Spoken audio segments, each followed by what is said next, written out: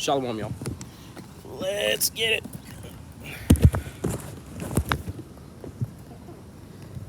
Yeah, buddy. Okay, we good. All right. Go ahead and get in here.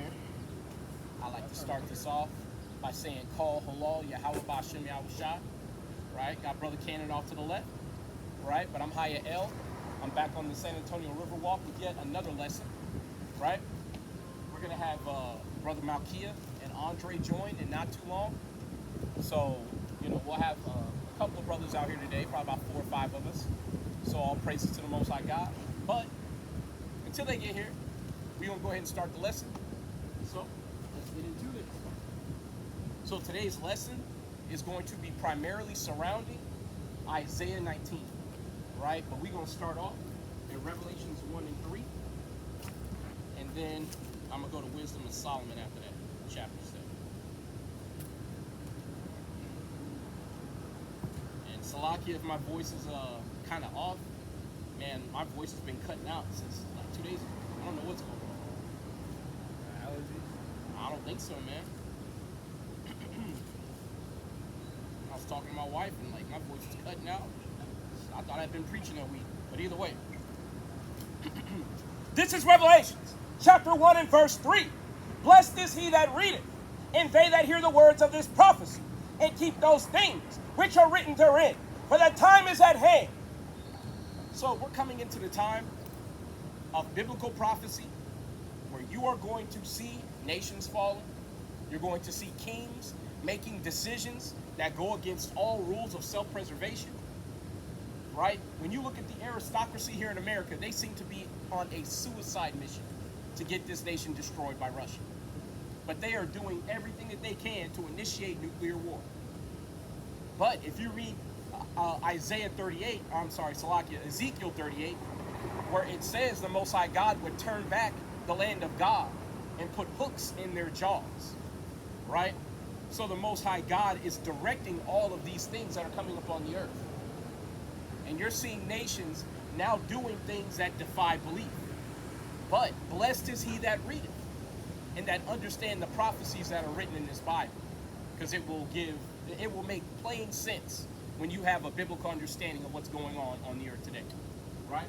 With that said, we're going to go to Wisdom of Solomon 7 and 14.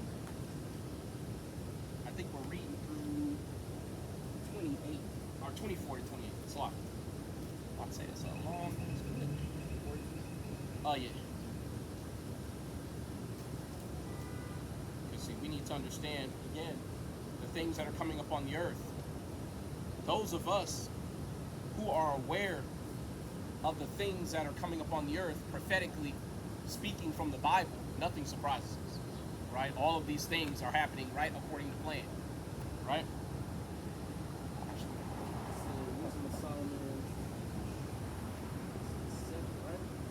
Why did I turn to 14? Oh yeah, because it's part of my lesson later slide. I'm not saying that does not look like that. Cool. This is Wisdom of Solomon, chapter 7 and verse 24. For wisdom is more moving than any motion. She passeth and goeth through all things by reason of her pureness. For she is the breath of the power of God, and a pure influence flowing from the glory of the Almighty. Therefore can no undefiled thing fall into her. So this is talking about the nature of wisdom, right? Those who are pursuing knowledge, especially biblical knowledge, the less sin you commit, the more you keep the laws of God, the more wisdom people tend to have. I've yet to meet a foolish Israelite who's keeping God's laws. They might not be the most sophisticated of thought or even the most eloquent of speech, but I have not met a stupid Israelite.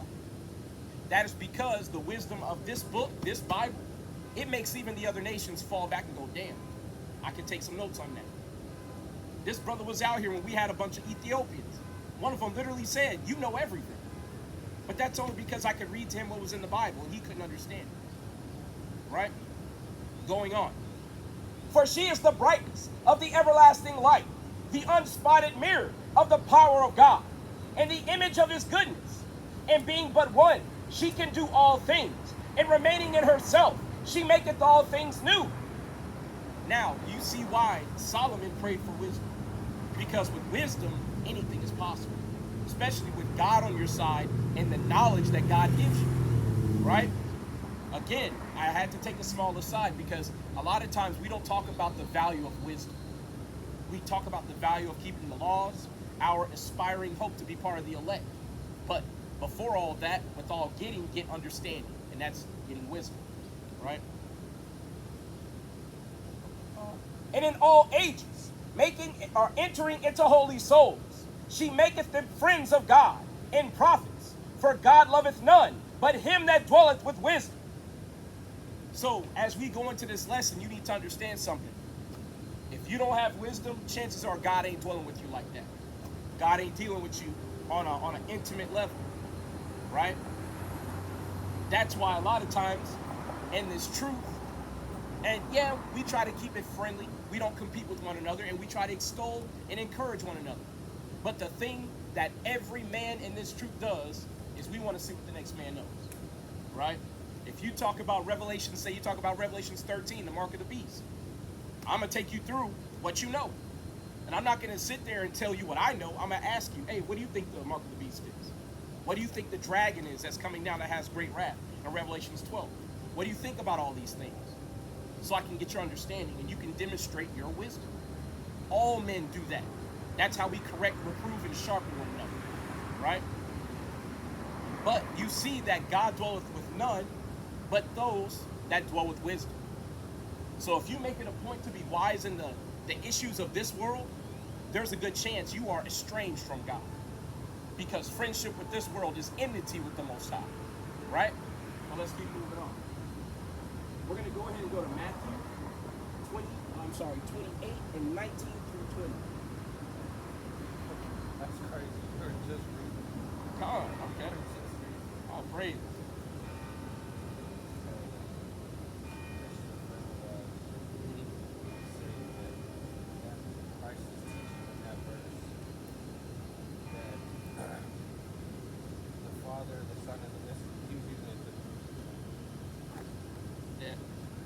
I'm gonna tell you, man. 28 and 19, right?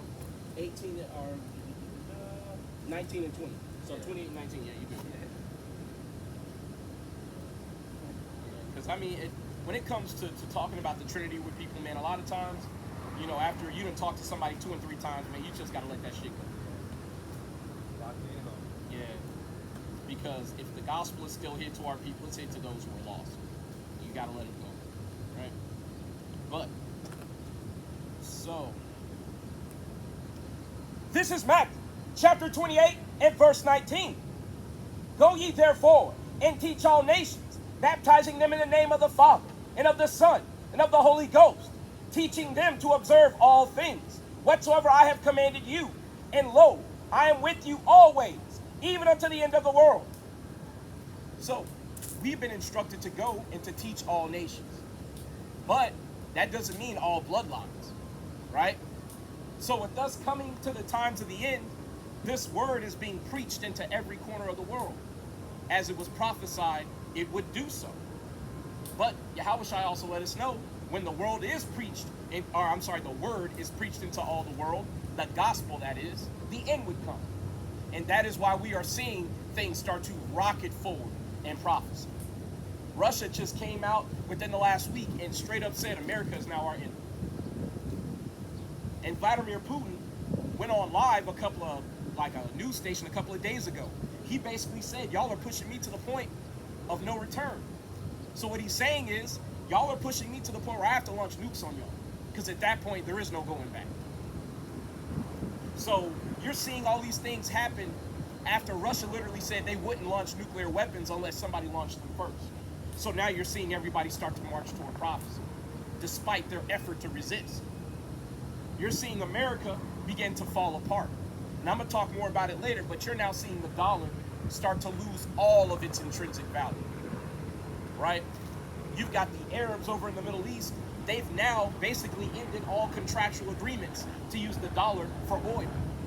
So now they're going to denominate their purchases of selling oil in any currency that they see fit.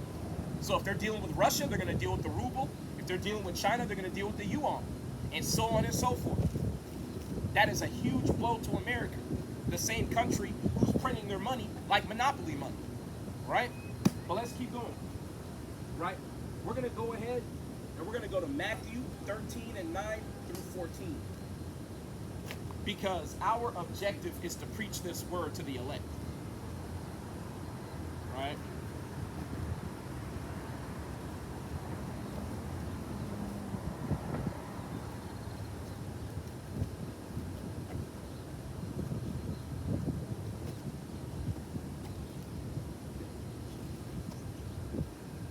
This is Matthew 13 and 9. Who hath ears to hear, let him hear. And the disciples came and said unto him, Why speakest thou unto them in parables? So the disciples always asked Yahushua questions on the side. Whenever they didn't have understanding of something, or if they just wanted to drive the point home, right? They would confer with their teacher, the master teacher, on the side. And in this case, the disciples are asking, well, when you're teaching to the multitudes, why are you teaching in parables? Yahushua has a very interesting response. Because you would assume if he loved the whole world and wanted everybody to get it, he would say everything as plainly as possible. But that is not what Yahushua said in retort to their question. He answered and said unto them, Because it is given unto you to know the mysteries of the kingdom of heaven, but to them it is not given. So Yahushua said to certain people, they ain't meant to get this message. That's how we also know the Most High God is only dwelling with those who dwell with wisdom.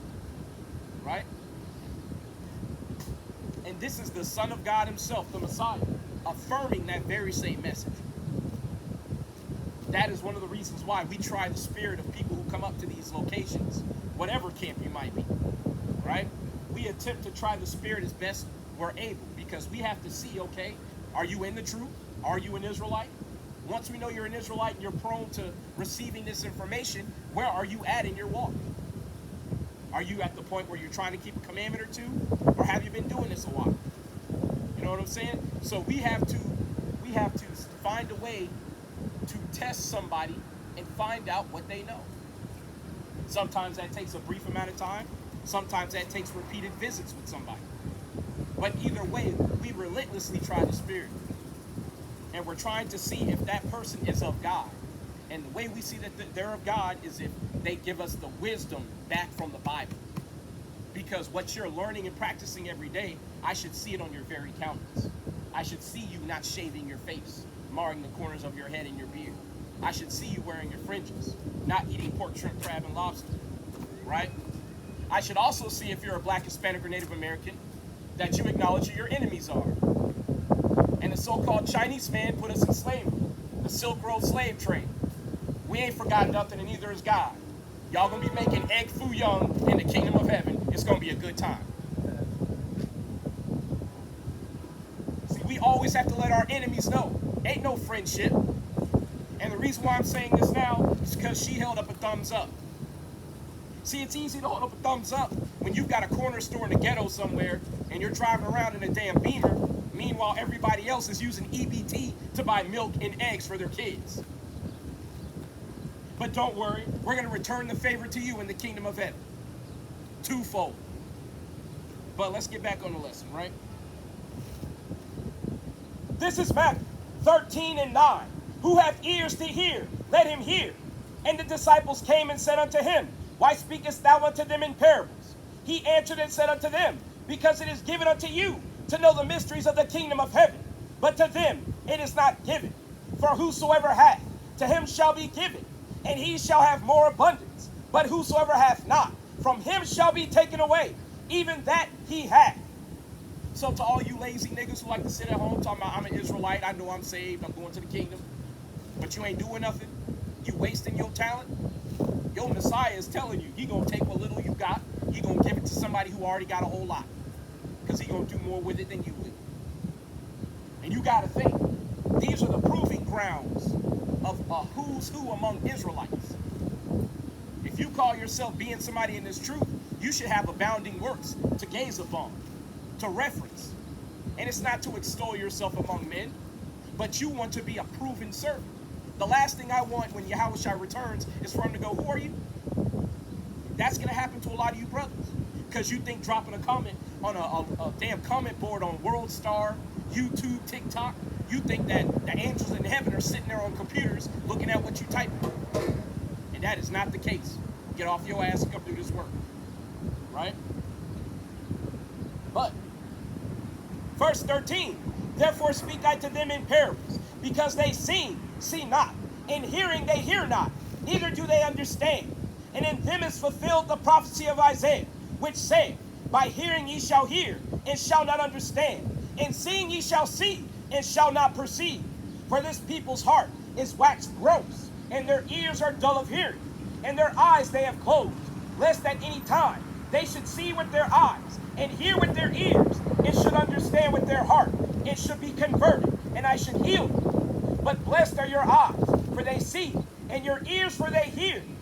For verily I say unto you, that many prophets and righteous men have desired to see those things which ye see, and have not seen, and to hear those things which ye hear, and have not heard. So Yahushua was letting them know, like, look, if the Most High God is dealing with you, you better thank the Most High God with all you got. Because there were men who came before you, mighty men, great men of prophecy and of the prophethood. And they didn't get to see the things that we get to see as prophecy plays out. How much more today? Because if Yahushua was saying this over 2,000 years ago, how much more today? And that's something that we ought to keep in mind as we come out and do this work. Shit, I say every time you wake up in the morning, you should be thanking the Lord that you still know his name Yahweh, that you're praying to him by the right name, by the name of his son Yahushua, because once upon a time, we called upon God in the name of Jesus. And we know that power has no name. And it's also tied to an idol. What better way to call upon your God than to know him on a name-by-name basis? Right? Well, let's keep going in the spirit. Sure, man, you good? We're going to go to 2nd Ezra, chapter 9 and verse 1 through 5. Right? Because the end is unfolding before our people's very eyes. And many times our people are still blind. Right? They're blind to what is coming upon the earth. And there's a reason why they're blind to it. The Most High God had me turn to something very specific. And I'm going to read it right now. Because I think it's very applicable and salient to our point. Right? This is Isaiah, chapter 30 and verse 8. Now go, write it before them in a table, and note it in a book, that it may be for the time to come, forever and ever. So the Most High God was instructing the prophets of old, in this case the prophet Isaiah, to write these revelations that are being given unto them in a book, that they might be for referencing to the people or the Israelites in the times to come. Again, we find ourselves in that very same position right now, reading the words of our ancestors, our forefathers, who were the prophets of the Most High God. And those very same words building us up in the spirit, that we can go teach our people and give them the gospel, the good news, right? Verse 9, that this is a rebellious people, lying children, children that will not hear the law of the Lord, which say to the seers, see not, and to the prophets, prophesy not unto us right things, speak unto us smooth things, prophesy deceits. So our people, they don't want to hear what's going on and acknowledge what's going on, simply because they would rather not hear such negativity. A lot of our people would rather believe that America's going to bounce right on back. We're going to go back to wasting our money on PS5s and all types of other distractions that have no value. Not understanding that with the way prophecy is outlined in the Bible, we know there is no going back. But many of our people do not want to hear the prophetic sayings of the Bible. They want to hear what they would like to hear. And as a result, they're lost. Because these words fall on deaf ears simply because they don't want to hear them. Right? But let's go to 2nd Ezra. Something the Spirit pulled me to Isaiah 30 and 8 through 9. We'll do 10. Raising that earlier.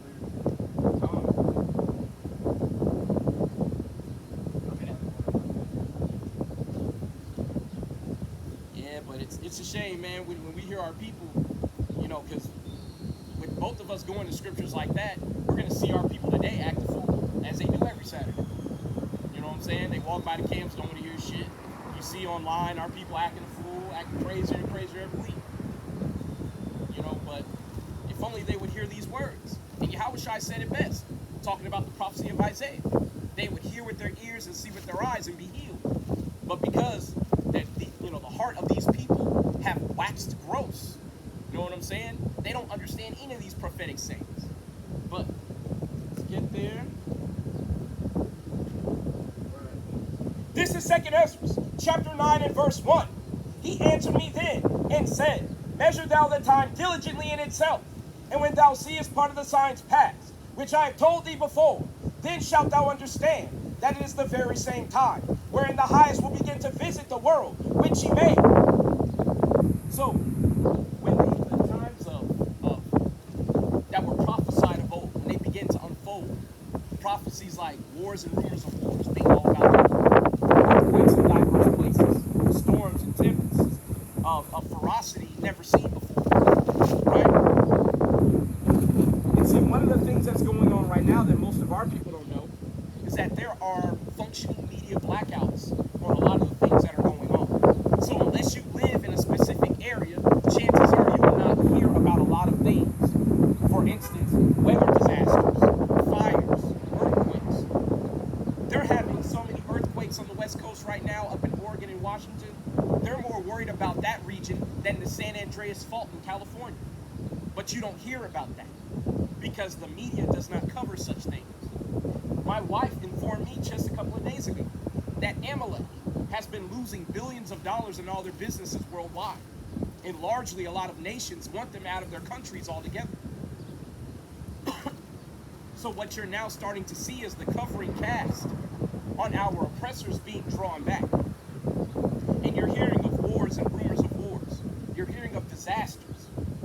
You're seeing unspeakable horrors being revealed unto the world.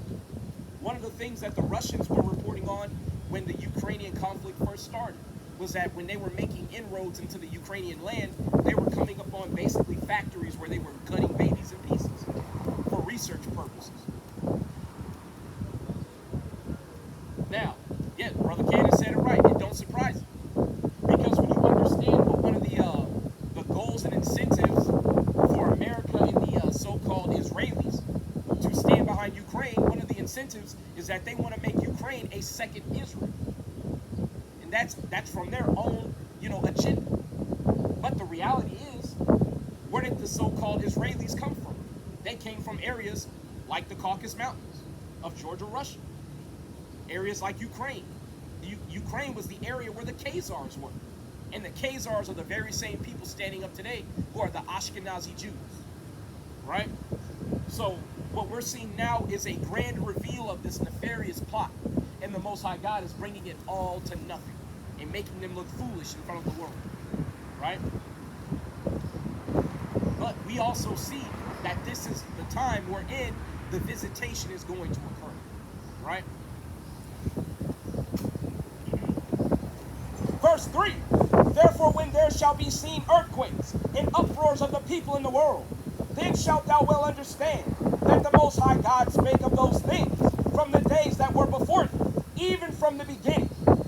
So all these things that are happening have been spoken of from the beginning, because the Most High God declares the times before they even transpire. Right? That's why he's called the existing one by name, Yahweh. Right? Verse 5, For like as all that is made in the world hath a beginning and an end, and the end is manifest, even so the times also of the highest have plain beginnings and wonders, and powerful works, and endings and effects and signs. And every one that shall be saved, and shall be able to escape by his works, and by faith, whereby ye have believed, shall be preserved from the said perils, and shall see my salvation in my land, within my borders, for I have sanctified them for me from the beginning. So I said all that from verse 1 to get all the way down to verse 8 to let you know, if you are now in this truth, especially at the end of days, right? The Most High God knew of you waking up before you were even born. You've been pre-selected to do this work. Now, those of us who are in this work can never get comfortable, because those of us who are meant to fall out of this thing have also been pre-selected to become derelict in our duties and fall out. So you are supposed to strive for the truth unto death. No half-assing, no excuses, right? Because the day of visitation is very close at hand, right? But let's go ahead and go to Isaiah 6 and 8 through 13. Because the remnant is going to make their way back one way or another. When I say the remnant, I'm talking about the chosen elect. In relation to the aggregate population of our nation, the chosen few of the Israelites that have been pre-selected from the dawn of the world to be those who come back to this truth and hold their post until the Messiah returns. All right? Was that your top that fell? No? Okay. Yeah, it's right.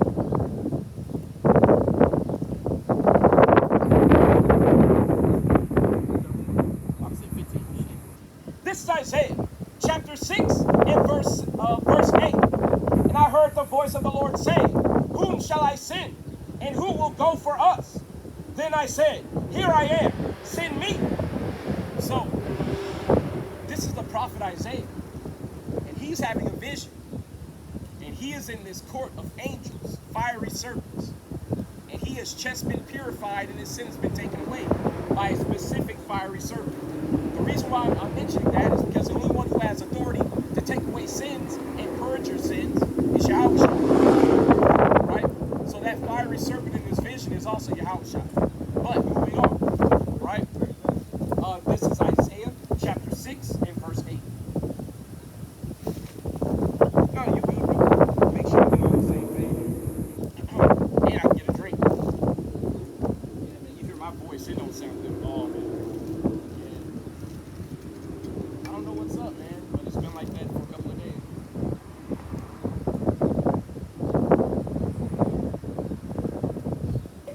It's fine, y'all.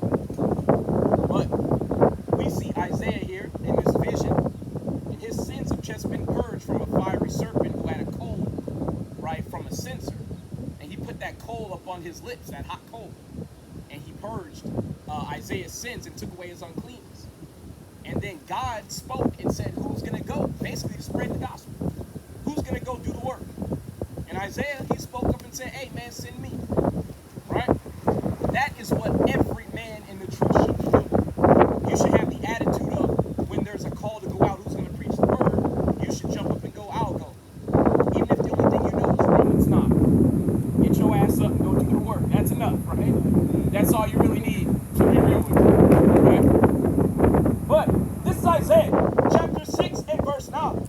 And he said, go and tell this people, hear ye indeed, but understand not, and see ye indeed, but perceive not.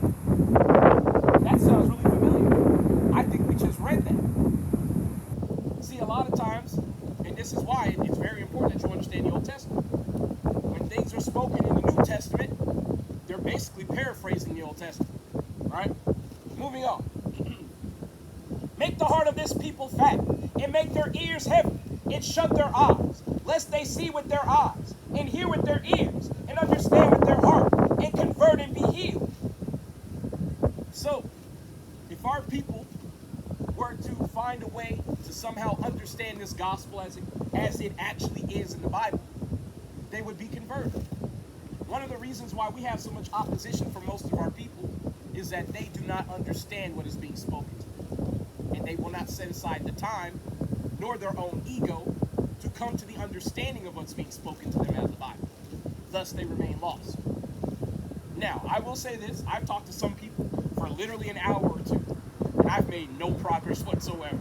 So every so often, you will deal with somebody where you can tell the Most High God just doesn't, he's not opening up their understanding. That door is closed. And the last thing I'm going to do is throw myself into that door and throw myself out the truth so they can come in. If it's not meant for them, then damn it, it's not meant for them. Right? But, according to 13, cool. Right? Then said I, Lord, how long?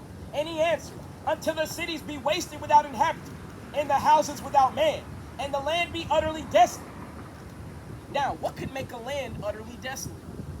That's populated by hundreds of millions of people. I know thermonuclear missiles can make a land desolate. Plagues written in this Bible and plagues unwritten could make a land desolate. Not to mention sedition and civil war can certainly make a land desolate. And all of those things are coming upon the earth at the same time. So we are witnessing prophecy come to fruition today. But in a lot of cases, again, our people just can't see it. Verse 12, and the Lord hath removed men far away, and there be a great forsaking in the midst of the land. But yet in it shall be a tent, and it shall return, and shall be eaten as a teil tree, and as an oak, whose substance is in them, when they cast their leaves. So the holy seed shall be substance thereof. And this is talking about the elect, right? Excuse me, how do we get onto the boat? I'm not sure. Down there? Yeah. Go down this way. See that curve? Y'all got time for the Bible today? Thank you. I appreciate you, bro. I'll say it, man. Yes, sir. God's good. Is he?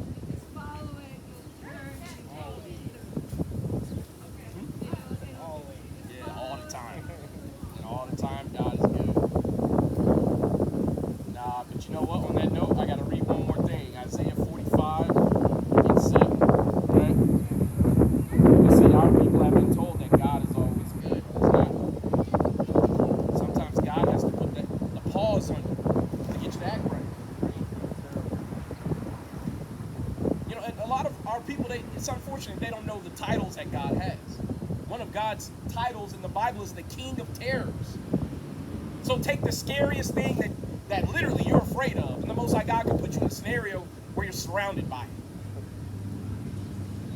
Can you think about it? There are people who've died from heights, and they've made it a point their whole life to never fly in a plane.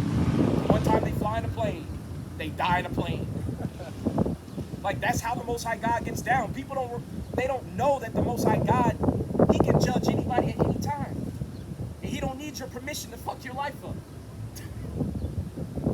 But let's get this real quick. This is Isaiah chapter 45 and verse 7. I form the light and create darkness. I make peace and create evil. I, the Lord God, do all these things. So the Most High God is certainly not always good, right? Try saying God is good to a couple of parents who had a stillborn baby. See, that brings the ambience down a little bit. It makes the mood a little sour when you mention things like that, because that is a very grievous thing to handle. But God did that. Yeah, it's relative. It's relative. But when you're talking about somebody enduring like grievous hardship, it's really, really hard to pitch Christianity to them, right? Try pitching Christianity to a vet who has PTSD every day. He's seeing his comrades blown in pieces.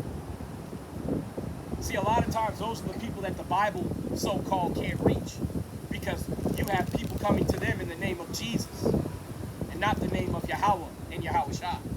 They don't have the understanding that judgment can come to anybody. That Ezekiel 9 spirit, right?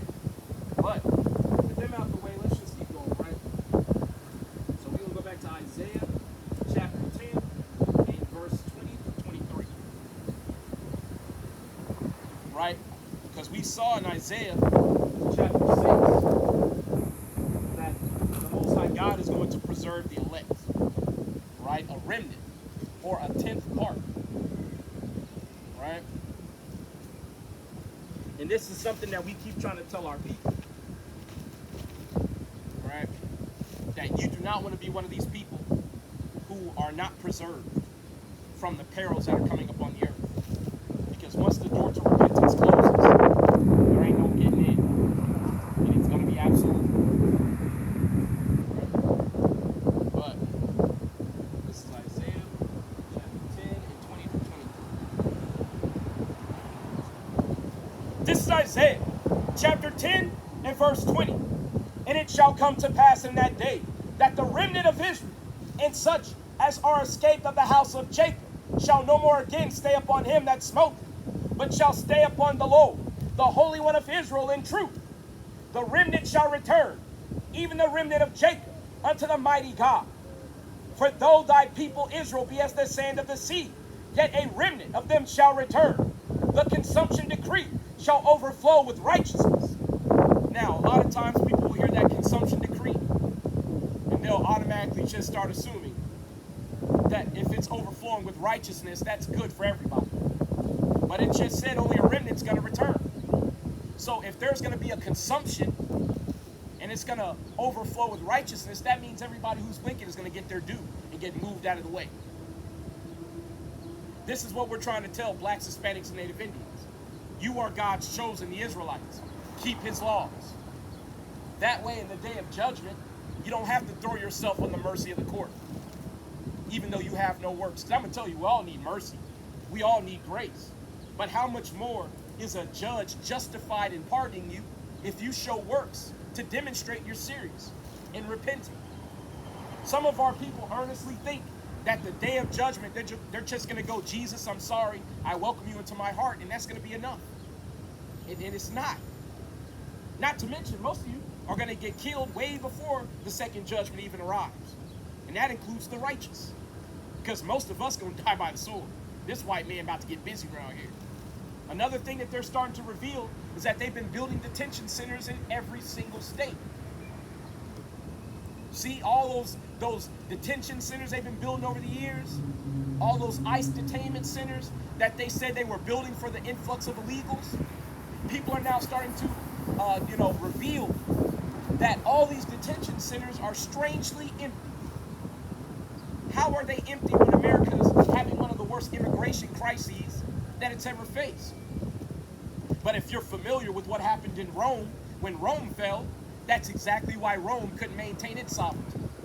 It had an over-influx of immigrants coming in under the pretense of having some type of dream of rags to riches, and the vilification of the Jews, because Nero blamed us for setting fire to Rome. So you had a lot of socio-political terrorism, or I can't say the T word, right? Socio-political upheaval, right? That was deliberately done to vilify the Israelites, to basically hide the fact that this nation, or Rome, was falling at the time. And notice I got confused in my words, because Rome and America are essentially the same when you really look at who's behind the power and leadership of these respective nations, right? But let's go ahead and turn over to Ecclesiastes 12 and 1 through 4, right? Because with us seeing that a remnant is going to be preserved, we need to understand what it's going to look like in the day of our preservation, right? Because there are many things happening in America right now, and one of those things is America is slowly shutting down economically. It's getting, dare I say, impossible to find jobs that adequately pay bills. And if you have a job that adequately pays bills, you got to worry about AI now taking your job. And it's only going to get more difficult as these bank failures get off the ground, because now they're starting to admit almost every bank in America is insolvent and prone to failure. Which bank was it? Just last week, Bank of America, or no, USAA. USAA. Customers are now saying that they can't even get their money out of USAA. I want to check. Yeah, you broke, man. See, and here's the thing. The joke is on all you rich niggas. See what I'm saying? Yeah. So you have to put some money in my account to take it. So I ain't got nothing. But we gonna hold on.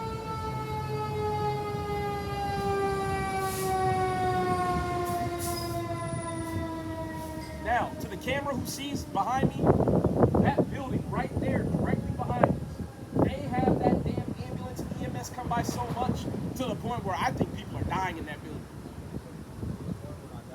Yeah, it's just in and out, in and out, in and out all day. I keep saying it every Saturday, I'm gonna keep saying it. If you don't want to keep these laws as an Israelite, most like God will kill your ass, man. It is how it is what it is. And how you feel about it doesn't make a difference. Last time I checked, a mother crying over her dead child didn't bring him back to life. That ain't how it works, man. Most High God has mercy on who he deems fit, but to those he casts judgment, hey, man, it is what it is. You're going to get exactly what you deserve, right? But this is Ecclesiastes, chapter 12 and verse 1. Remember now thy Creator in the days of thy youth, while the evil days come not, nor the years draw nigh, when thou shalt say, I have no pleasure in them, while the sun, or the light, or the moon, or the stars be not darkened, nor the clouds return after the rain. So this is saying, hey, call upon God while you can. Don't wait until all hell is breaking loose to finally get on your knees and say, oh God, you win, come help me. Because at that point, God just laughed, like Three Stooges.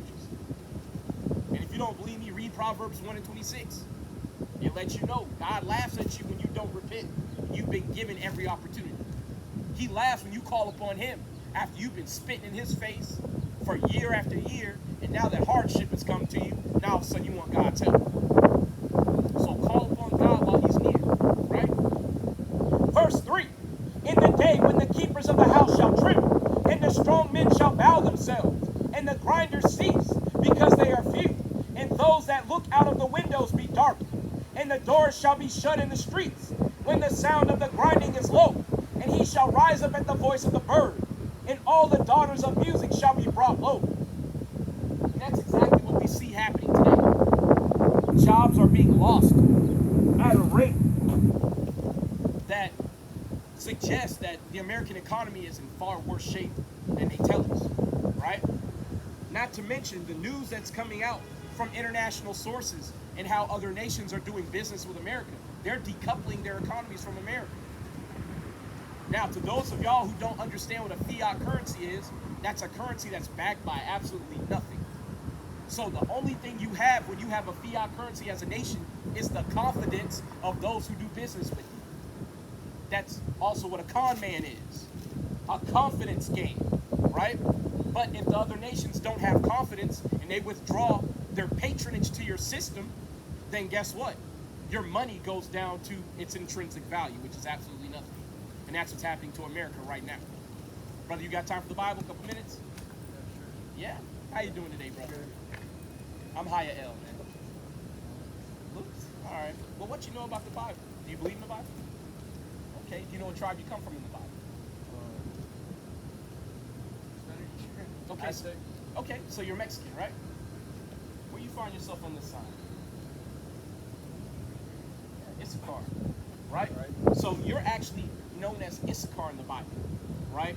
There are prophecies surrounding all 12 tribes in the Bible, and the prophecies for your people fit you like a glove. Issachar in the Bible is prophesied to be a strong ass or a donkey, crouching down between two burdens. What's the unofficial animal for the Mexican people? The burro. Oh, yeah. Yeah, because the burro represents a hard-working animal, right? Where's Mexico located? Between America and South America, having migration crises of all sorts, drug violence, all sorts of things pulling it in multiple directions. That's why the Bible, it points out who you are very eloquently. A strong donkey crouching down between two burdens. Because America, don't they steal basically all the food from Mexico? Yeah. I mean, like avocados, strawberries, vanilla, you just go down the list. But that food is also being taken to South America. And last time I checked, and it blew my mind when I found this out, right? A lot of Hispanics, y'all don't like each other. Like Mexicans and Peruvians, y'all don't like each other. You know, it's like, but when you read the actual curses of the Israelites in the Bible, it makes perfect sense. And I'm going to read a couple to you, all right? This is Deuteronomy, chapter 28 and verse 15. But it shall come to pass, if thou wilt not hearken unto the voice of the Lord thy God, to observe and to do all his commandments and his statutes, which I command thee this day, that all these curses shall come upon thee and overtake thee. So whoever the real Israelites are in the Bible, whoever they are today, right? If they don't obey God, they would have curses on them. Now, this is a pretty lawless world. Everybody's doing whatever they want. People believe they can be gay, transgender, eat pork, shrimp, crab, and lobster. Those are breaking God's laws, right? So whoever the Israelites are, you should see them under curses for them. Let's read a few, right? This is verse 54. So that the man that is tender among you and very delicate, his eyes shall be evil toward his brother, and toward the wife of his bosom, and toward the remnant of his children, which he shall lead.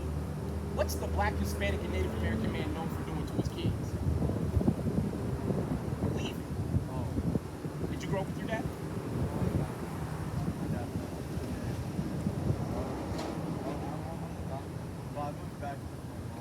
That's good. That's good. That's good. But you see here, that very same curse that you had to live through. I'm going to read it again for you. So that the man that is tender among you and very delicate, his eye shall be evil toward his brother. So when, say, Peruvians and Mexicans, y'all look at each other. Y'all look at each other with suspicion and hatred. When we look at each other, black man to Mexican man, how do we look at each other? Same way. You know what I'm saying? I'm sure when you walk by a group of black people, they don't look at you too kindly. And the same goes for when I walk by Mexicans. Y'all look at me like, hey, shit. You know what I'm saying? But that's that curse, right? And toward the wife of his bosom, like I said, what does the black, Hispanic, and Native American man do to his wife? They leave. Right? And to the remnant of his children, which he shall leave. Okay,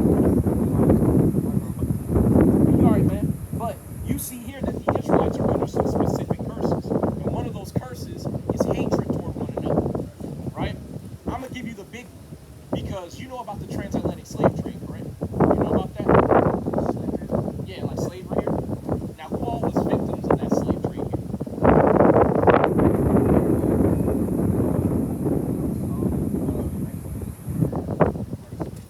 Yeah. The Spanish conquistadors. You know, y'all were such big players in the slave trade that they were actually sending y'all to the Philippines. Something called the Road to Silver. I'm part Asian, Puerto Rican, Mexican, What's your dad? Your biological. he's Puerto Rican. On my mom's side, I have Asian there. Okay. So you're actually not Issachar, you're from Ephraim. Oh, for real? Yeah, yeah. Oh, Yeah, so that's why it's important that you know who you are, because that's the Puerto Ricans. oh. So one of the things about Puerto Ricans in the Bible, they were prophesied to be a strong and fruitful bow. What's one of the things that you notice about Puerto Rican women? Right? Yeah. Big ass, you know what I'm saying? Yeah. Very fruitful bodies. I'm just going to be real with you. Yeah, you know, and Boricua is that's a Hebrew term, means warrior. You know what I'm saying? So y'all are actually Israelites as well. And Ephraim was prophesied to be like a unicorn. Now, what does a real life unicorn look like?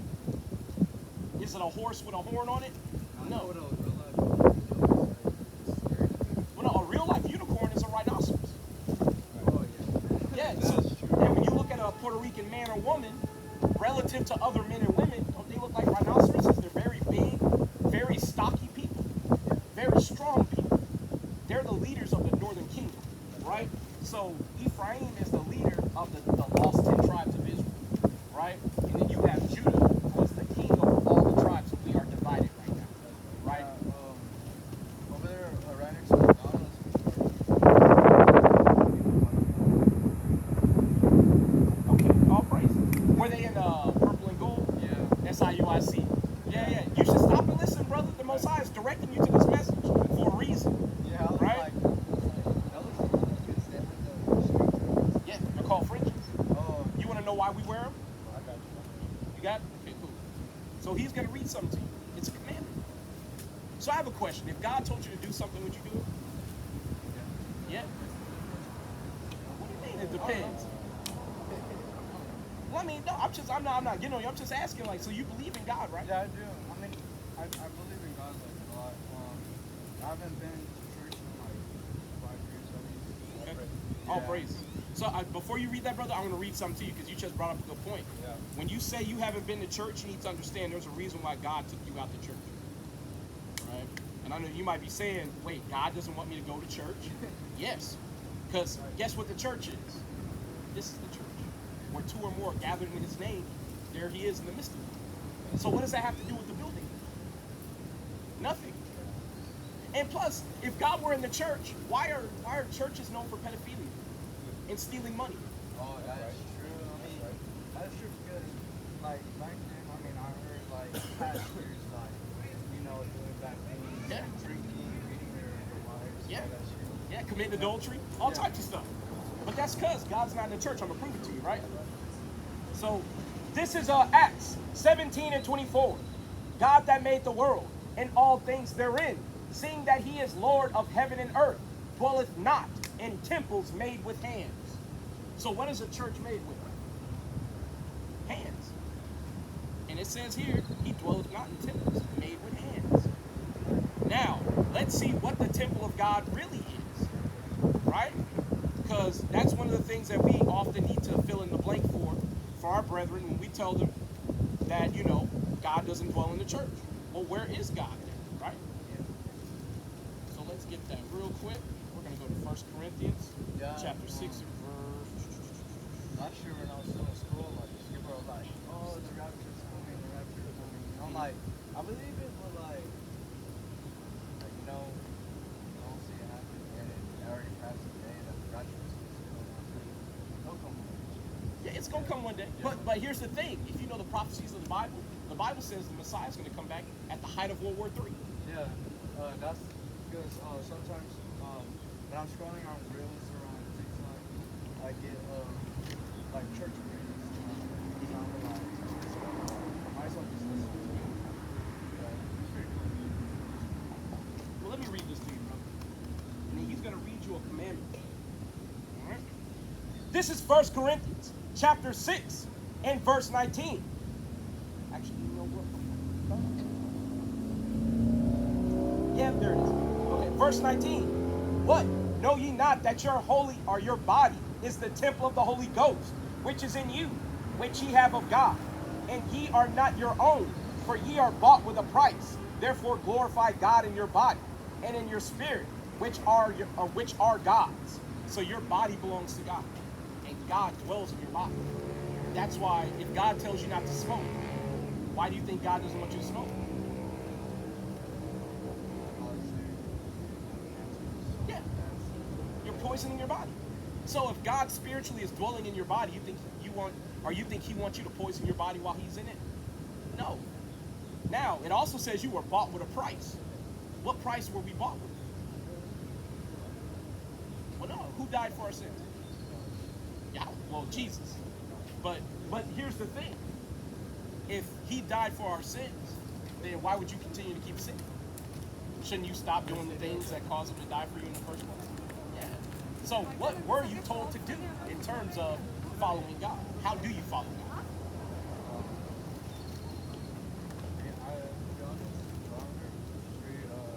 Just keep on reading the Bible like every night.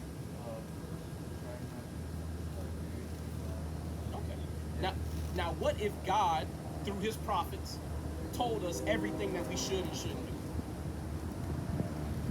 Would you follow that? Yeah? Okay, cool. We gonna check, right? Because one of the ways that you know if you know God is if you keep His commandments, right? This is 1 John chapter 2 and verse 3. And hereby we do know that we know Him, if we keep His commandments. He that saith, I know Him, and keepeth not His commandments, is a liar, and the truth is not in him. So, if you say you know God, that means you know how to keep His commandments. How many commandments are there? Oh. Well, I mean, you're not wrong, but take a guess. They tell you 10, right? Not that I heard of. I never got taught. Okay. I'm going to be honest. I'm glad you didn't get taught, because they would have told you there were 10. There's 613 commandments. Now, that sounds like a lot, but did you know there's over like 10,000 tax laws alone? There's thousands of traffic laws. You seem to obey all those just fine. So why not learn what your God has in store for you? So that those curses that I said we were under, I only read one of the curses. Slavery is another curse that we're under. You know what I'm saying? So if we learn how to keep God's laws, God can let us basically off punishment. And we can get back to being the best people on the planet, ruling over the planet. And I'm going to prove that as well. But go ahead and get that, what you got? This is the book of Numbers, chapter 15, verse 38. Speak unto the children of Israel and bid them that they make fringes in the borders of their garments throughout their generations, and that they put upon the fringe of the borders a ribbon of blue. So you see the tassels, and you see the blue, basically ribbon right here. So essentially, this is how we keep this commandment, right? So any commandment that you have the ability to keep, try to keep it as best you can, right? Another thing thing that you can get it in Deuteronomy with the ZZs? 22. Yeah. So you can either do the tassels with the border of blue, or you can do something called ZZs, where you basically put the corners of your garments, meaning the four corners, right? Have you seen people with them? Okay. Okay. You gonna give them to him? Yeah, I thought you were gonna give them to him. Like, you gonna give them to I him? got a shirt I can give you. I'm just asking, I brother. got a friend shirt that I almost right now. Con. But I am going to start coming out here with the zeets and stuff again. Because, you know, if you're going to keep the commandment, hey, I'm going to make you prove it. Right. You know what I'm saying? But here's one I want to see if you are willing to keep. Right? Do you eat pork, shrimp, crab, and lobster? Well, I eat pork. Yeah, I just don't eat pork. I mean, I haven't tried Okay. like that. I mean, I want to try crab. Shalom, brothers. Alright. So I'm gonna read this out to you. Alright. Because, you know, if you call God important to you, keeping the commandments is gonna be the paramount thing on your mind, right? This is Leviticus chapter 11, and we will start at verse 2. Speak unto the children of Israel, saying, These are the beasts which ye shall eat among all the beasts which are on the earth. Whatsoever parteth the hoof, and is cloven footed, and cheweth cud among the beasts, that shall ye eat. Nevertheless, these shall ye not eat of them that chew the cud, or of them that divide the hoof, as the camel, because he cheweth the cud, but divideth not the hoof. He is unclean to you. So, animals that chew cud and divide the hoof. Name some examples.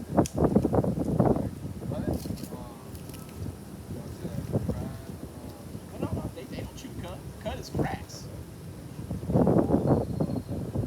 Oh, like cow. Cows, deer. Like I know.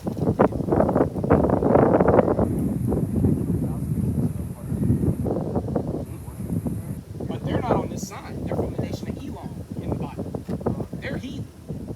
So they can eat cow or, you know, whatever they call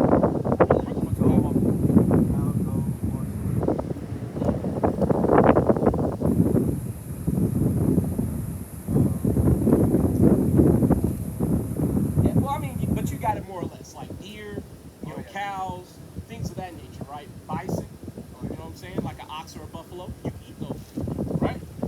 But like a camel, you can't eat that. A horse, horses have straight hooves. So you see what I'm saying? So if the hoof divides, that satisfies the cloven foot. You know what I'm saying? But either way, and the coney, because he cheweth the cud, but divideth not the hoof. A coney is a rabbit. So do you eat rabbit or, you know, you think, okay, that's good. Well, just know you can't eat them according to the words of God. Right? But here's the big one, right? Verse 7. And the swine, though he divide the hoof, and be cloven footed, right? He cheweth not the cud. He is unclean to you. So when it says the swine, what is it?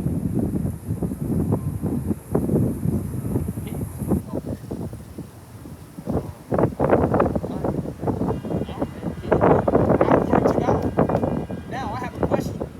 What if say you go into your job and they're throwing a pizza party and all they got is pepperoni pizza? Can you eat it? I know. But here's the thing, right? What if God told you not to do it? Okay. There you go. All praises, man. Yeah. Oh, wait, hold on. So, there's more to it. Of their flesh shall ye not eat, and their carcass ye shall not touch. They are unclean to you. So that pepperoni pizza, it says you're not even supposed to touch the pork. So how you gonna pick the pepperonis up? See, you can't eat it. Yeah, you gotta let it go. And what about all the oils that come off the pork as they cook it? Yeah, there you go. You can do cheese, you can do beef sausage, all types of stuff. Chicken. Oh, okay. Yeah. Then, yeah, I'm okay then. Yeah. It's not that you don't have to, you know, you don't eat meat. Just remember, there's only certain things you can eat, and then there's only certain things you can't eat. Yeah. You know what I'm saying? And that's going to be in Leviticus 11. All right? Now, this is another one. We're going to do the shrimp, crab, and lobster, right? So this is Leviticus 11 and 9. Bring it out. These shall ye eat of all that are in the waters, whatsoever hath fins and scales in the waters, in the seas and in the rivers, them shall ye eat. And all that have not fins nor scales in the seas and in the rivers, of all that move in the waters, and of any living thing which is in the waters, they shall be an abomination unto you. So in the water, what can you eat that has fins and scales? Fish? What type of fish? For me, I eat gar, or catfish. Catfish, they don't have fins. I'm sorry, they don't have scales. They got fins, but they don't have scales. Oh, Yeah, they look weird, you know, like almost like jelly type. yeah. Yeah, it's weird.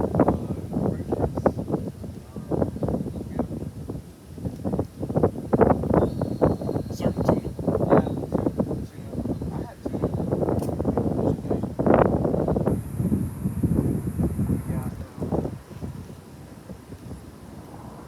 Okay, so what in the waters doesn't have fins and scales?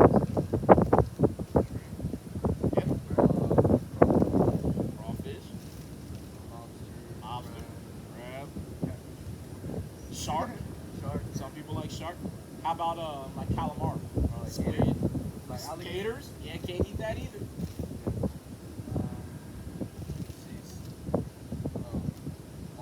Water monkeys. Yep. So don't have fins and scales. So now when you confront those things and somebody offers them to you, you can't eat it.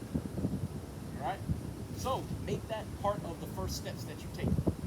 As you become more aware of laws, keep the laws to the best of your ability. Now, we all know that you're going to slip and fall sometimes. That happens to the best of us. But when you do slip and fall, make sure you pick yourself back up. Don't wallow in doing the wrong thing. Right? Can somebody go back to Deuteronomy 28 for me? So I have a question for you, right? Who did Christ come to save? Which people? Give me Luke 1:16. The Israelites, right? Now, is he saving everybody else though? No? How do you know that?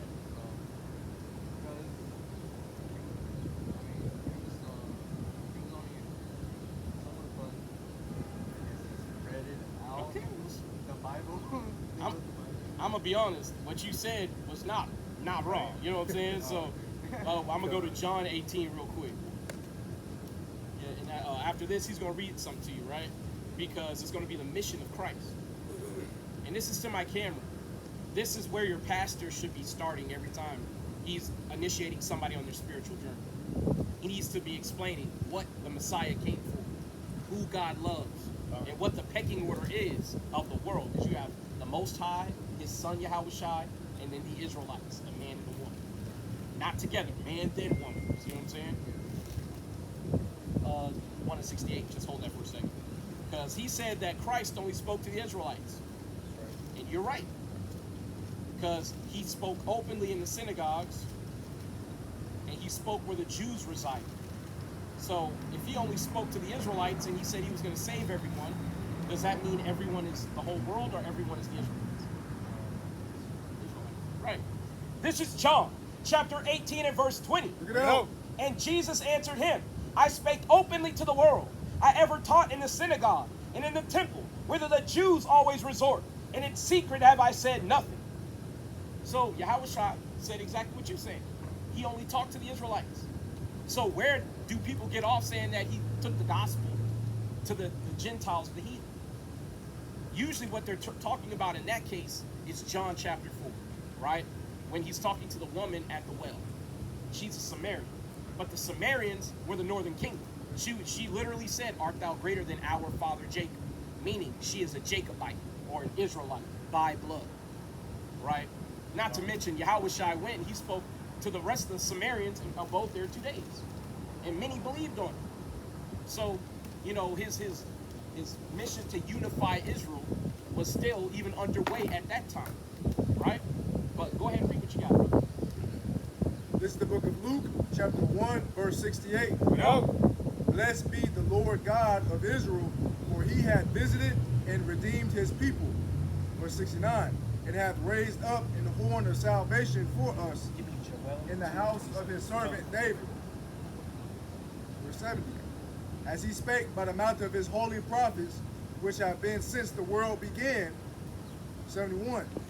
That we should be saved from our enemies and from the hand of all that hate us. Verse 72. To perform the mercy promised to our fathers and to remember his holy covenant, the oath which he sware to our fathers Abraham, that he would grant unto us that we, being delivered out of the hands of our enemies, might serve him without fear, and holiness and righteousness before him all the days of our life. So you see, in Luke 1 and 68 on down, it says that the salvation of the Israelites that's being brought by the Messiah is to be redeemed out of the hands of our enemies. Right? Whoever's holding Deuteronomy 28, can you go ahead and get me verse 68? Come. This is the book of Deuteronomy, chapter 28, verse 68. Bring it out. And the Lord shall bring thee into Egypt again with ships. By the way whereof I spake unto thee, thou shalt see it no more again.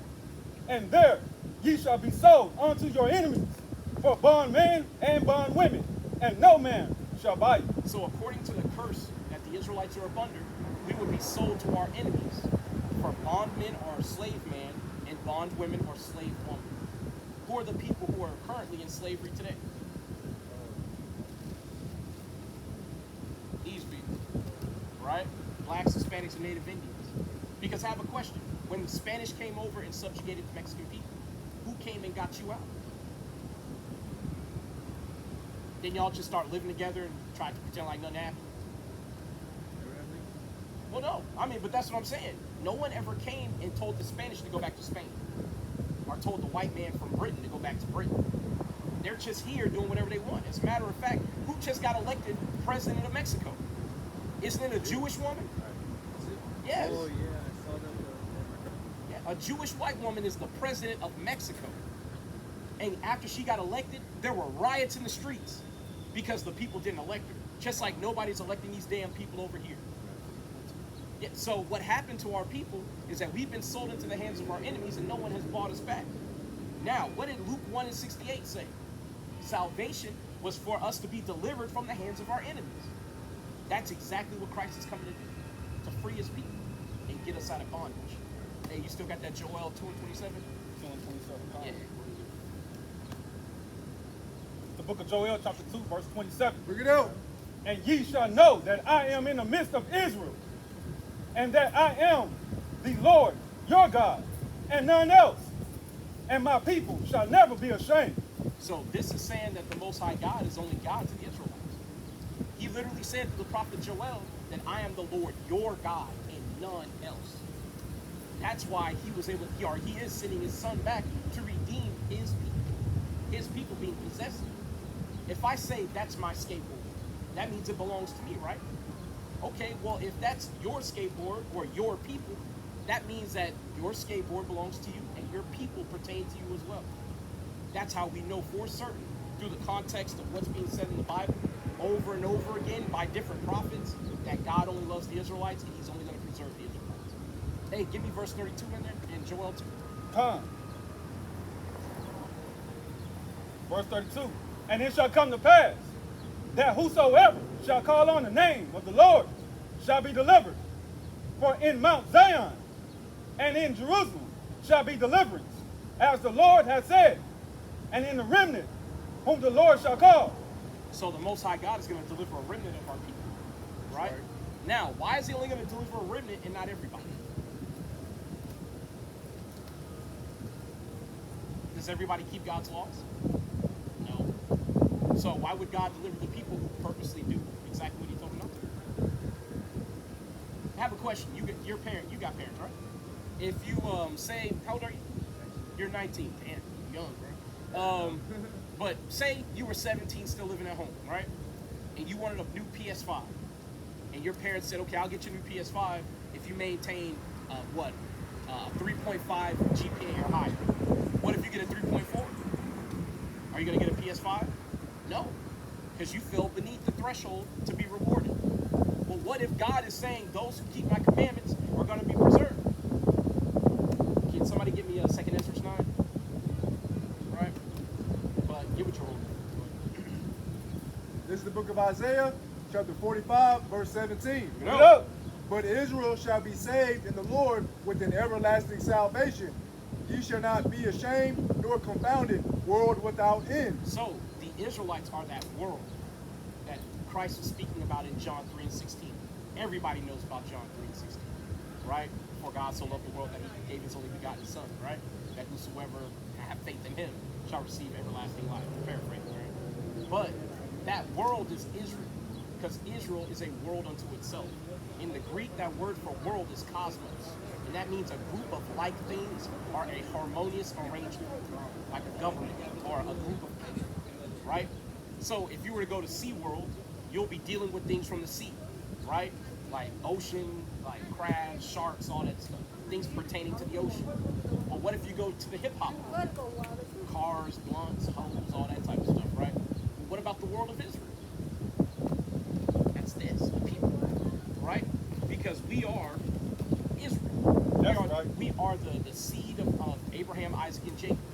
And therefore, we are the recipients of the promises that were made to our forefathers, right? Let's hold on. Yeah, give me 9. 9 and give me 7. The book of 2nd Ezra, chapter 9, verse 7. Bring it out. And everyone that shall be saved and shall be able to escape by his works and by faith, whereby ye have believed.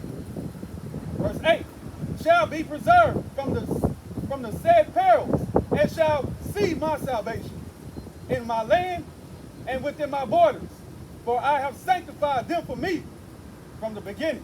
So the Most High God is saying through Ezra, right, that those who keep his laws, they were pre-selected from the foundation of the earth. So this word resonating with you, where you feel like you need to listen and start to sharpen up and do God's word, God put that in you from the beginning, right? Now, that's where your walk starts. Like I said, now pick up commandments, start studying your Bible. Do you have a Bible? Yes, sir. Well, get one on your phone.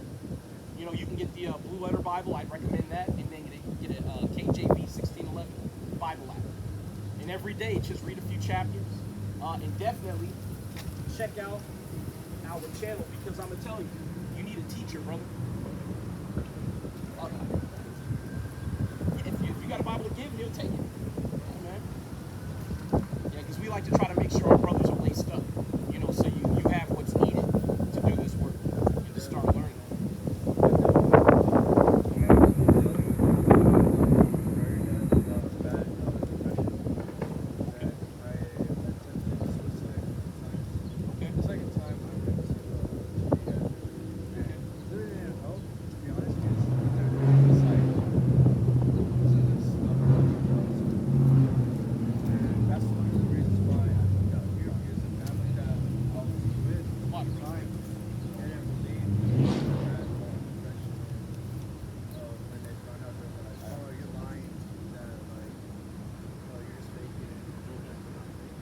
No, I understand. Yeah, they started like taking action when they saw the and they felt like when I was at school, my ex told me to kill myself, and I got in trouble for it. And I was like, what did I do? They arrested me and sent me to rehab. They didn't do nothing to her. Yeah. Yeah, I was like, okay. Not Yeah. Brother, I want to just know that this right here is the Old Testament and the New Testament, KJV. So you know, you decide to read it, you can read the Old Testament and the New Testament. The Old Testament, the dictionary, the New Testament. So it's good to start from the beginning, Genesis all the way to the end of Revelation. Praise God. Hold on 1 second. Because in relation to your depression, one thing that unfortunately nobody tells you in regards to having faith in the Bible, everybody says that they're saved already. And I would be depressed too if I was saved and I still had to live in this hellhole. Yeah. I'm going to tell you, ain't nobody saved, because we're still in the hands of our enemies, Oh. right? This is 1 Corinthians chapter 2 and verse 9. Bring it out. But as it is written, eye hath not seen, nor ear heard, neither hath entered into the heart of man the things which God hath prepared for them that love him. Now you remember I said if you love God, you keep his commandments. Right. We don't even know what God has prepared for us. But having faith, we know that what he has prepared for us is far greater than this. Because that water down there looks like sewage water. The air is poison, food is super expensive, and it's poisonous. Right. That's a lot to be depressed about. I'm gonna be real. I got food poisoning a long time ago. I think I had Dairy Queen. I had some. I got home and I started throwing up. Bad. Well, do you cook it all? 'Cause No. I know with you being young, you might not know how yet. Yeah. Start learning how to cook. Yeah, I never got taught, to be honest. I mean, I worked at like Dairy Queen and Pizza Hut. It was alright. It's just Pizza Hut, they were paying less, and then Dairy Queen was actually. Give me hey guy. I just dipped. No, I understand, because I'm gonna tell you, man, nothing in this world is gonna fix your depression. Yeah. The only thing that can fix your depression is having faith in your God and collaborating with your people. That's one of the things that gives me basically a social life. You know what I'm saying? Brothers that are like-minded and have goals. That's one of the things that you will find as a black, Hispanic, or Native Indian. If you're not into, doing dope, doing drugs, getting hoes, you don't have a lot of friends. Because that's what a lot of people like to do. Yeah, I do smoke, but like, it's not like crazy. It's like once a week. And then when I'm really like, have like stuff on my mind, like right now, I mean, I left at like 10 this morning, and I was out here, and I'm on my way home now. Yeah, I live an hour away, so like I skated over here, and I went through the mall, all around town. So Be my safe legs out are here, hurting. man. Yeah, of Be course. safe. Yeah, what you got, bro? Just to piggyback on what you Yeah, said. get it, man. The book of Deuteronomy, chapter 28, verse 43. Bring it out. The stranger that is within thee, shall get above thee very high, and thou shalt come down very low. Verse 44, and he shall lend to thee, and thou shalt not lend to him. He shall be the head, and thou shalt be the tail. And that's one thing to be, again, depressed about.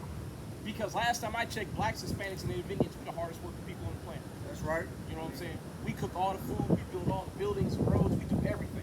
And what does the white man turn around and call us? Lazy. I mean, that's true because I did landscaping when I was on. I was on McDonald's, Burning, salad, I'm hot. I mean, I'm darker now, but like, I was just lighter No, now. I understand. I get it. Because we all darken up when we go outside. You know what I'm saying? But that's because the Most High God gave us melanin. So I'm going to tell you, it's a whole lot harder to exist on this planet when the sun burns your ass. That's right. Right? And yeah, I'm talking about whites and Asians. And y'all going into slavery for what y'all did to our people. That's right. Right? Because one thing that they don't like to talk about is why we're in this predicament that we're in. You know what I'm saying? The white man walks up and down this land like it belongs to him. Meanwhile, this land that we're standing on today is supposed to be Mexico. This is literally that is Mexico. true because I did watch a history video about how like the actual true this is supposed to be all Mexico, but the someone from the Alamo was doing something and they're like trying to trade or something like that, and then this ended up becoming Texas. Well, Texas was like, oh yeah, it could be our own like country and all that, and then Texas is stupid and they got sold to Americans, so that's how we're becoming American. Well, they tell you that. The way the white man took Texas specifically is they just started moving here and they forced our brothers off the land. Yeah, that's true. That's all that happened. They just started moving here, they held council amongst themselves, and they called this place Texas and they annexed it. Yep. It was an illegal annexation of land. That's why now you have a lot of the people from Mexico and South America. They're coming into America, and they don't give a fuck about registering or getting a green card. Because why should they? This is their land. You know what I'm saying? Yeah, that's true. And people from England too, right? Mhm. Yeah. The Spanish thing, right? Spanish Portuguese. But with that being said, I have a question, right? So what do you think would fix our people? Because we're on the bottom of the world. What would fix our people?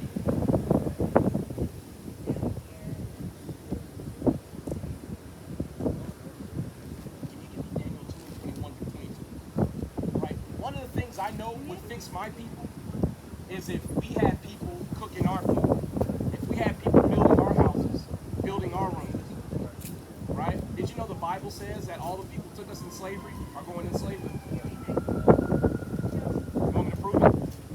Yeah, let's prove it. Hey, can you give me Isaiah 14:1? Whoever ain't got nothing.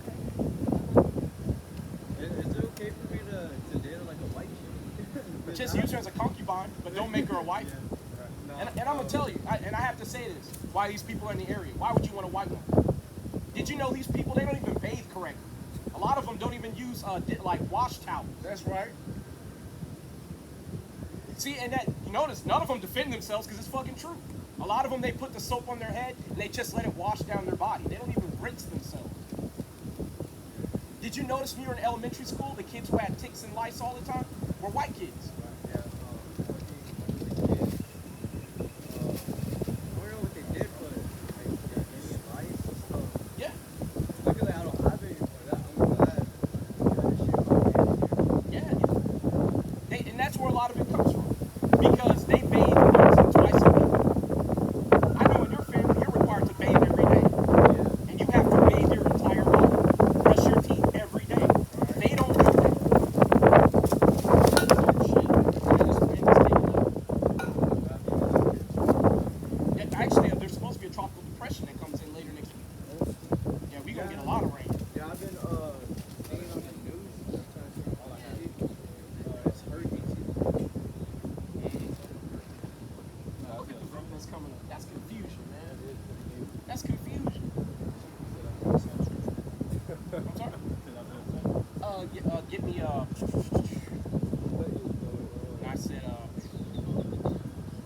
I said Daniel 2:21. Okay, yeah, get that for me. But and then I said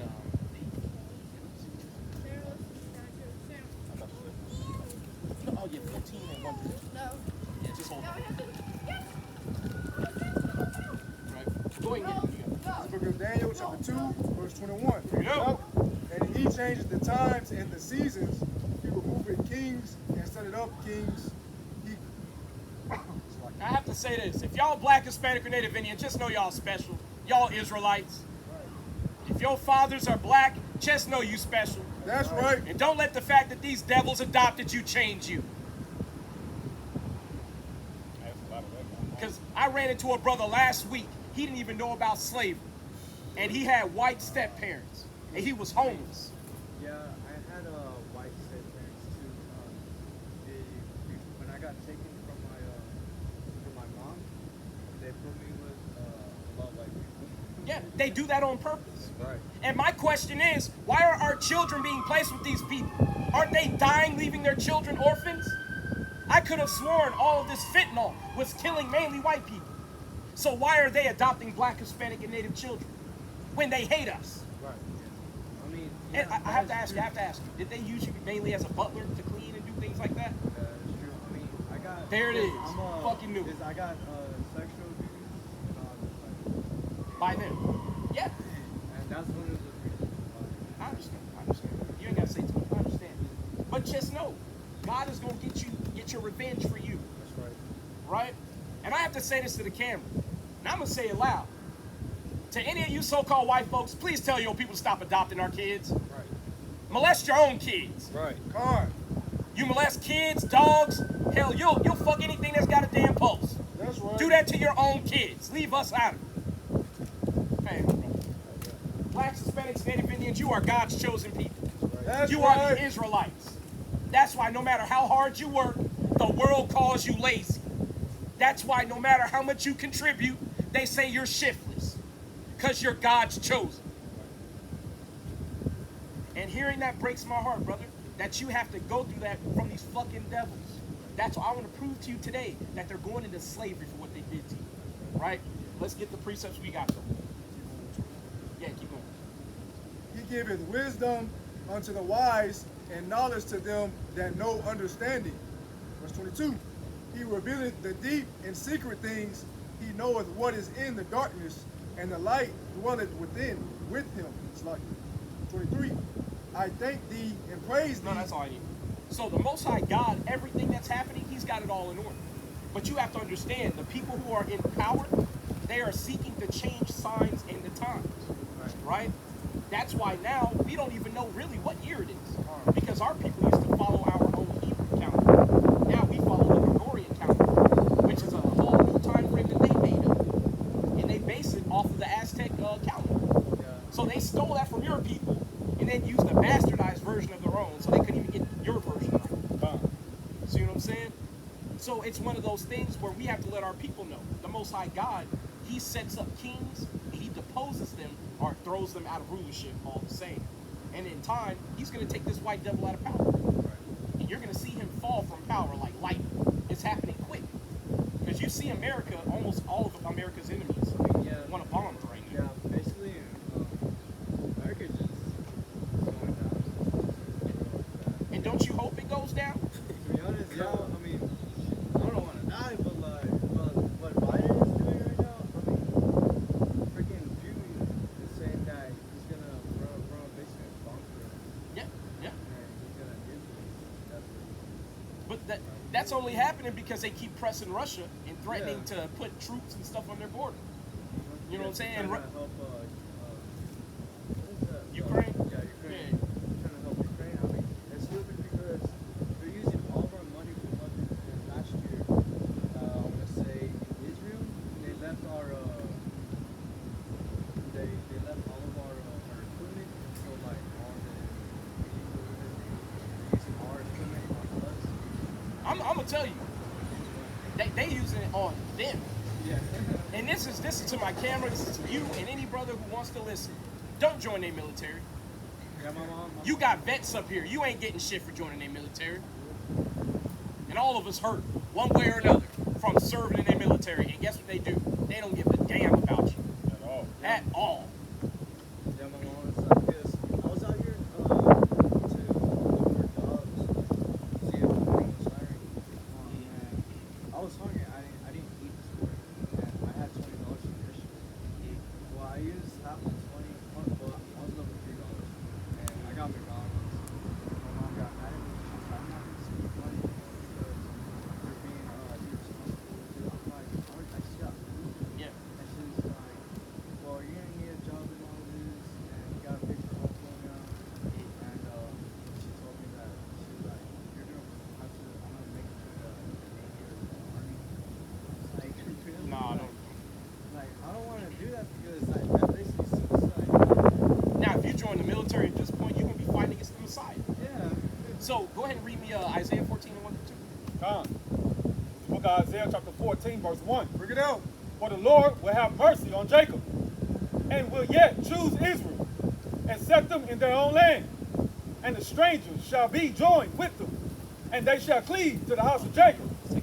Verse 2. And the people shall take them, and bring them to their place. And the house of Israel shall possess them in the land of the Lord, for servants and handmaids. Did you get what he just said? Okay, so the Israelites, we're going to take all the people who've been basically putting us in slavery, all the people who've been putting us on the bottom of the world, we're going to take them as servants and slaves. See, the Most High is about to flip everything around. That's why now you're seeing a bunch of mainly black men, but you see blacks and Hispanics out on these street corners telling you that you're an Israelite, saying who the real Jews are. That's because the Messiah is about to come back. Whenever the Most High God is about to make something huge happen, whether it's bringing up a new kingdom to rule or taking down an old one so another one can rule, he sends his prophets, right? And we're here to let you know who the Israelites are and what you're supposed to be doing. So when the Messiah comes back, he will find you a good and diligent servant, right? And you could be part of the first fruits in the kingdom of heaven. Go ahead and get that, and you can actually start. Yeah, start it. So, and this is going to be a vision that the prophet Ezra is having of the Messiah. And he's literally going to lay waste to the armies of the world. Go ahead and read it. This is the book of 2nd Esdras, chapter 13, verse 3. Bring it out. And I beheld, and lo, that man waxed strong with the thousands of heaven, and when he turned his countenance to look, all the things trembled that were seen under him. Verse 4. And whensoever the voice went out his mouth, all they burnt that heard his voice, like as the earth faileth when it feeleth the fire. Verse 5. And after this I beheld, and lo, there was gathered together a multitude of men out of number from the four winds of the heaven to subdue the men that came out of the sea. So let's set the stage. Let's paint it out. You have this huge so-called cloud. Okay, in the Bible, UFOs are known as clouds. Right? So the UFOs that people talk about all the time, those are really the chariots of the Most High God. They have the angels in them. This vision that Ezra is having is of a chariot or a cloud that's so big he can't even see the end of it. Have you ever seen the movie Independence Day? Yeah.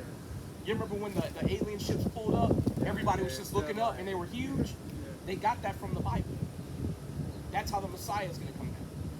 That's why you have this imagery in all these movies. They keep showing it to you over and over again. Have you seen the movie Nope? No, I didn't see that one. I wanted to though. By Jordan That's a Peele. good one. Yeah. Me and my But- wife were supposed to see it. Yeah, it's about a cloud just stands there. It's basically an alien. Yeah. They watch it, but if they look at it, it comes down and hits them. Yeah. I mean, it freaks me out because I'll be like looking at the cloud, seeing if it's moving or not. Hey, can you give me Psalm 68? Huh. Yeah, I believe 68 and 23, but hold that. But keep going. Verse 6, but I beheld, and lo, he had graved himself a great mountain, and flew up upon it. Verse 7, but I would have seen the region or place wherewith the hill was graven, and I could not.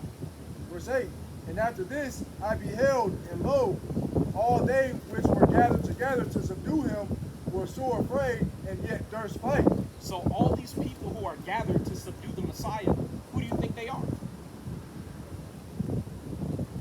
It describes them as a multitude without number. So these are troops from all nations all over the earth. Because what do they say about if an alien invasion were to happen on the earth? They always say if an alien invasion happened, we would have to unite and fight the aliens. Don't they say that? But here's the thing though, the alien that they're speaking of, they try to make it like they're just aliens from Mars. But they're really talking about Messiah, the Son of God. What did Trump start while he was president? Did he start the Space Force? Why do you think he did that? Well, they did catch two sightings 2 years ago in the Air Force. Just last month, I believe, there was another 2 sightings. You got time for the Bible?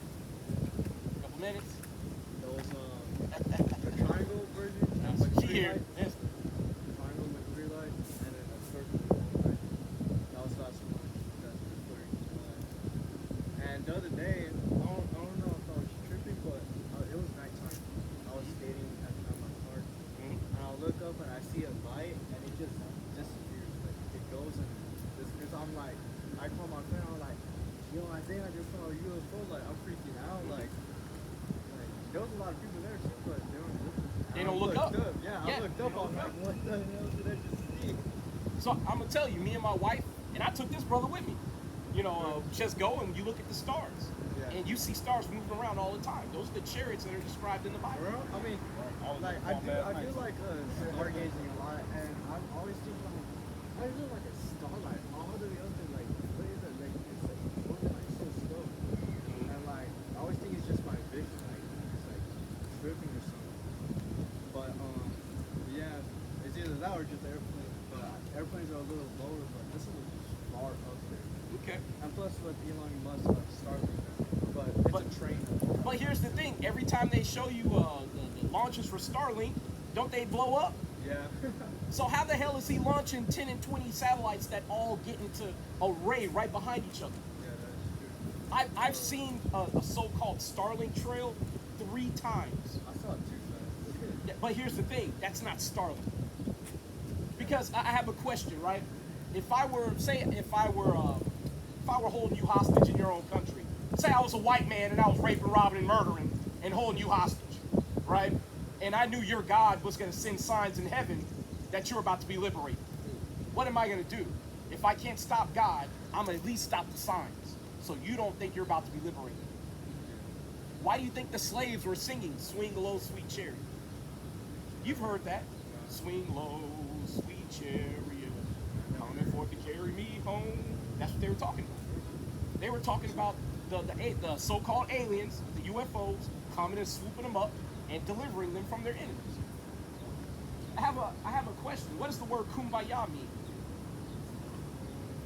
Honestly, I don't know. I mean, I heard people say it, but like, Always look into those things. It means come by here, my Lord. They were suffering in slavery, and they were familiar with how they were going to be delivered. Because you got to remember, they beat our heritage out of us.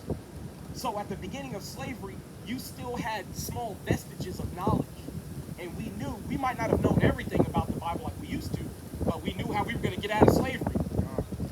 And not to mention, if you're a slave and you're out in the fields at night and you're seeing all types of shit flying around, it's kind of obvious to think like, okay, at least there's some UFOs or something like that. How much more if you know they're the angels of the Most High God? Get to the point where, hey brother, get to the point where it says, and I'm so afraid.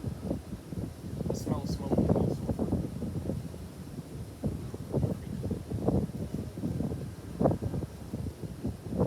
Yeah, there you go. Just keep reading out. Verse 9. And lo, as he saw the violence of the multitude that came, he neither lifted up his hand nor held his sword, nor any instrument of war. Now, I want you to think about this. There's a man standing on top of this huge spaceship. He's looking down at all these armies. And they're starting to make their move like they're coming to shoot at him and fly their planes at him and fire missiles. And he doesn't even move, he just looks at him. Where do you see that at? In anime, don't you? Big, I don't know, Frieza's about to blow up the earth. Goku's looking up, don't move, last second, throws it aside. Where do you think they get that from? As a matter of fact, what's the power of the sands? The more they're afflicted, the more they grow. How did the Israelites grow and become a numerable multitude coming out of Egypt? The more we were afflicted, the more we grew. All these like different attributes that they talk about in movies, video games, comics, they're really just the Israelites from the Bible. That's why I'm telling you, learn your heritage, brother. And keep going. Verse 10.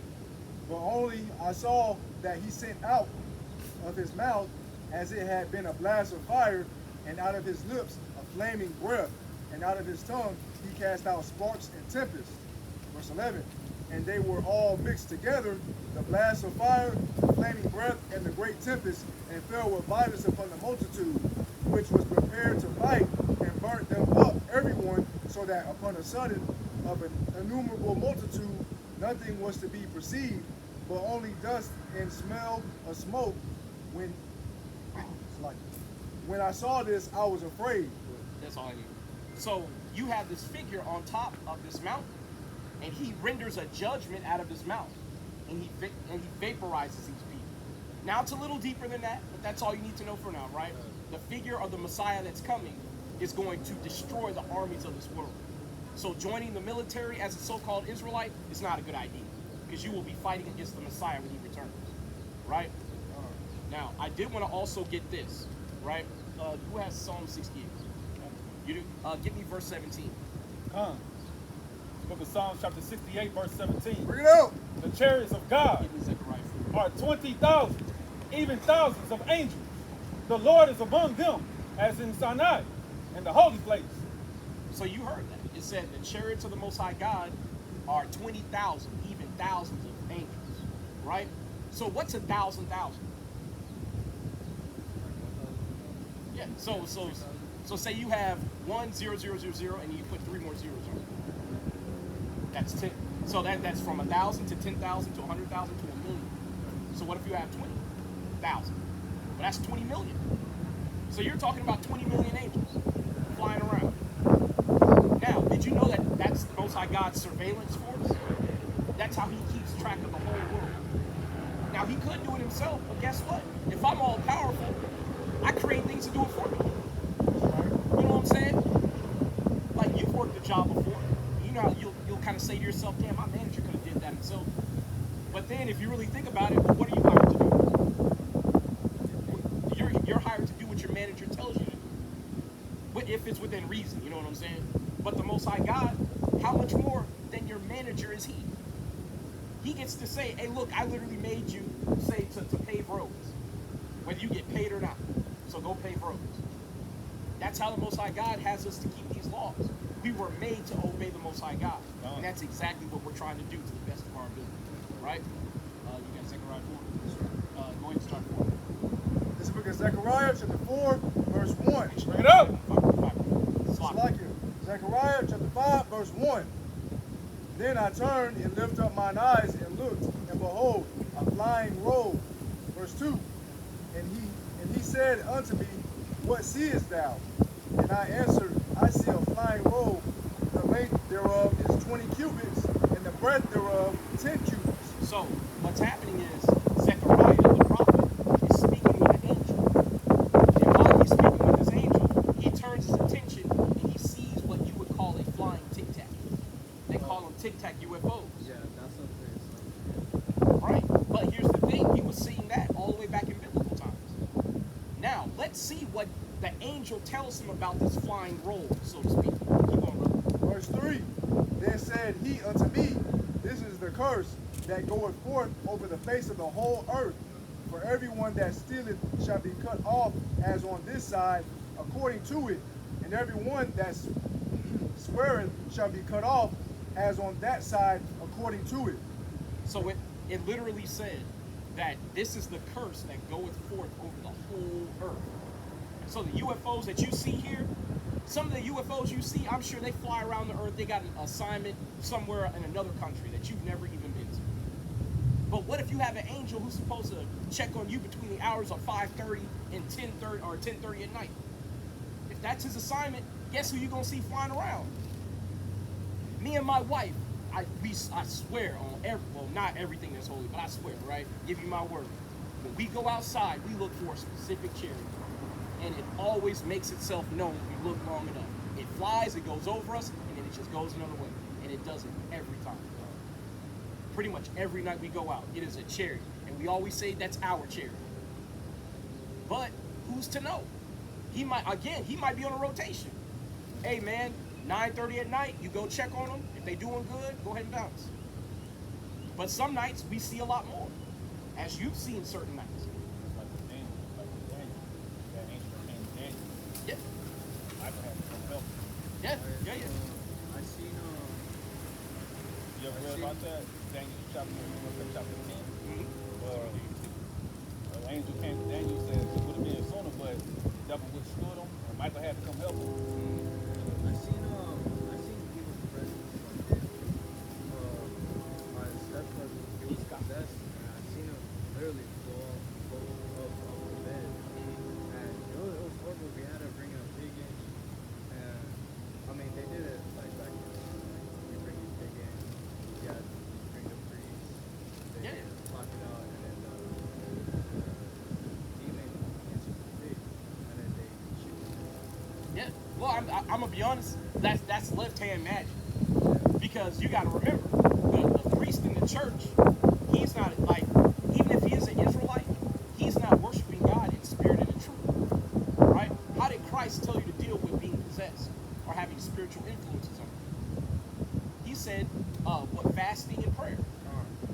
Those are the two strongest tools you can have to get a stronghold off, and that's fasting, right? I seen I don't know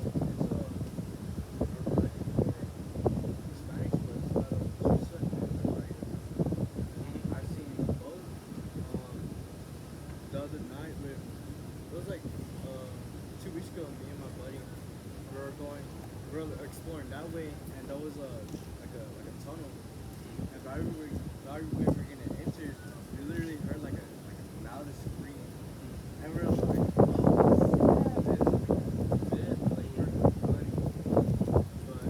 I seen a Lachusa when I was living with the step family over there in the country.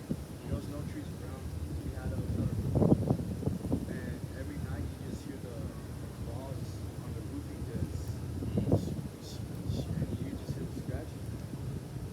And it's very bad because like Jesus is horrible, and they said that they were People don't surround there, you know.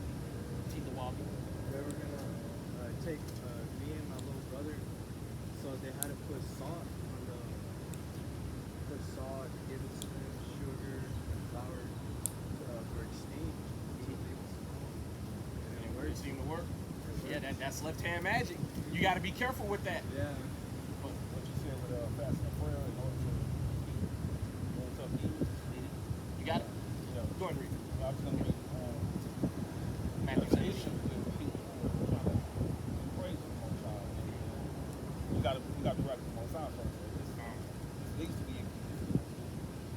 Proverbs chapter 28, verse 9. Bring it out. He that turned away his ear from hearing the law, even his prayer shall be abomination.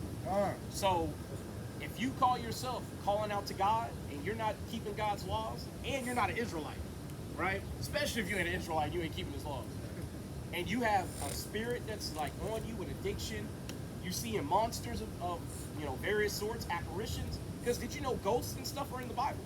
Yeah, I mean, I've been through a lot of paranormal activity. Okay. My tia, I went over to her house the other night and I was on the phone with my girlfriend. I'm on the game, and behind me is the hallway, just my dad's door. Well, I'm over here playing the game and I hear like a creak. There's no air on. And I'm like, so I go. I told her, I'm like, stay here. Go check this out. Well, right when I got up from the chair, I heard another creak. I was like, oh, now and then the door just went boom, just slammed. I mean, I think I believe I have evil present on me, but at the same time, I believe in God. Okay. Well, Well, I feel like I'm protected by Him. So, did you know as an Israelite there are no enchantments against you? Yeah. So one of the things, because are you still living with your parents, your step parents? No, yeah, I moved in with my mom, my real mom. I'm gonna tell you, I would try to make an effort to keep God's commandments, because I know my wife, she was having night terrors when we first came into the truth, and she was still trying to go to the church. And the more she tried to go to church, the more terrible stuff kept happening. So when we really started keeping the laws, a lot of the weird things just kind of faded away. You know what I'm saying? Because I have a question. Who do you think those evil spirits work for? Okay. Okay, say they work for the devil. Who's the devil's boss? Somebody give me Job 1. Give me Job 1. Right?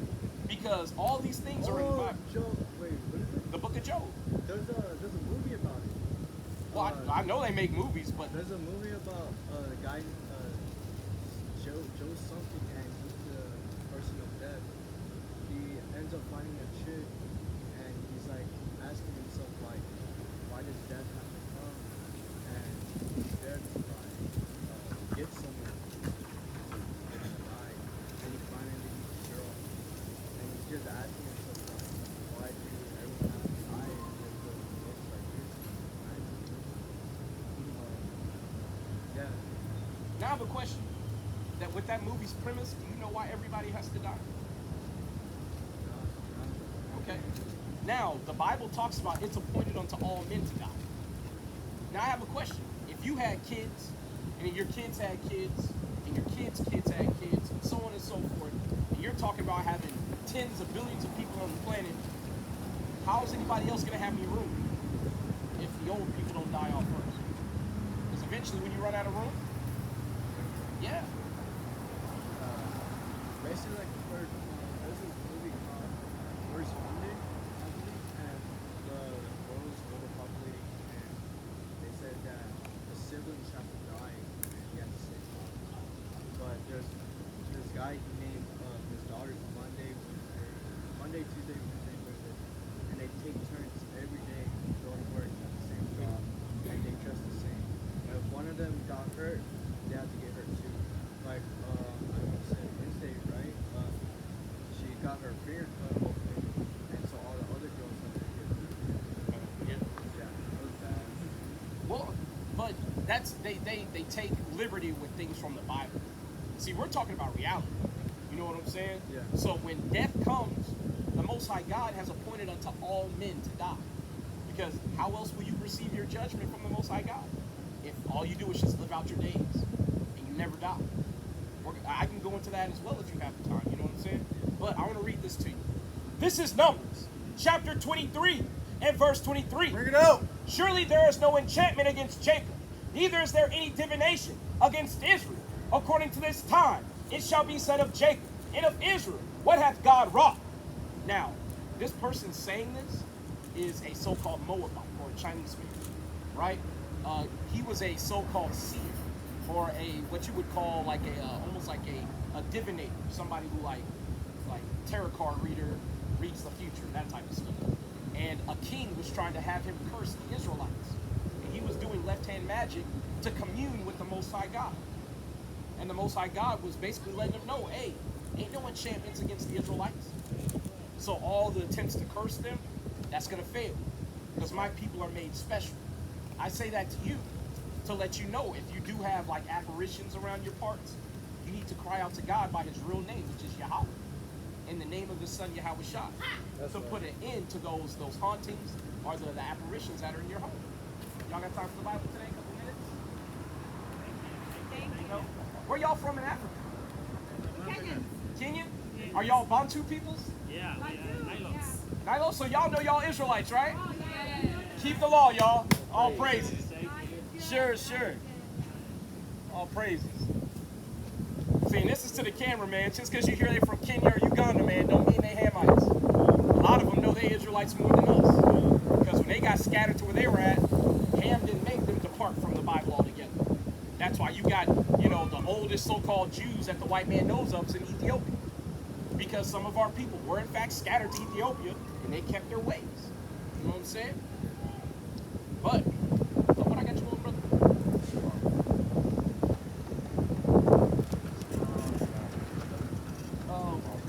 Yeah, get that. This is the book of Sirach, chapter 39, verse 30. Bring it up. Teeth of wild beasts and scorpions, serpents, and the sword, punishing the wicked to Oh, destruction. go one verse up. Verse 29, fire and hail and famine and death, and all these were created for vengeance. So you hear that?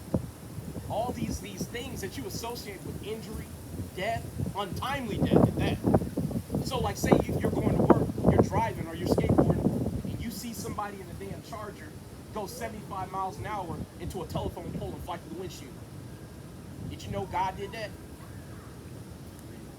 Yeah, to be honest, because people be doing like stupid and like dumb stuff, and they do deserve it because what they do, and they're gonna hurt other people.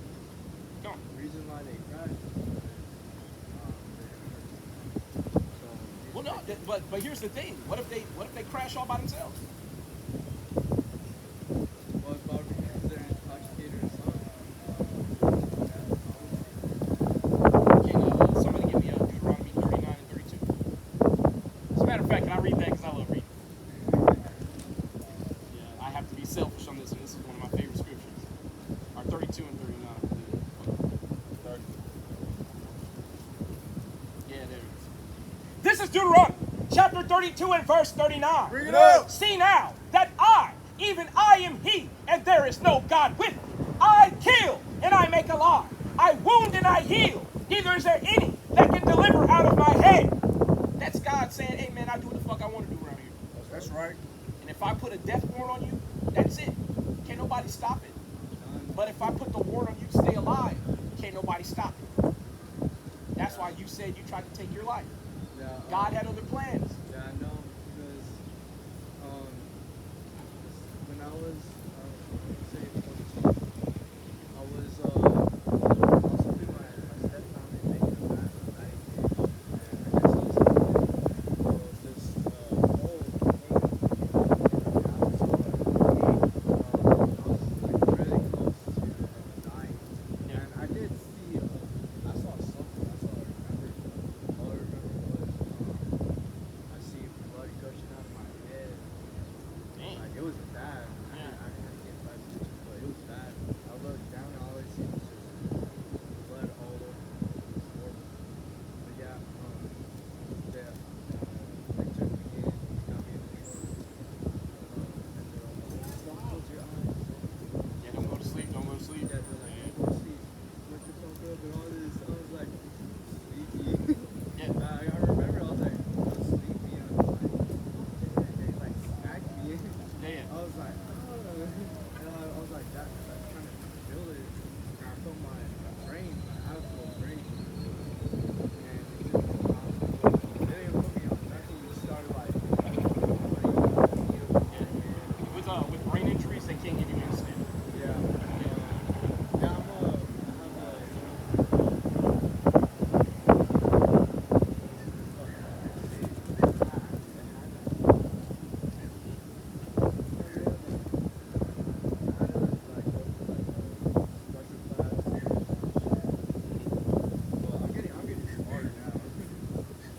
tell you, man, the best way to gain knowledge is to read the Bible. Yeah. You know what I'm saying? Can somebody give me Deuteronomy 4 and 5? And but I got your bullet, brother. You already got it. already got it. Already got it? Somebody give me Deuteronomy 4. But I was thinking Isaiah 45, 7, back to Get it, man. Go ahead, get it. Yeah, sure. If you got precepts, man, say something. I'm trying to think of that. What's that one scripture where it talks about not doing harm to yourself? There's a specific scripture. But either way, While you get that, while you get that, we'll get 45. This is the book of Proverbs, chapter 16, verse 4. you know, The Lord hath made all things for himself, ye, even the wicked, for the day of evil. so the Most High God has made everything to his own pleasure. You got to remember, man, there's a lot of things that are happening around us where we don't have clarity or, insight into why things are happening. Like, you might see somebody, like, get into a car wreck, and you might see a little old lady tumble out the car, and she's got a handful of kittens, and she looks like the best person on the planet, but you never know. She might have been going to throw the kittens in the river. Yeah, when I was working at Dairy Queen, there was this lady, she just got her ice cream. And I don't know how, but there's like one of those parking things right there in front of this liquor store. Well, she goes over it and then into the liquor store. And I'm just standing there at the window like, well, how did that happen? Yeah. It's on my old Instagram account. I don't have it anymore. Oh, you actually recorded it. Yeah, I was Man. like, what? The cop comes over to the window. He's like, what y'all doing? Y'all give her like crazy ass ice cream? And I'm like, no, she just went. Yeah. Hey, man. That's crazy. There's ice cream all over the inside the car. No, but you got to remember, there's all sorts of things that are happening. Yeah. People have all sorts of spirits on them. Because when the Most High God calls your number, you never know what might happen to you. The Most High God could send a demon that's... As a matter of fact, we wanted Job 1. Who has Job 1? Anybody? Yeah, give me Job 1. You know what I'm saying? Because one of the things that we have to get established is everything on this planet, both good and evil, the Most High God's behind it. Right? So if you have, say you have a demon or something that's following you or causing problems, you need to be crying out to God to relieve you of that spiritual problem. Right? Yeah, it's 6 point. Job chapter 1, verse 6. Bring it up! Now there was a day when the sons of God came to present themselves before the Lord, and Satan came also among them. Now, who are the sons of God? Because if the Most High God is sitting in heaven, he's on his throne, we can't go up there. We're the Israelites. We're his chosen people. But we're stuck here on earth.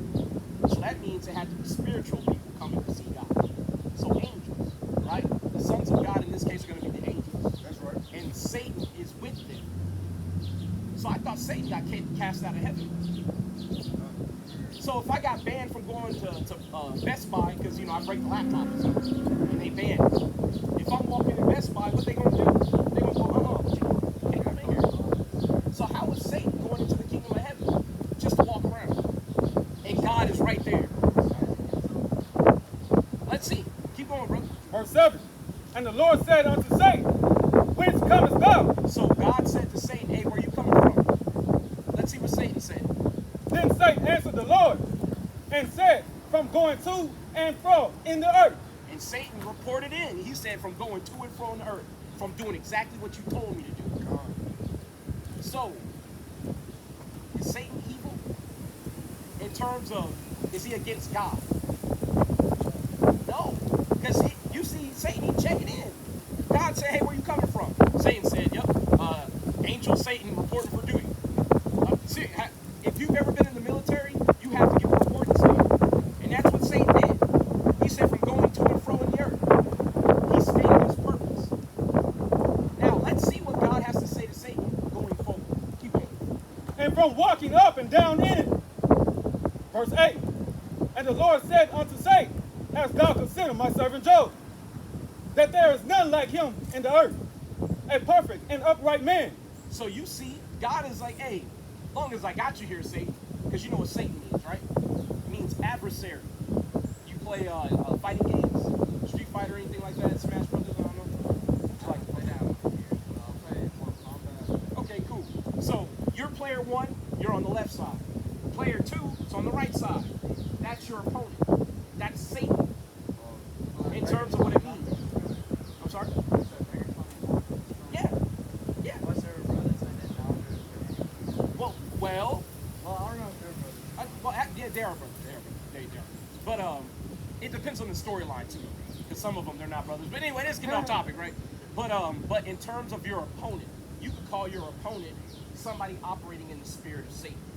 Satan is the chief angel that is ahead of the left hand, like operations unit. When I say left hand, I mean evil operations. Just like you have Michael, who's ahead of all the other angels right up under Yahushua.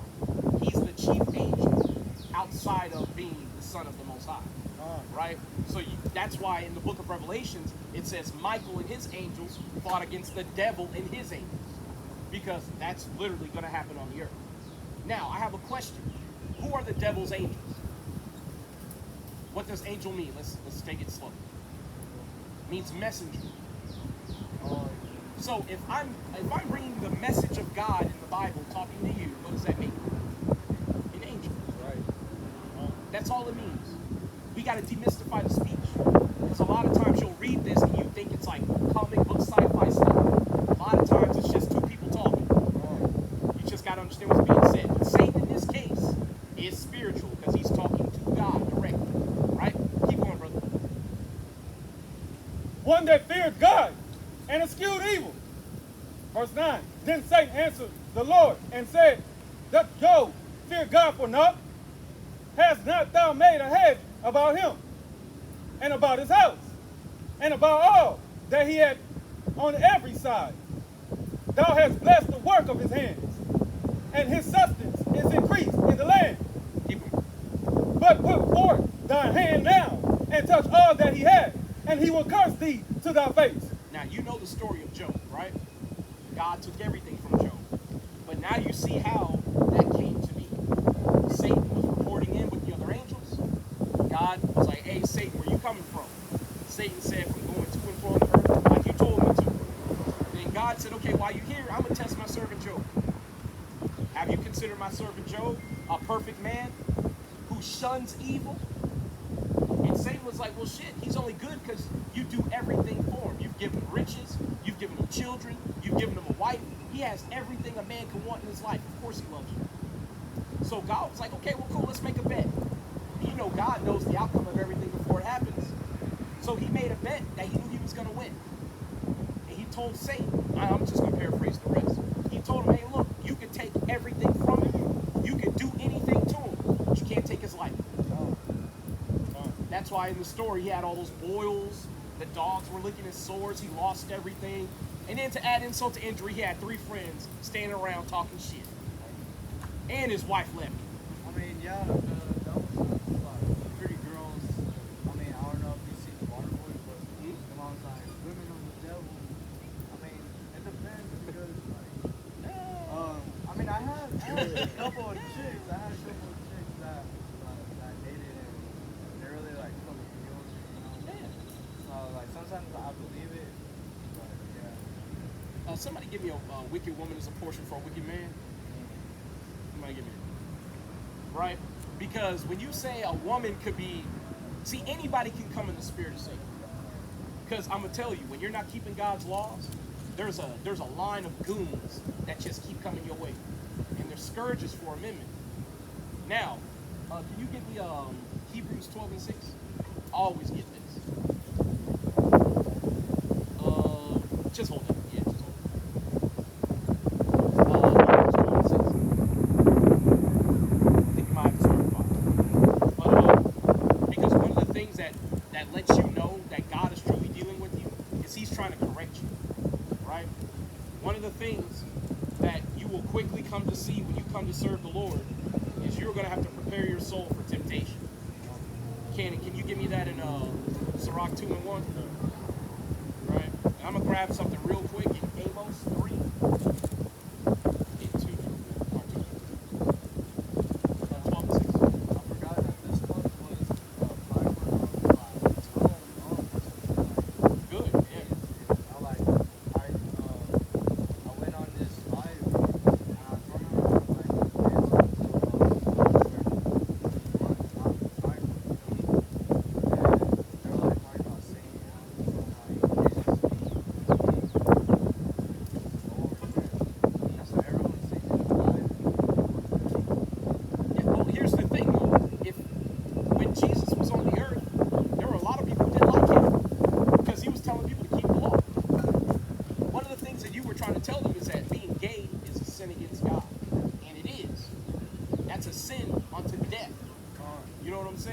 So when people try to say that God loves the sinner but he hates the sin, God hated sinners. And I'm going to bring that out too. But I'm going to bring this out real quick. This is Amos, chapter 3 and verse 2. Bring it out. Or verse 1. Hear this word that the Lord hath spoken against you, O children of Israel, against the whole family, which I brought up from the land of Egypt, saying, you only have I known of all the families of the earth. Therefore I will punish you for all your iniquities. So God is literally saying to his prophet Amos, I only know you as the Israelites. So when you break my laws, I'm going to punish you. Now, I have a question. If you had a son or a daughter, they got in trouble at school, who are you going to give a whooping to when you get older? Your kid. What about the other kids? They're not your kids. I'll just go to school.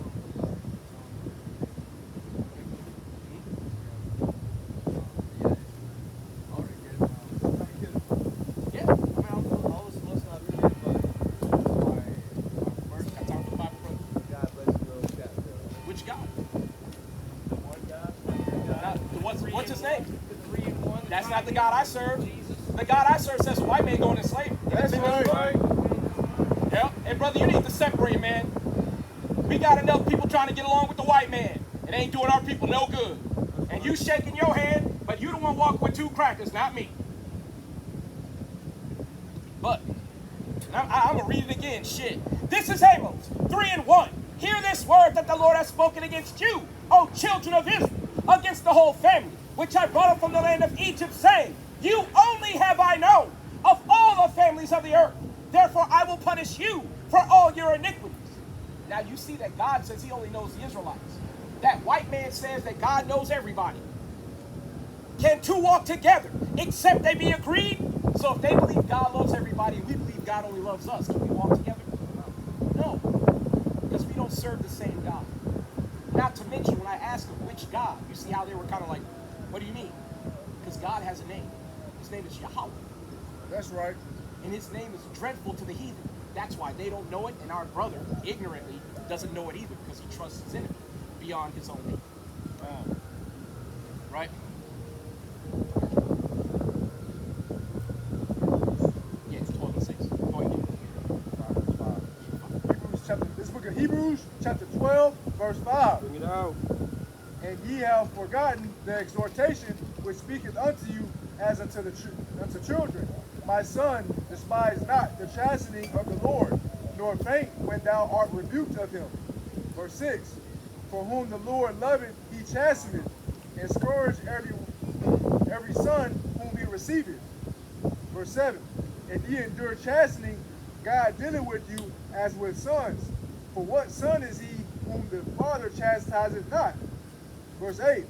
But if ye be without chastisement, whereof all are partakers, then are ye bastards and not sons. So, no, that's all I need. So, if you got what that said, this is literally saying who God loves, he disciplines. That's right. Now, think about it. These white devils are still walking around all over the earth, having murdered hundreds of millions of people, and they haven't been punished by God at all. What does that tell you? God don't love them. That's right. Because if God loved them, he would have corrected them. Instead, God ain't done nothing to them yet. But did you know the final judgment of the white man is to be wiped out of existence? That's his final judgment. Right? Actually, can somebody... Because I can grab it. And I would love to grab it. What I got you home, brother? Sirach 2 and 1. Get it, man. This is the book of Sirach, chapter 2 and verse 1. Bring it out. My son, if thou come to serve the Lord, prepare thy soul for temptation. Keep going. Keep going. Set thy heart aright. Set thy heart aright, and constantly endure, and make not haste in time of trouble. So what that's saying is when you come to serve the Lord, serve God, and keep his laws, you're going to face a lot of persecution. You said you were in a chat, you were trying to bring up that homosexuality was wrong, and they kicked you out. That's the tip of the iceberg, man. That's right. When you come to really do the work of the Lord, people will threaten to kill you. Yeah, me and my buddy, he looks white, but he's actually Mexican. Yeah, it's not about how you look, color. I call my twin, he is a result of and I'm good friends with him.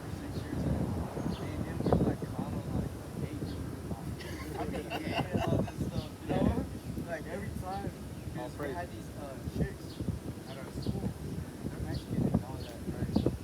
And I don't know why when they hate us, and so we like start giving that hate back to them. It's like, why you hate person on this? I get My you. buddy troll a lot. No, but here's the thing, though. When you know where it comes from, you know what I'm saying? Because you have a zeal for God. It's just not according to knowledge. You haven't been taught these things. But that's what we're out here for, to let our people know why we believe certain things innately. You know what I'm saying? But when you get home, man, read that Bible. I would definitely. Okay? And I'm here every Saturday at about 5:30 to about 10 p.m. at night, all right? But Luis, it's a pleasure, man. I'm Haya L. Y'all got Instagram? Yeah, man, I gave you, let me give you another. Oh yeah, I forgot. I'll give you two. Just in case, bro. Well, you still want the wicked woman is a portion to the wicked man. Yeah, get that. Go ahead and read it while you're here. So this is the book of Ecclesiasticus, chapter 26, verse 23. Bring it out. A wicked woman is given as a portion to a wicked man, Go ahead. but a godly woman is given to him that feareth the Lord. So if you want a righteous woman, you got to start keeping these commandments. Because as long as you're breaking God's laws and being wicked in God's eyes, He gonna keep sending them down, them mop heads with the blonde hair and the blonde weave and shit, with the crazy ass feminist attitude. You gonna keep getting them. But if you keep God's laws, He'll send you a demure woman who wants to keep God's laws and fall under your authority. And just know sex is marriage, so don't have sex with just anybody. Yeah, I know. Okay? All praises, man. But Luis, be safe, brother. Right? That's what your brother do. And that Bible has the Old Testament and New Testament. The Apocrypha as well. That portion of the Bible was taken out by our slave masters. So you get that, so all work together. The Apocrypha fits right in the middle of the Old Testament and New Testament. So make sure you read the whole thing from the back. Don't be somebody out there telling you don't do the Old Testament, just do the New Testament. Make sure you read all of it. All right. And you get one like this. Y'all got time for Bible? Because it has the I'll say We it. gotta get that. Get on Amazon. like $35. 1611 King James with the Apocrypha. They got you, man. You lacing Make you. sure it's I got you. I got you. While you're all right, brother. Be safe. And that's it. This is Deuteronomy, chapter 7 and verse 6. Bring it out. For thou art an holy people unto the Lord thy God. The Lord thy God hath chosen thee to be a special people unto himself above all people that are upon the face of the earth. That's right. See, that's why we have to let blacks, Hispanics, Native Indians know. You God's chosen, man. We're not talking about Cesare Borgia or pedophile Jesus, right? We're talking about Yahushua, the real Messiah, That's the right. real Son of God. Son. And He has standards, right? That's the one thing that people often forget. God got standards. So if you're missing the mark, you're going to get corrected. Especially if you meant to be in this truth and to be found righteous on the day of judgment. You are going to get corrected, right? But we're going to go ahead and go back. I don't know if we should do the lesson. How much time did we burn? He was up here for a while. Damn, man, he was up here for like an hour or something, man. Oh, praise, man. All right, so He took a seat. It's not working. You need some water, man? Bring forth this peace out. yeah, you need I some got more. you. Appreciate it. But no, I got you. I got another thing too. But so how about this? Y'all want to do the lesson, or do y'all want to kind of just fire with scripture? Cool. Let's hear the lesson. So we gonna go ahead and we're gonna keep rolling.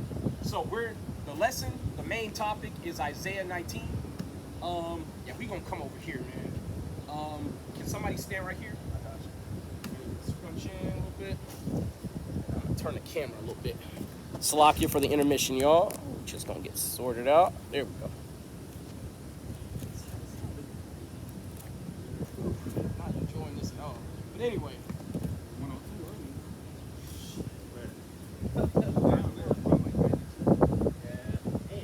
But can somebody give me, you know what, we're going to go ahead and start at Ecclesiastes 12 and 1 through 4. Right? Because one of the things that I was talking about earlier, so we're going to rehash a little bit of it to get back on track, but talking about the end times and what we need to be looking for when these end times are about the earth. This is one of the ways that we know now the times that we're in. that's why some people walking by these camps, they think we're crazy, because we're talking about the end of days. Meanwhile, the Bible gives us pretty much a crystal clear map of the timeline that we're going to follow all the way up until the Messiah return. Get it when you got it? This is the book of Ecclesiastes, chapter 12, verse 1. Nope. Remember now thy Creator in the days of thy youth, while the evil days come not, nor the years draw nigh, when thou shalt say, I have no pleasure in them. Verse 2.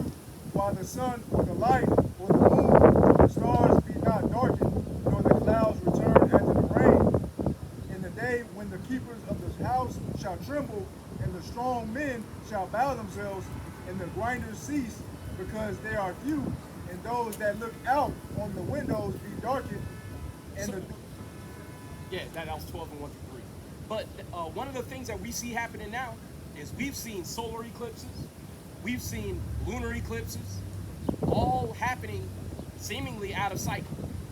Because every time we have one solar eclipse, they always try to say, hey, this is going to be the last one for X amount of time. Well, you went Ciroc, brother. Oh, Ecclesiastes, yeah, you good? I do the same thing, brother. But one of the things that we have to understand is all these times that foreshadow the end, they're here. The grinding is now ceasing in America. You know, it used to be the median time between losing a job and finding a new one was about 1 to 2 months. Now it's normal for somebody to go 6 to 8 months without a job. And I'm talking about online every day, looking as hard as you can, showing up in person, handing in applications. You've got white folks saying in vain, they're putting in hundreds of applications and can't get a job. So you know if white folks can't get a job, if you an Israelite and God ain't greasing the wheels for you, your ass stuck. That's why I know it's a miracle the Most High God got me another job. You know what I'm saying? But the Most High God, he takes care of his own. That's right. That's why I always tell our people, you want to improve your lot, you want God to ease upon you, keep the commandments. You know what I'm saying? But keep going, brother. Verse 4. And the doors shall be shut in the streets when the sound of the grinding is low. And he shall rise up at the voice of the bird, and all the daughters of music shall be brought low. Verse 5. Also, when they shall be afraid of that which is high, and fear shall be in the way, and the almond tree shall flourish. You got time for the Bible, brother? A couple minutes? Okay. Well, just know, blacks, Hispanics, Native Indians, we the real people of God. And brother, come back to your people, man. That's right. Get you an Israelite queen. Come on now. That's right. Come on now. You better than that, brother. You way better than that. Come on, man. You look like you got her from a halfway house, brother. Come on, brother. Damn. But keep going. And the grasshopper shall be a burden, and desire shall fail. Because man goeth to his long home, and the mourners go about the streets. That's all I need. So we're seeing all these signs happen now. You're seeing America's economy start to shut down. You're seeing famine start to take grip on the world, where even the world leaders are starting to admit, hey, we got a problem. One of the things that all the world leaders dread this year during winter, they dread winter when dealing with Russia and the pipelines of gas coming from Russia and going all the way to Western Europe, right? One of the reasons why they fear it is because America is constantly sabotaging those lines. The Nord Stream pipeline, that's the one that people most know about. But America is constantly trying to disrupt the flow of resources throughout, from Russia, Eastern Europe, throughout Europe. And the reason why they're doing that is they're trying to destroy Russia's economy. But in doing so, they hurt their own allies. So now you're starting to see all of these cataclysms, basically they're ready to start. Because going into winter, I don't know if people are aware, but you can't survive negative 20 degrees. I don't give a damn how many blankets you got in your house, because you got to go outside eventually, right? And that's what people are now having to face.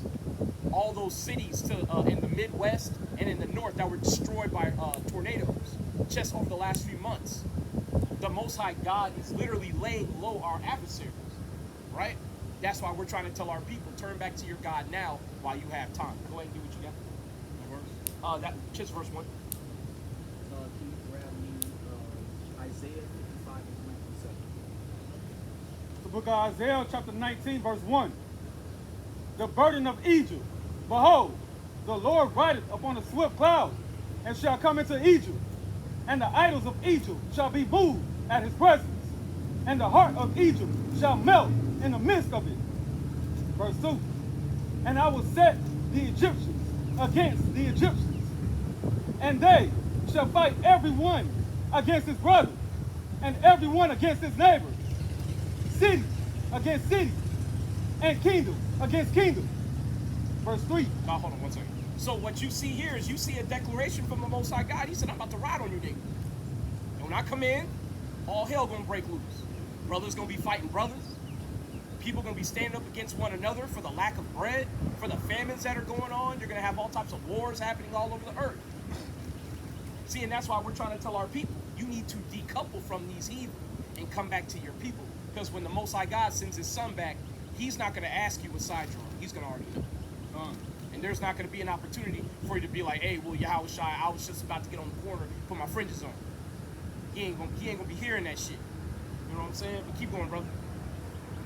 And the spirit of Egypt shall fail in the midst thereof, and I will destroy the counsel thereof. And they shall seek the idols and the charmers, and to them that have familiar spirits, and to the wizards. And that's exactly what's happening now. As all these nations begin to fail, they're now starting to lean on more esoteric means. One that you hear of quite a lot, CERN.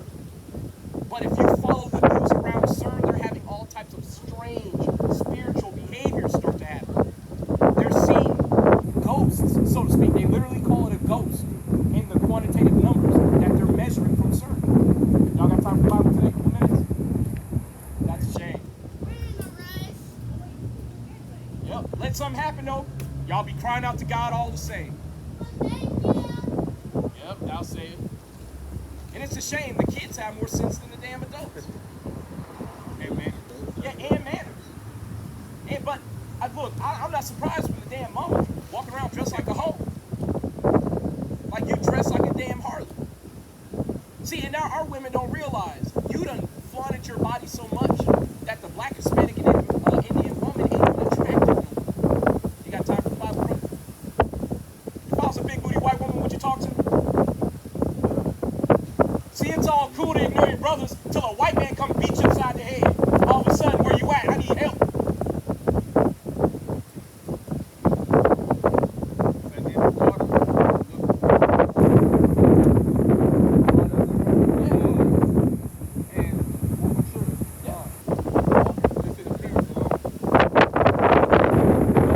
That's why we do things that the big are struggling to do is to teach the children. But the thing is, though, if you got a mama who ain't on shit, you got a daddy who's not even present, what are you supposed to do? That's one of the things that me and my wife talk about. These kids don't have a shot, man.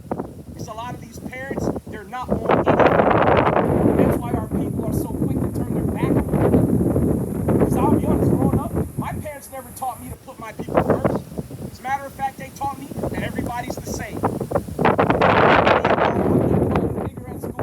I'm getting all types of harassment, getting in trouble all the time. Somehow they hear me over a classroom full of 20-some kids. And that, you guys get your board? Come on, go ahead and get it when you got it. Because that's something that all Israelites deal with. And our parents, they send us into these damn slaughterhouses known as schools. They don't prepare us for anything. This is the book of Deuteronomy, chapter 6, verse 4. Yeah.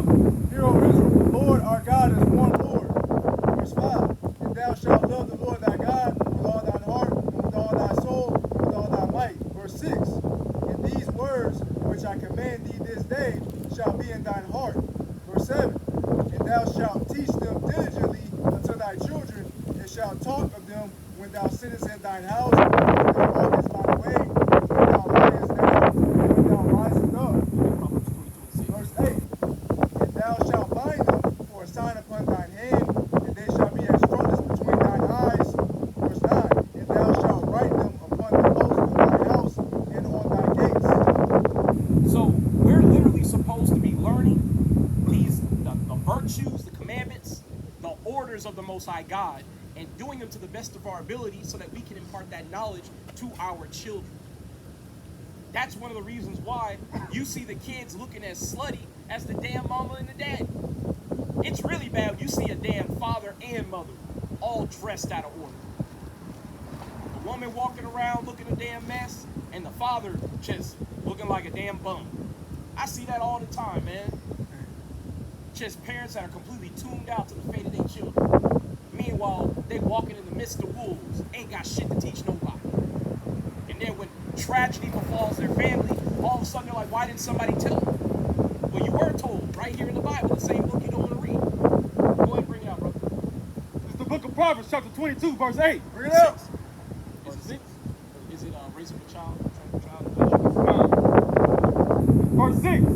Train up a child in the way he should go, and when he is old, he will not depart from it. So, our parents from the time we are born, dare I say from the time you're conceived, because they've done studies on children that are read to in the womb, they perform better than children who you wait to teach until they're born. So the moment you are conceived, you're already starting to take in external data.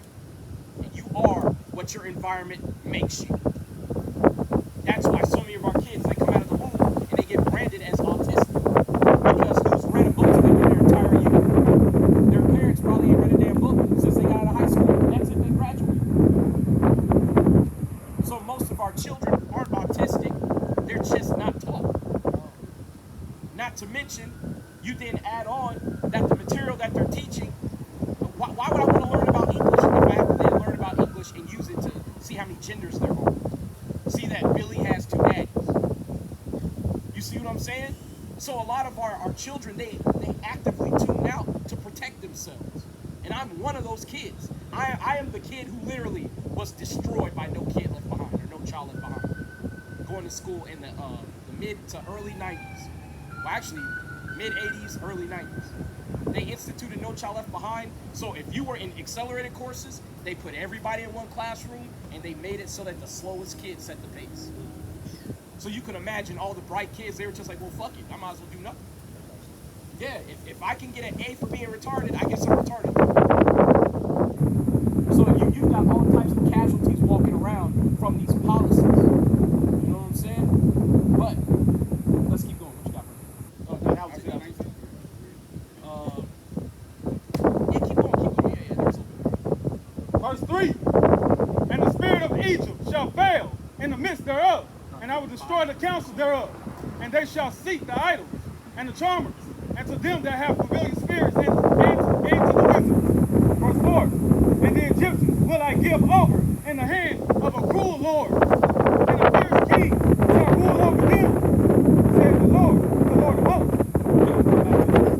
There's way more in this whole chapter. But what the brother just read, the Most High is going to hand over Egypt to a cruel Lord.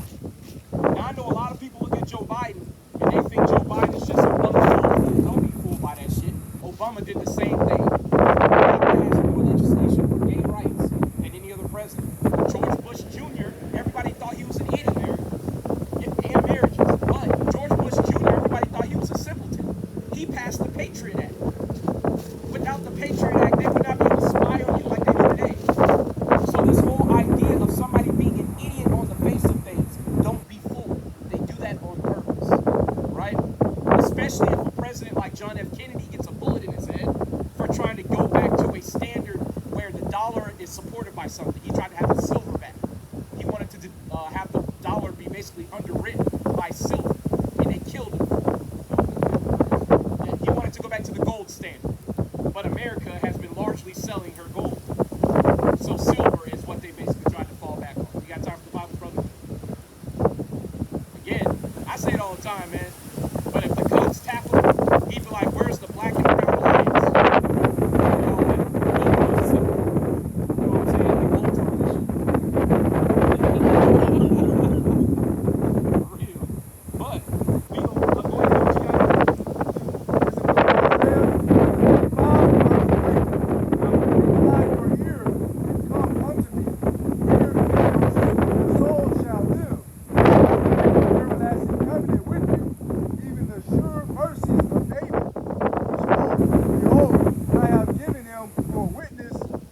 people, a leader and commander to the people. Verse 5. Behold, thou shalt call a nation that thou knowest not, a nation that knows not thee shall run unto thee, because of the Lord thy God, and for the Holy One of Israel, for he hath glorified thee.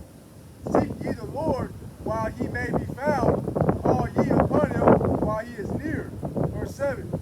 Let the wicked forsake his way, and the unrighteous man his thoughts, and let him return unto the Lord, and he will have mercy upon him, and to our God, for he will abundantly pardon.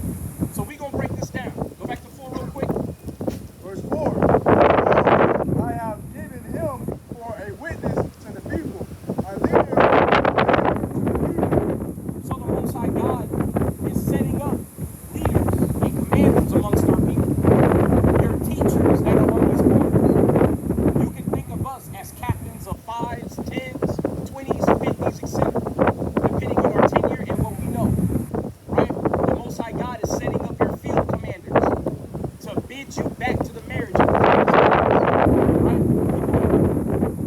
Verse 5. Behold, thou shalt call a nation that thou knowest not, a nation that know not thee shall run unto thee, because of the Lord thy God, and for the Lord and for the Holy One of Israel, for he hath glorified thee.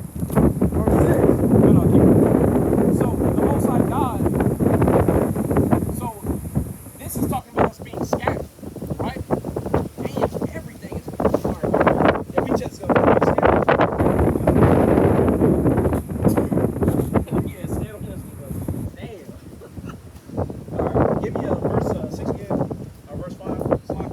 Verse 5. Behold, thou shalt call a nation that thou knowest not, and nations that know not thee shall run unto thee, because of the Lord thy God, and for the Holy One of Israel, for he hath glorified thee. So nations that are literally not even our people are running unto us to get fed this word, trying to figure out what's going on in the Bible. Because now, yeah, like I've literally had Edomites stop and go, I know you're an Israelite. I know. Yeah, like one of the things that we have to get over is that there's no way for us to separate from our enemies right now. And anything that you do, the white man is going to have his nose all the way in it. He's going to be investigating. But as long as you telling the truth, you ain't got nothing to worry about because you can't fight against the truth. All this devil can do is deny it, even though it is emphatically true. Right? And our people are coming under the name and guise of these other nations as well. So this is a manifold prophecy. Us being set up as these leaders out here, the teachers out here, we're teaching Israelite and heathen alike. Although the judgment for each is different. Keep on, brother. Verse 6. Seek ye the Lord while he may be found. Call ye upon him while he is near. Now, that's one thing that our people don't do. And you see it every time our people like to walk by. Our people love to walk by. Our people love to walk by and not give any credence to their teachers who are out here risking their lives. You know what I'm saying? We come out here, we spend our money, our time, and our safety to teach our people. And more times than not, blacks, Hispanics, Native Indians can't even pay simple respect to that. But as a result, they're not seeking the Lord while he's near. Because I'm going to tell you, in the days to come, it's going to feel like God is a million miles away. It's going to feel like that when your stomach touching your back. It's going to feel like that when they do the election this year. See, a lot of people don't realize all these MAGA fools, they done said if Trump don't get elected, they're going to have war out here. And you best believe this white devil, he going to blame niggas for it. Chess says y'all blame us for everything. The white man. That's right. What are you? Are you native? Are you a native woman? Are you a native American?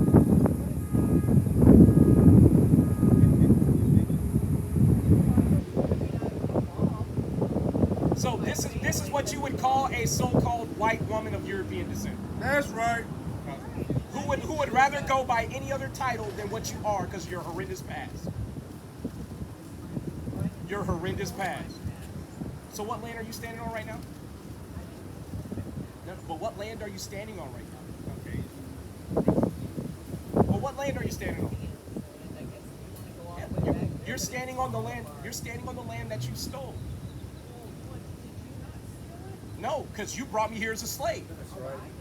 And it's funny, they try to put the crime on us, it just brings up another crime they did. I'm not talking to you, cracker lady, I'm talking to my camera. Con. Miss Ann, you don't run nothing. If I want to shout at the top of my lungs, I can. Give me Revelations 13 and 9 through 10. As long as these crackers standing here, let's go ahead and give them their judgment.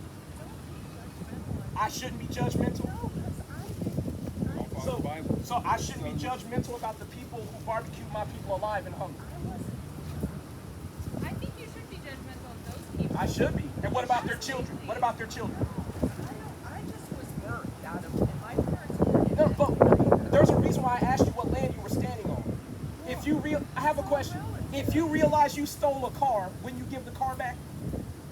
First of all, Now to my camera. This is why you get all the explanation, because it's black and white. If I realize I stole something from you, I will give it back. would, but I know, but you a devil and you don't think like that. I know.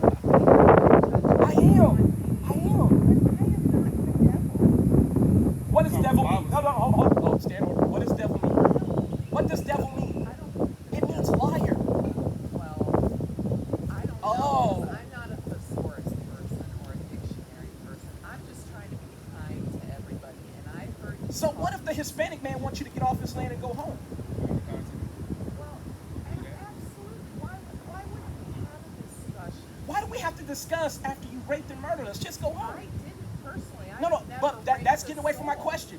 Blacks, Hispanics, and Native Indians, we would love for y'all to just go back to the caves. What caves? The caves of Georgia, Russia, or the Caucasus Mountains. Where's the Caucasus Mountains? Now you see what happens here? Now I have to give her a history lesson on where she comes from. You're absolutely right. But I want you to get it out the Bible. Give me Revelations 13 and 9, because we're going to give you a long history lesson. Don't listen to her, bring it out. This is the book of Revelation, chapter 13, verse 9. Bring it out. If any man have an ear, let him hear. Listen real close. He that leadeth into captivity shall go into captivity. Did you get that? No, because No, did you get it? Did you understand what he said? Because I think you got it. It said, he who leaves into slavery shall go into slavery. That That's means right. these are the words of Christ. You laughing, but when that first whip cracks over your back, you going to be frowning and crying. That's right. And your baby is going to be in the field with you, picking cotton right beside you, like you did us. Sir, may I ask No, you can't. I'm talking to her. Wait your turn. If you don't like it, you can go that way. Go take your crack ass up the road. Go, get your flavorless ass up. I see this fleas jumping off. Please go home and molest your dogs in private. Please go home and molest your dogs in private. really bad. I hate white people. About you. Yes. I'm sorry you do. Somebody get me Psalms 139. Get it for me, please. Please get it for me. Because the Edomites are the chief enemy of God. The white woman especially. They had something called the Casual Killing Act. They had to pass legislation to protect you from killing us. And you would kill us in our cribs. You can't get no longer than that, killing babies in their cribs. But they want me to look them in the eye and treat them with respect. How about this? Take your ass home. You'll get all the respect you need. And don't walk up like you got an attitude. Take your stupid ass home. Keep reading, brother. Keep finish it out. Finish it out. Finish it out. He that hath killed with the sword Respect. must be I don't killed owe by you the sword. respect. This I don't is owe the you patience shit. and the faith of the saints. What is it? This is the patience and the faith of the saints. Say it one more time. This is the patience and the faith of the saints. So I should want you to go into slavery. I should expect you to go into slavery because you deserve it. No. Because God passed judgment on your people. Con. Now, I have a question. If I came into your house and I murdered your whole family, would you want to talk to me? We didn't do that. The body count to take America is 250 million. Just because you don't know, don't mean we don't. I didn't do it. No, your people did it. You represent your people. Well, we don't. You don't. No. So when you get a job, what do you put on your job application? Wait a minute. But no, what do you? No, he didn't. For who? He did. Sorry. All the praises. These dogs can't behave at all. Even they damn physical animals. I love it. We do too. We love them. No, too, you don't. And I'm gonna pray for you. What God you praying to? What God you praying to? You're our What's God. God's name? What's God's name? Yahweh. No, it's not. No E's in Paleo Hebrew. You don't know your history. I don't. You're And right. you don't know your... So how do you know you're praying to God? I don't. All I'm doing is I'm praying to my God for your peace. Your God is Satan. Because Your you God is have Satan. got a very Yeah, get it. bad, Go ahead and get it. very Book of 14:21. Isaiah chapter 14, verse 21. Bring it out. Prepare slaughter for his children. For who? For For his his children. children. No, for people in the past. For go on. For the iniquity of their fathers, that they do not rise, nor possess the land, nor fill the face of the world with cities. So that's the excuse that you get from the so-called white woman and the white man. It wasn't me. It was a long time ago. I love you niggers in space. When the reality is, they love you as long as they can keep using you up. Keep sitting on your land. See, I love how one pretends like they're offended. But see, the reality is, blacks, Hispanics, Native Indians, we should be offended because we've been enslaved by these very same people. That's and right. they will not go home. Well, how you doing, brother? You a king walking here, brother. If you Native Hispanic, you an Israelite. That's right. Keep the laws of God. You special, brother. See, our people have not been shown the example of standing up to Mr. Cartwright and Miss Ann. That's why this white woman thought, well, you gotta respect me. I don't have to respect your pale ass. What are you talking about? The sun don't even respect you. And we're the ones who are always being told to forgive and forget. Can you give me Zechariah 11 and 4 through 5? We're always being told to forgive and to move on and don't hold it against them. Hey, give me Ecclesiastes 3 and 15. Right? But the reality is, if you say remember 9/11, them crackers will pump a fist and say never forget. But the moment you bring up slavery, oh, hold on, we gotta talk about this. How about you stole the Mexicans' land? Well, you know, how come we can't just both have it? You see how there's always a negotiation when it comes to our suffering? Yeah. Just keep it down in your house. You know what I'm saying? But go ahead and get it when you got it. Yeah. This book of Zechariah, chapter 11, verse 4. Bring it out. Thus said the Lord my God, feed the flock of the slaughter. Verse 5. Whose possessors slay them and hold themselves not guilty. Not what? Not guilty. No, that's not true. Not guilty. No, man, we bear responsibility for our ancestors. Not guilty. So they say they're not guilty. That's why when we try to hold them to account, or even just have them acknowledge that they are recipients of benefits of the exploitation and abuse, all of a sudden, well, it wasn't me, I had nothing to do with it. That's why when you get down to the matter at hand, what land are you standing on? If you know you stole the land and you raped and robbed the people, the least you could do is go home.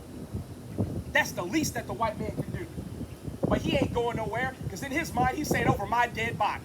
That's why I love Isaiah 63, because Yahushua gonna do just that. Gonna cut your damn head off. Keep going, brother. Verse 5. Whose possessors slay them and hold them themselves not guilty, and they that sell the say, blessed be the Lord, for I am rich, and their own shepherds pity them not. See, and that's one of the inner prayers that the white man don't like to tell us that he makes. He thanks God that he's able to walk on land that he raped, robbed, and murdered to acquire. He thanks God when he goes into a job, sits in an air-conditioned little, like, cubicle. Meanwhile, you got Issachar, you got Ephraim, and all of our native brothers outside in 100-degree heat, slaving away. Meanwhile, he's the foreman of the project, never even set foot on the fucking construction site. They thank God that they're able to exploit us like this. That's why you have to get to the foundation of the issue. This is a judgment from the Most High. It ain't got nothing to do with whether I hate you or not. And as you've heard me say before, yes, I do despise white people. But it has nothing to do with why I'm telling them their judgment. I'm only out here to tell you your judgment because God told me to. I would really like to be at home, out of harm's way. But that's not the road of a prophet. We're supposed to be out here sounding the trumpet, telling our people to repent, letting these heathen know you about to get it.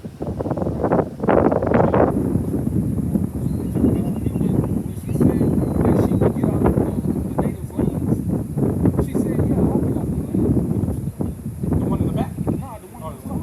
Well, that's because she lied through her fucking teeth. Like, and plus, these white folks, they want you to sit and give them a history lesson. Where should I go? How do I get there? How much does the plane ticket cost? You didn't give us that type of orientation when you took us into slavery. I couldn't go, hey, so how long is the trip over to the New World? Okay, and I'm not gonna have any clothes. I'm gonna be shitting and pissing on my brothers and sisters. Like, we didn't get any type of orientation. So why do we have to inform our oppressor of what he needs to do to balance the scales? But see, that goes to show the way they think of us mentally has never changed. You will never graduate from being the help. And that is something our people will not internalize because they got Stockholm Syndrome. Bad. Are you done on that? No, that's 3 and 15.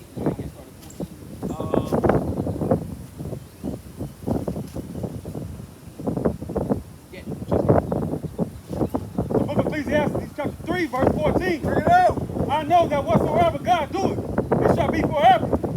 Nothing can be put to it, nor anything taken from it. And God doeth, that man should fear before him. Verse 15. That which have been is now, and that which it is to be has already been. And God required that which is past. So the Most High God requires history to be taken into account. One of the things that these folks don't want to acknowledge is that their elders, many of them slave owners, brutalized, raped, robbed, and outright slaughtered our children. Right? Many of them died at ripe old ages in the comfort of their own home, surrounded by family. How could God be called just if that wrong is not correct?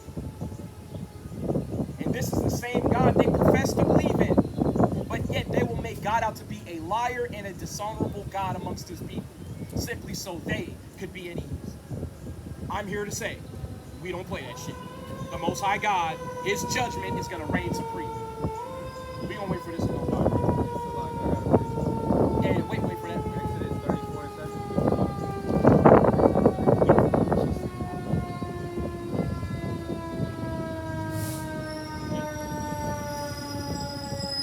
Going right back over there again. Yeah, I told you. To the camera. That it's like it's just a damn just rotating line. They just go back and forth to that same building. I keep telling people, man, Most High God getting people ass up out of here. For real, for real. Try listening to the highway if you live by one at night. Especially on a Friday or Saturday. You're gonna hear car wrecks all throughout the night. And people be dying too. 34 and 7.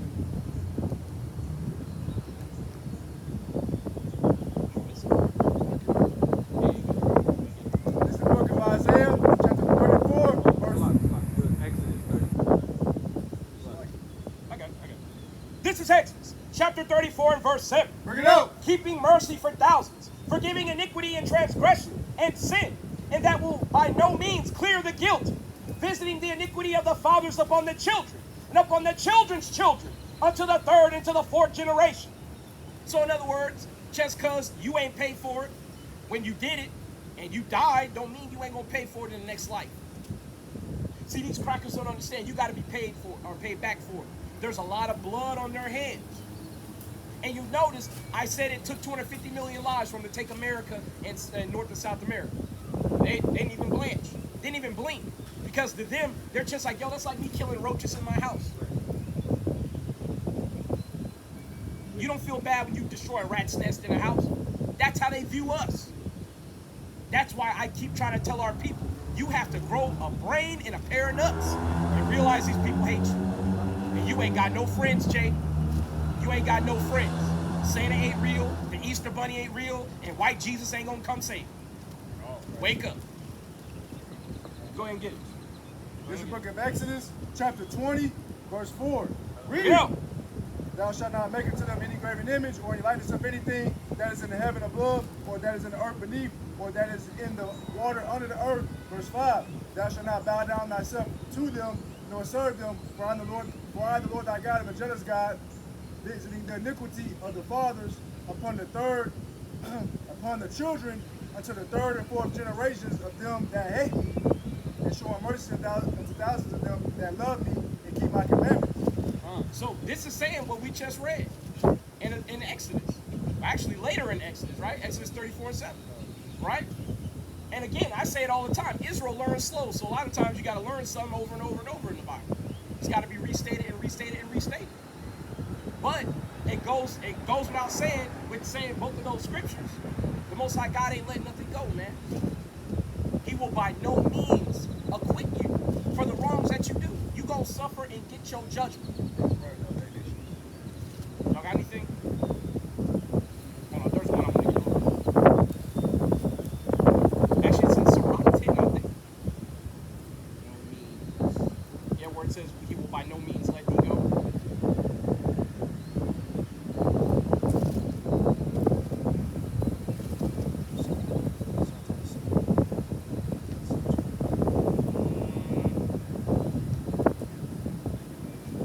Yeah, I think so.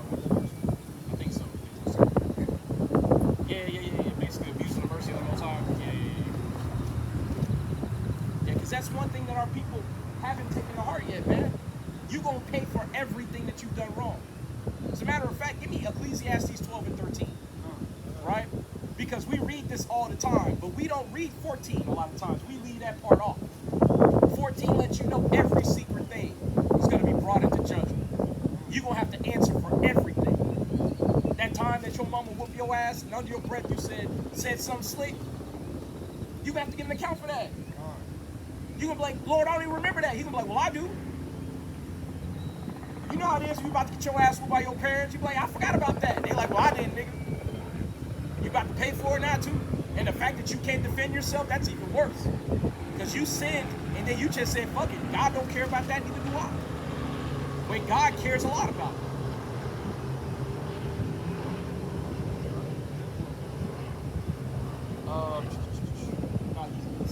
But I have to read this.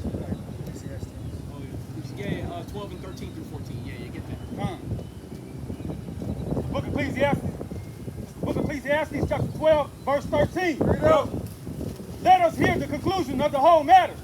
Fear God and keep his commandments, for this is the whole duty of man.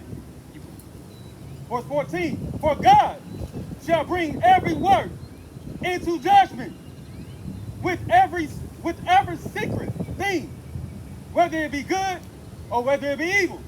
So the Most High God is going to bring everything into judgment. And again, I keep saying it, man, when Yahweh Shai shows up to render judgment, ain't going to be no aid. So how we going to get this right? He going to be like, yo, your judgment is what your judgment is. And that's it. You know what I'm saying? That's why we tell blacks, Hispanics, Native Indians, stop conjoining yourself onto your enemies. Go ahead and get it, brother. Somebody grab me Isaiah 13 and 15. So I get what? Isaiah 13 and 15. Isaiah 13 and 15. Can you get that, brother? Hold on, I'll take it. That's what You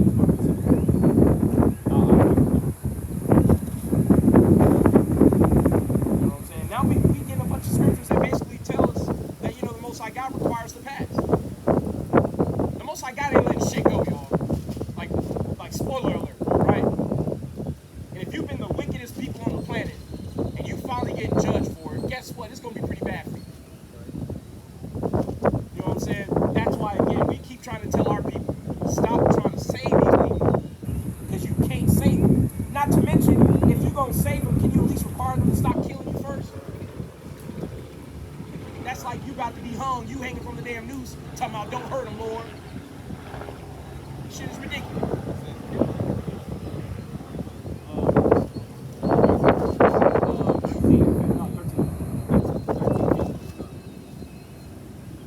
I'm passing on his scripture. Put me on the spot. I don't know.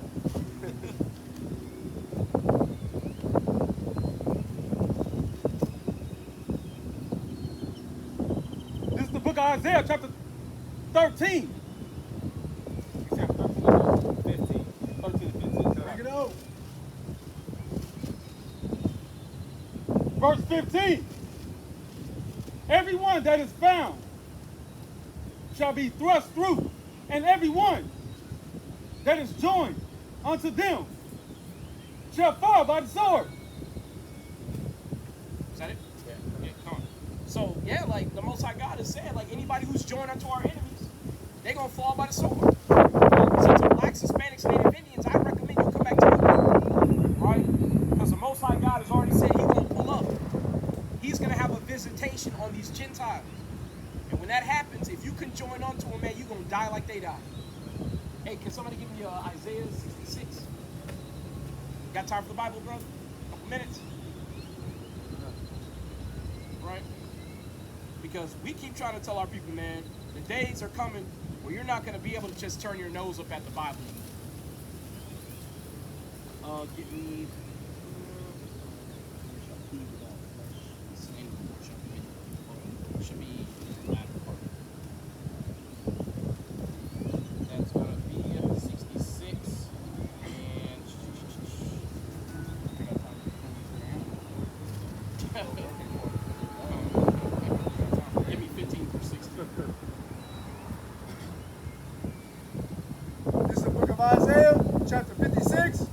verse 15. Or Read.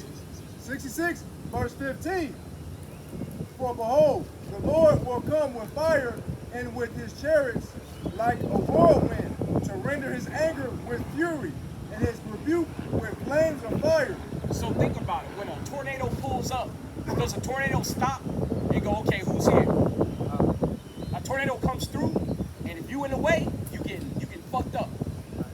So when the Most High God pulls up, or the Messiah, Yahweh Shai, when he pulls up, ain't gonna be no taking account of things. All the accounting will have finished, and you will be in the lot that you deserve to be in. Keep going, brother. Verse 16. For by fire and by his sword will the Lord plead with all flesh, and the slain of the Lord shall be many. No, God ain't gonna kill nobody. Shall be many. No, he gonna hug them. Shall be many. No, we just gotta forgive and move on, brother. Shall be many. So God gonna kill a lot of people. A lot of people. What's the metaphor that Yahweh Shai uses? The blood's gonna come onto a horse's bridle. You know what I'm saying? With the tears that are gonna be put into the press, the wine press of wrath. You know what I'm saying? And it talks about for multiple furlongs. That's miles. You know what I'm saying? The distance that's talked about in the Bible, you're talking about a just like extreme amount of blood. Bodies on bodies. Yeah, just craziness. And see, and that's why when Isaiah saw that vision of Yahweh Shai returning from Basra, that's why Isaiah was scared. He was like, yo, who is this nigga? And then what was the first thing he asked? Red and thine apparel, like him that treadeth the wine fat. And what did Yahweh Shai say back? He said, I've trodden the wine press alone. In other words, I killed the people by myself. He owned it. Can you imagine? You go, hey man, why you got red stuff on you? And the nigga just looked straight through you. I killed a lot of people. He don't flinch. He don't look away. And he a big, like, you got to think, when you read 2nd Ezra, the 2nd chapter, the 2nd chapter, yeah, he's taller than all the children of Israel. And this is when we're in our perfect bodies. And you know what's funny is that y'all Jews, this claiming that he is along with other people. But chief priest came stood next to him and chief priest was being taught. Yeah. He read, You they talking read about that verse. you Jesus go. They read that verse. He cut himself. You look like a fool. Yeah, I think he read the verse. I think y'all Jew brought it out. He was like, Yeah, that's why they were like, why are you bringing this out? Like, you're cutting yourself. You don't even fit the bill. You don't fit the Like- bill. But There's no difference in the Jews over there talking about. as a matter of fact, you know what? Somebody give me Revelations 2 and 9 and go all the way through 10. Right? Because as long as we're talking about the past, we can also acknowledge the present as well. Right? Because in the past, they tried to pretend to be Jews, and in the present, they largely succeeded in brainwashing the world to believe that they are the true children of God. But you have to understand, the Most High God not only knows of this deception, but his son knows as well. And he has a pretty sharp axe to grind.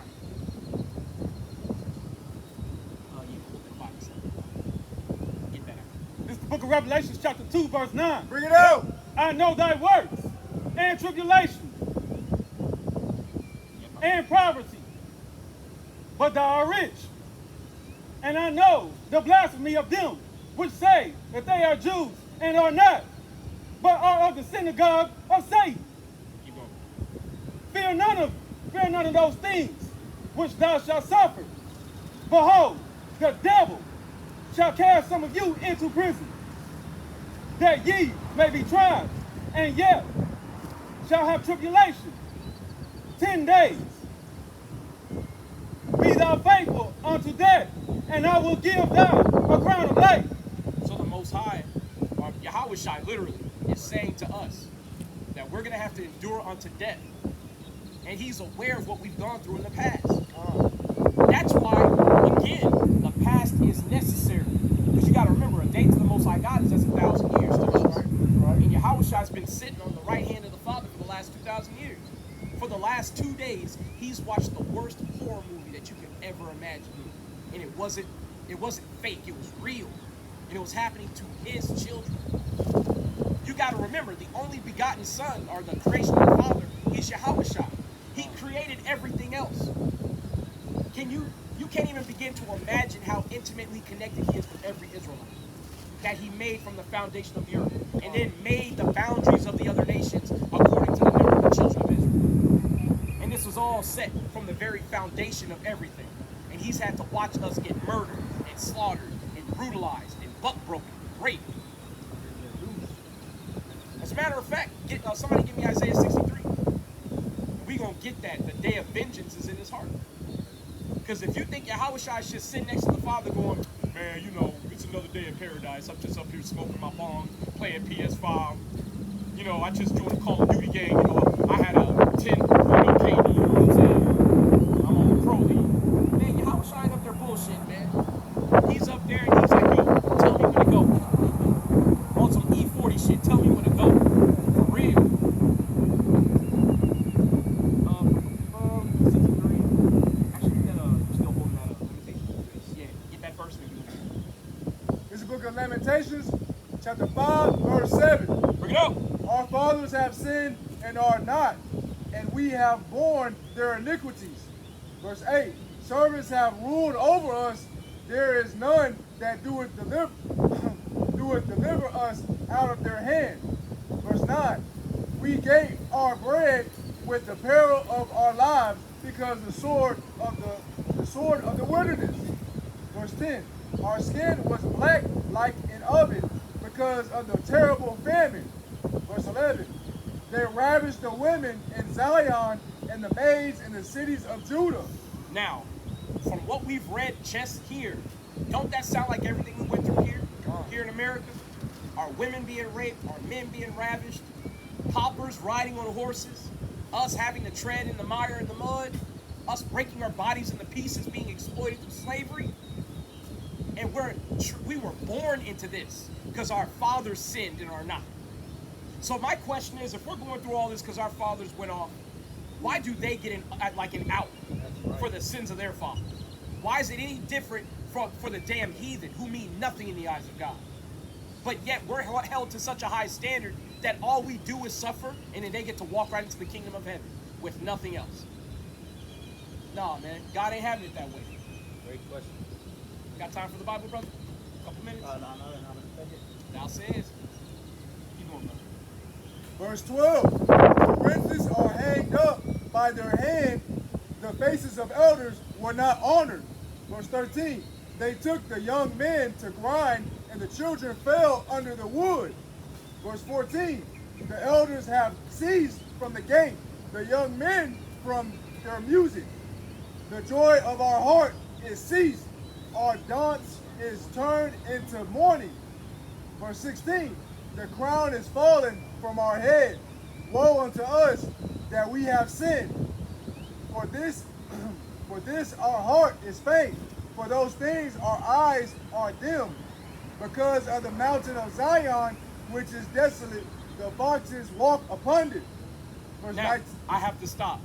One of the things that you see if you look at the Temple Mount, and where is it? It's not Tel Aviv. Where is that other? Telerad.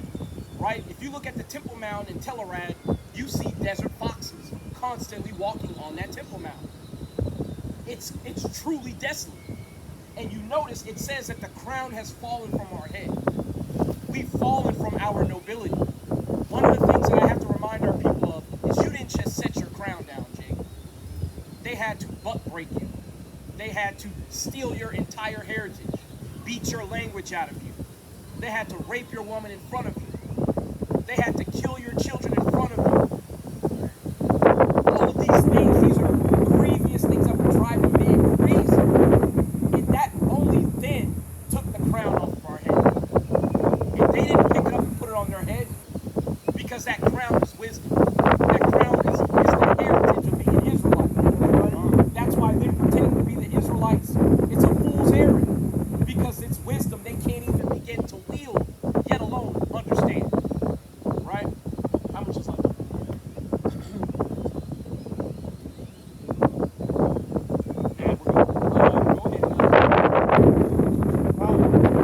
Book of Isaiah chapter 63 verse 4. Bring it up. For the day of vengeance is in my heart,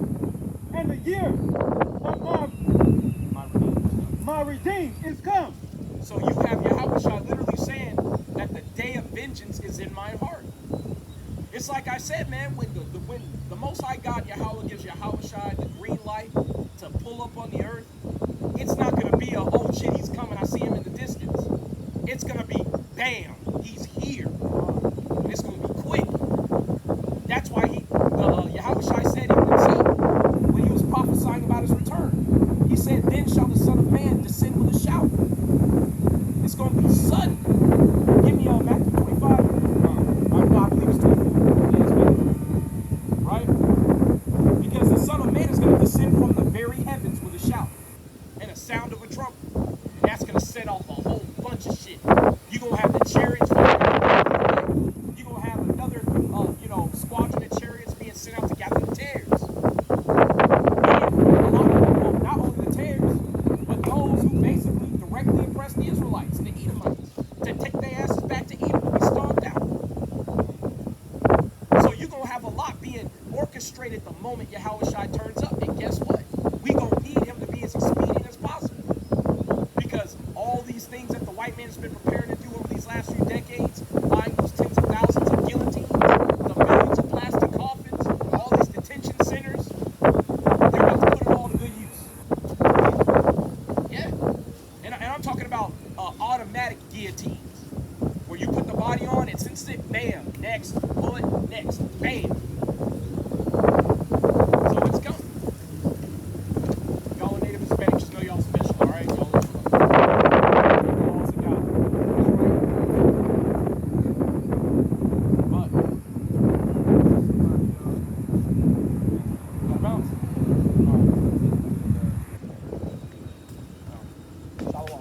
Safe.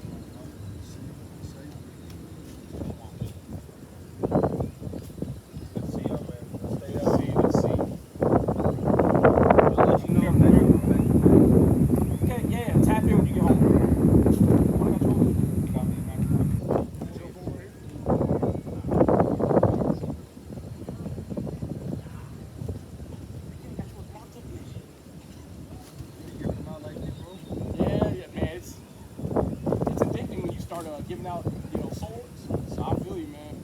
There it is. Give me 29, 30. Yeah, just started 29, keep going out the phone.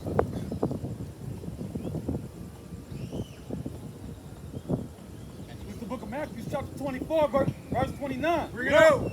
Immediately after the tribulation of those days shall the sun be darkened, and the moon shall not give her light, and the stars shall fall from heaven, and the powers of the heavens shall be shaken. Verse 30. And then shall appear the sign of the Son of Man in heaven. And then shall all the tribes of the earth mourn. So when Yahweh Shai pull up, these nations, they're going to be mourning, they're going to be scared as hell. Because, see, they know these prophecies just like we do. The thing is, though, they've been spending the last few centuries trying to pervert the gospel, trying to make it say something that it don't actually say. See, that's one of the things that we keep trying to remind these heathen. It don't matter how much you say God loves you. It don't change the fact that he despises you. You are not going to strong-arm God into loving you. Or into his covenant. Keep going, brother. And they shall see the Son of Man coming in the clouds of heaven with power and great glory. Verse 31. And he shall send his angels with a great sound of a trumpet, and they shall gather together his elect from the four winds, from one end of heaven to the other. Verse 32. Now learn a parable of the fig tree when his branch is yet tender, and put it forth leaves. Yeah, know that summer and night is nigh. Verse 33. So likewise ye, when ye shall see all these things, know that it is near, even at the door. So, Malachi 4, but Yahweh Shai was letting them know, hey man, when you see all these signs that I told you of, the wars and rumors of wars, the earthquakes and tempests in diverse places, when you see all these things, get ready, man, because I'm about to come back.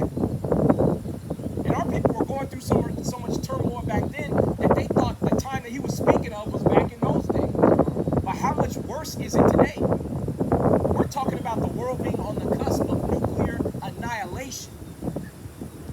gotta understand, man, that whole trope in anime where the hero shows up right in the nick of time to save everybody, that's Yahushua. That's right.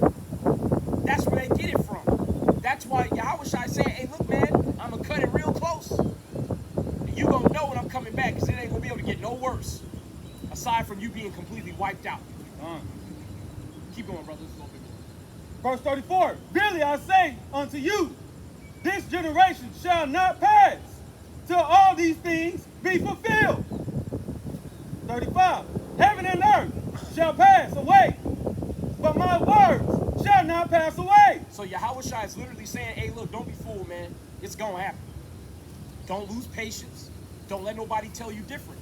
My words are not gonna change or pass away. This is something that blacks, Hispanics, Native Indians, you have to understand.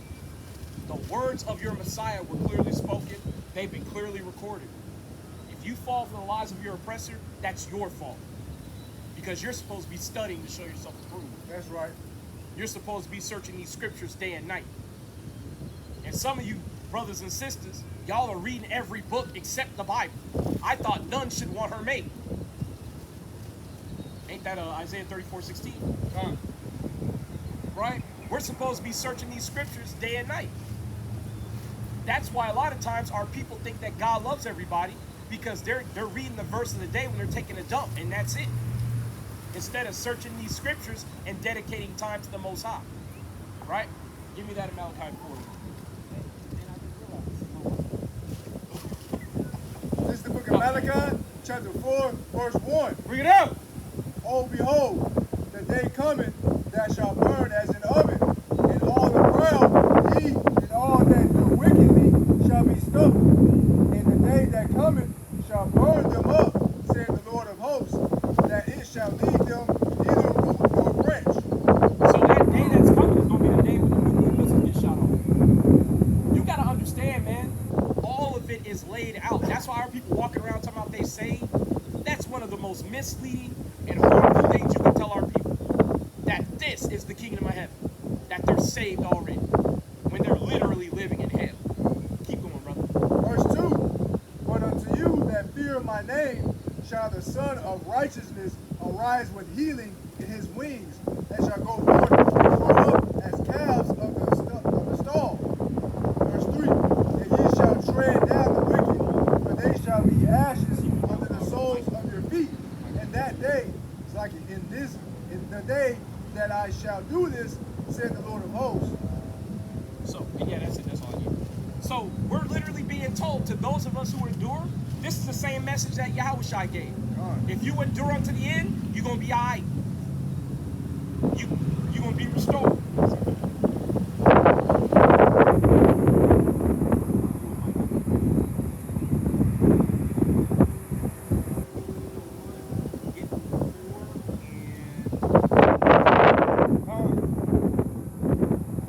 It's the book of Micah, chapter 4, verse 11. Bring it out. Now also many nations are gathered against thee. Now also many nations are gathered against thee, that say, let her be defiled, and let our eyes look upon Zion. Verse 12. But they know not the thoughts of the Lord, neither understand they his counsel. For he shall gather them as the sheaves into the floor. Verse 13.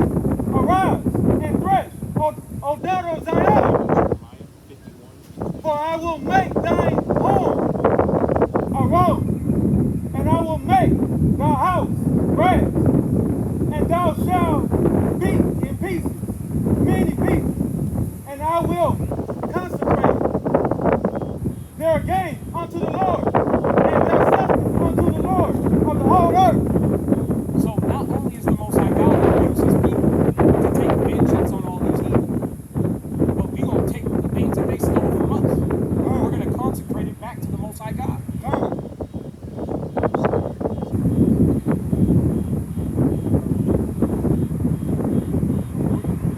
This is the book of Malachi, chapter 3, verse 6. Bring it up. For I am the Lord, I change not. Therefore, ye sons of Jacob are not consumed. So the Most High God is letting it be known.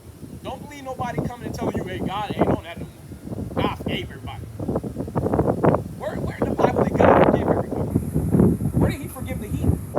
Hell, he didn't even forgive all the Israelites. 2/3 of the Israelites going to get put to death.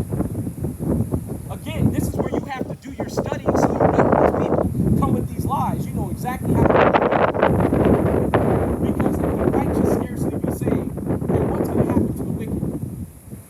And that's a question most people don't dare think about. Because most people don't want to even consider the very wicked that the Bible is talking about that has to pay the price. That's right. Start at 20.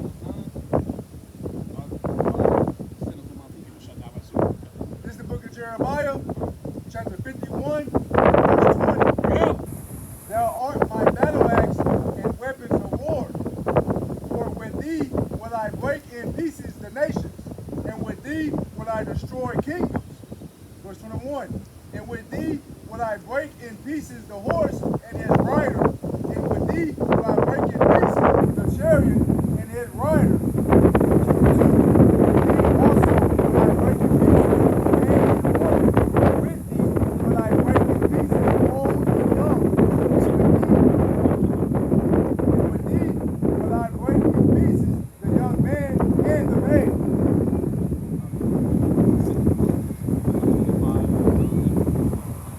Right.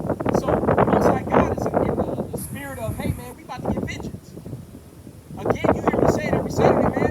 The Most High God is going to make sure his children get their lick back. Because he's watched us for 2,000 years getting stepped on. Can you imagine if your child was at school getting bullied and you only look at it on webcam, and you finally got a chance to get up to the school and you seeing your kid all battered and bruised? Meanwhile, the damn oppressor's kid sitting there smiling and laughing. You would do everything in your power to establish justice for your kid. That's right. And that's exactly what the Most High God is going to do. Keep on,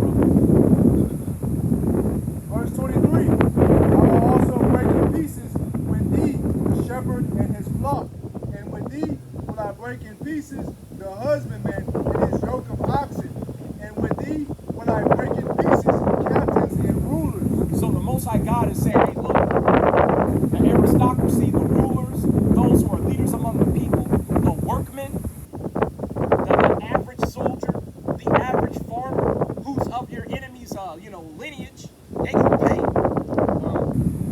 See, the Most High God ain't stalling you out because you fall in a certain socioeconomic bracket. Anybody can get it, man. Anybody can get it. Y'all heard me say it. It's the only thing on this planet that's unisex, and it fits everybody. Right? Y'all got time for the Bible today? A couple minutes? Are y'all native Hispanic by chance? Mexican? Okay, well if y'all are native Hispanic, just know y'all are people in the Bible that it's talking about. If y'all are Mexican, y'all are from the tribe of Issachar. Issachar in the Hebrew means he who is hired. Who are the hardest workers on the planet? Mexicans, right? Alright, y'all Israelites, man. Sure thing, sure thing.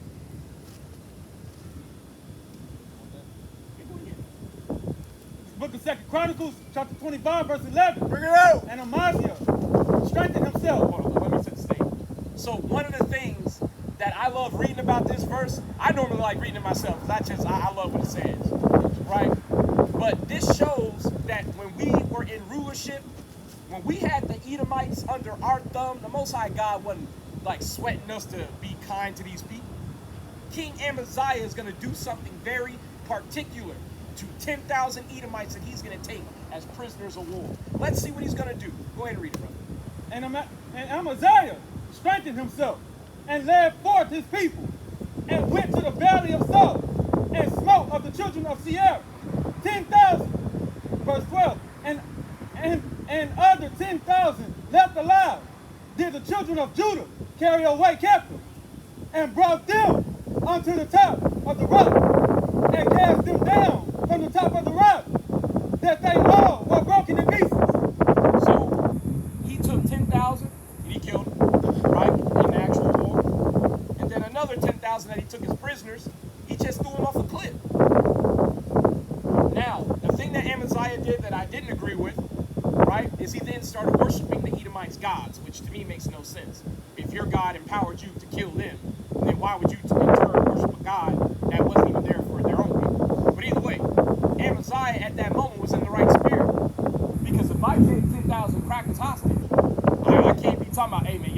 amongst us.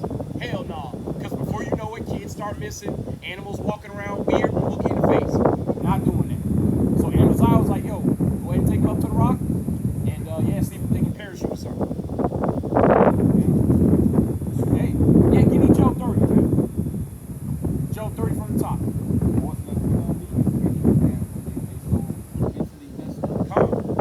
Man, and when you see the videos of how they do the animals, man, it's barbaric.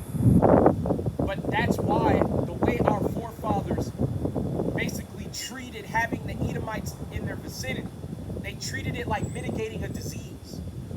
And that's because wherever these people go, death follows them. They're going to endeavor to take you over. That's exactly what happened to us when we were in the Hasmonean dynasty. You had Edomites start to marry in to the Maccabees family. Literally, they were marrying into the aristocracy. And we were letting our daughters marry them. You even see an example of that. I think it's Ptolemy's son-in-law. Right. He marries an Israelite woman. See, but yeah, like I don't understand how you can both kill us and then marry in at the same time. But nothing is new under the sun. Our people have always had a soft spot for these damn devils, and as a result, they always get on top of us and they do the same exact thing. Go ahead and get what you got. This is the book of Job, chapter 30, verse 1. Bring it up. But now they that are younger than I have me in derision, whose fathers I would have disdained to have set with the dogs. Verse 2. It's like you. I would have disdained to have set with the dogs of my flock. So you have Job literally saying that these Edomites now have him in a position where he has to basically answer to them, right? And as we know, Job was rendered basically penniless, right? So now he has basically, I forget his name, the Temanite. I think his name was Eliphaz, as a matter of fact, in the book of Job, wasn't it? I think it was a Temanite. Yeah, but either way, the Edomite, who was one of Job's friends, you know, Job is lamenting. He like, yo, like now these people that I wouldn't even let, you know, be with the dogs of my flock because of how filthy and perverse they are. Now these people are lords over me.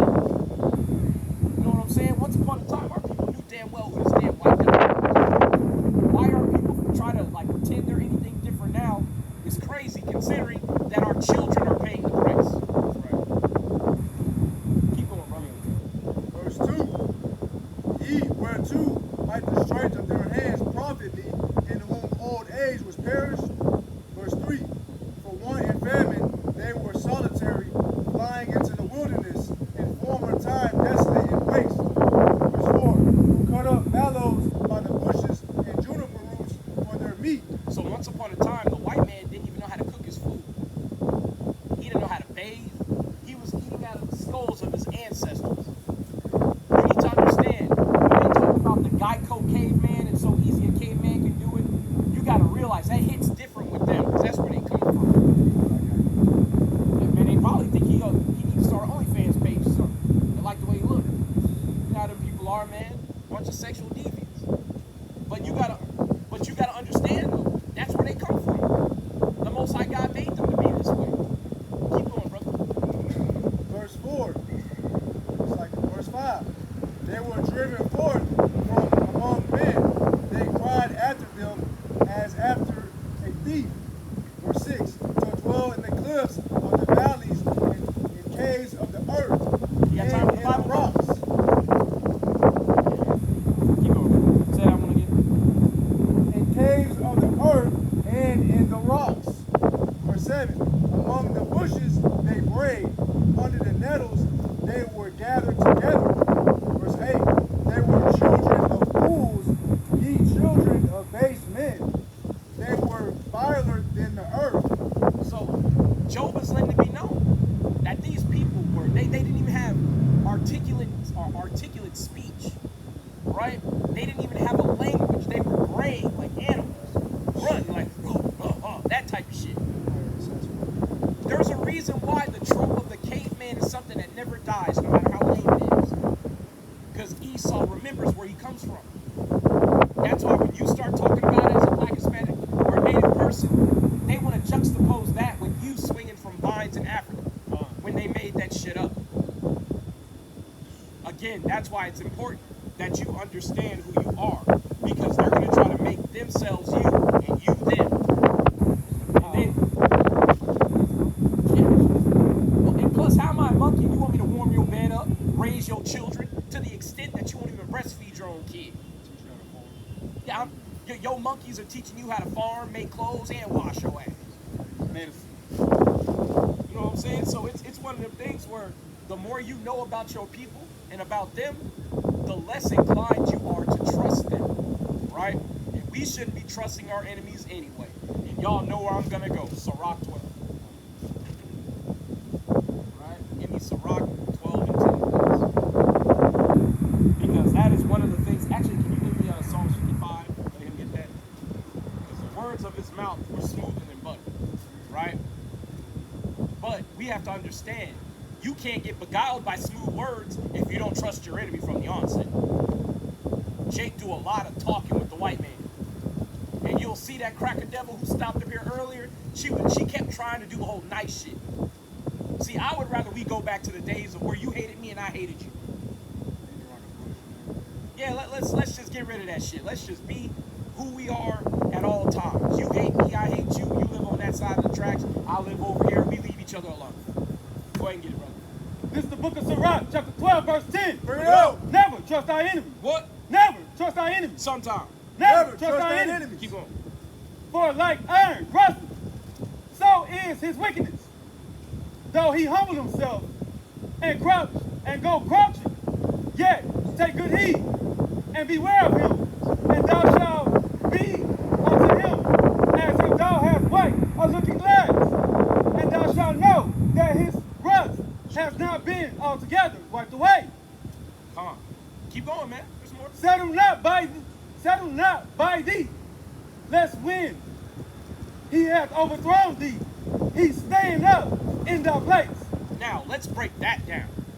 The Bible tells us to not set him by us, because as soon as you set him by you, he then gets to planning and scheming on how he's going to run things in 6 months.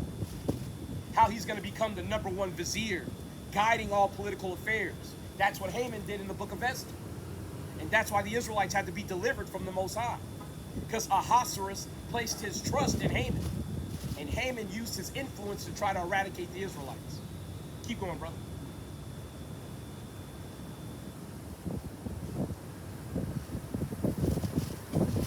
Lest he seek to take thy seat, and thou at the last remember my words, and be pricked therewithin.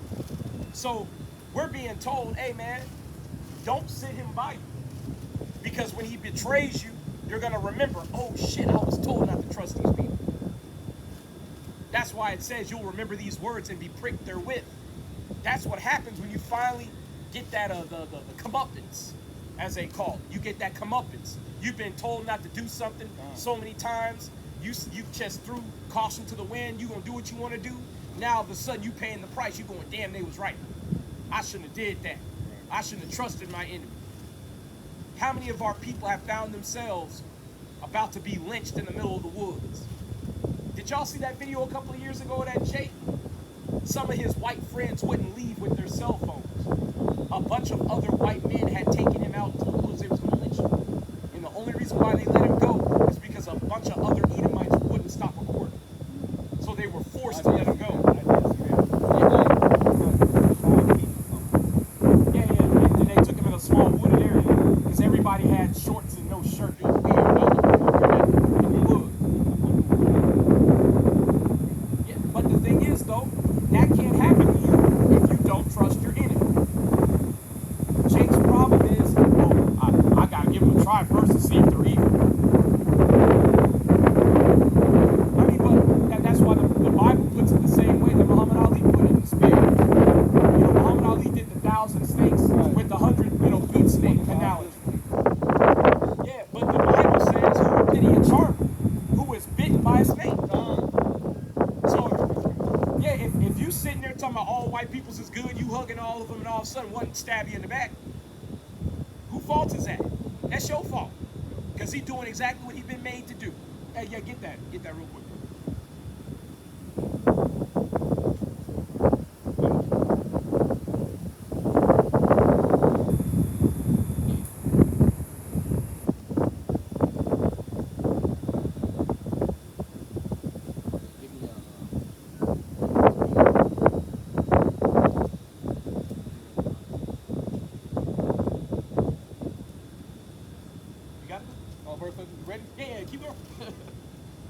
13. Who will pity a charmer that is bitten with a serpent, or any such as come nigh wild beasts? So, again, like, don't nobody pity a snake charmer when he's bitten by a cobra. And people don't care if his whole arm turn blue and swell up and fall off. The first thing people ask is, what were you doing near a cobra? Oh, you got big because you were charming? That's your fault. Or how about people who go to those damn, safaris, and they getting all out the vehicle when they're told not to get out, and they get mauled by a lion. Nobody feels bad for them. Steve Irwin. Yeah, Steve Irwin, when he got stung in the heart by that stingray. And they said that was such a freak accident, that's never happened before.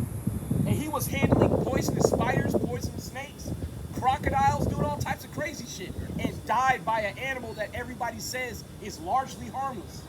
The Most High God made a fool of him as he died. Well, they were making it like he was some master of nature, like He-Man or some shit. Right, Dr. Doolittle. Yeah. When he just another white man who won't stay his ass at home. Go ahead and get it, bro. Black folks like, Steve, oh, the Australian nigga who be molesting animals, he died? Oh, okay. Then we kept it pushing. We was like, all right, well, shit, should have stayed his ass at home. Keep going, bro.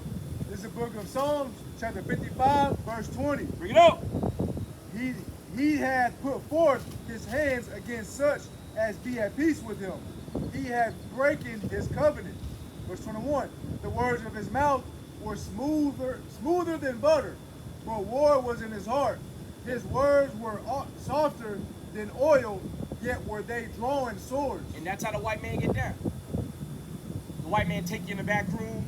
He show you a nice, well typed up document, and he like, yeah, see, like right here, this is the provision where you get paid at, and see all these zeros right here, you get paid. But what he don't tell you is on the back end, you gotta hire him, pay him X percentage, you gotta pay for all the expenses for the job, the fine print. That's how they get down. And that's if they honor the contract. Because a lot of times they'll go through all those motions just to void the contract and do what they want to do. Yeah. So if you say, hey, I'm not trying to do business with you, now you've gained an enemy.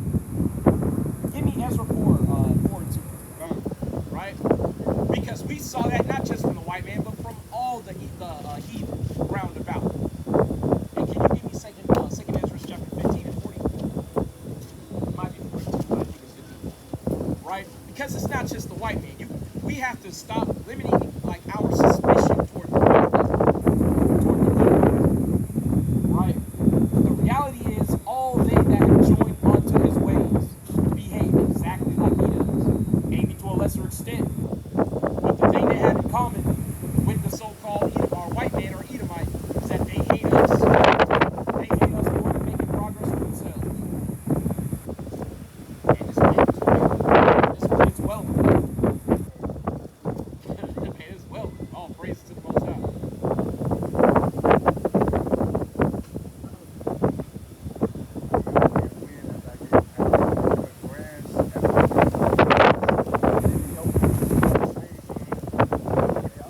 Yeah, Most High be helping, man. This is Isaiah, chapter 40 and verse 15. Bring it out. Behold, the nations are as a drop of a bucket, and are counted as the small dust of the earth. Behold, he taketh up the isles as a very little thing. So the Most High God don't care about these lesser nations, man. These heathen, right? That's why we keep trying to tell our people, stop telling folks God love everybody. Because if God love you the same way He love heathen, He will love you. Verse 16. In Lebanon is not sufficient to burn, nor the beast thereof sufficient for a burnt offering. This is saying an entire nation, if it were given as a burnt offering, it would not be enough. The Most High God would make it. What is this? Meanwhile, the singular Israelite could give a firstling of his flock and do a burnt sacrifice to the Most High God, and He would honor that. Meanwhile, an entire nation being destroyed, the Most High God is like, verse 17. All nations before Him are as nothing, and they are counted to Him less than nothing and vanity. To whom then will ye liken God? Or what likeness will ye compare unto Him? So the Most High God say, look, man, they're not even on my radar. See, and this is something we have to keep reminding our people. The job that's been given to somebody to care for the heathen, that's our job. That's our job. Our job is to manage and care about the heathen when they're righteous and to chastise them when they're wicked. That's why we're told in the book of First Corinthians that the saints shall judge the earth. We're going to judge the very earth and its populace. And all these heathen that are in it, they're going to receive their comeuppance for all the things that they've done unto the children of Israel. Yeah, go ahead and start. The book of Ezra, chapter 4, verse 1. Now when the adversaries of Judah and Benjamin heard that the children of the captivity built the temple unto the Lord God of Israel, then they came to Zerubbabel and to the chief of the fathers and said unto them, let us go with you, for we seek your God, as ye do. And we do sacrifice unto him since the days of Azar, king of Y'all got time Assur, for the Bible today? A couple minutes? which I'll brought say, us Christ gonna say the from same to heaven. you. All praise. But you see that the heathen were coming unto our people trying to join unto our God. Right? The sad part is the people to whom God is actually for couldn't care less to hear. That's why when calamity strikes, they cry out to God in vain. See, that's why if I ask my brother walking away, what's God's name? He'll say Yahweh, he'll say Yeshua, Ahaya, all these nonsense names. And here's the thing, we're not above being foolish. That's why we give credit to the Most High God. We take that for ourselves. That's right. Right? But the thing that we did that was different, when we heard we were wrong, we stopped, we listened, and we were corrected. That's the only difference. Right?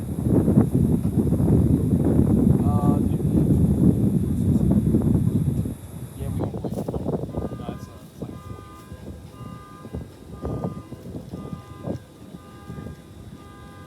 46. Yeah, start at 46. This book of 2nd Ezra, chapter 15, verse 46. Bring it up. And thou, Asia, that art partaker of the hope of Babylon, and art the glory of her person. Verse 47. Woe be unto thee, thou art rich, because thou hast made thyself like unto her, and hast decked thy daughters in whoredom, that they might please, and glory in thy lovers, which hath always desired to commit whoredom with thee. Verse 48. Thou hast followed her that is hated in all her works and inventions. Therefore saith God. 49. I will send plagues upon thee, widowhood, poverty, famine, sword, and pestilence, to waste thy houses with destruction and death. So this is literally saying to Asia, which we know as Moab and Ammon, because they have joined themselves unto Babylon and made themselves like unto her in all ways, that they now have to incur a recompense.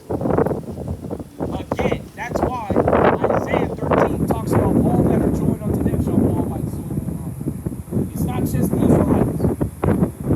See, whenever the Most High God put the white man in charge, all the lesser heathen, well, I say greater, lesser in terms of authority, right?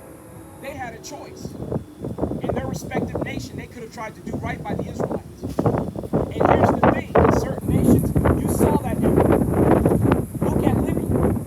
Muammar Gaddafi was talking about trying to work with Louis Farrakhan and sending millions over to help black people here in America. But the Most High God has made it readily apparent that there is no Savior aside from Him. So He had him taken out of the way. But does that mean that there will be no mercy for His ilk in the kingdom? Certainly not, because the Most High God shows mercy unto whom He will show mercy. That's right.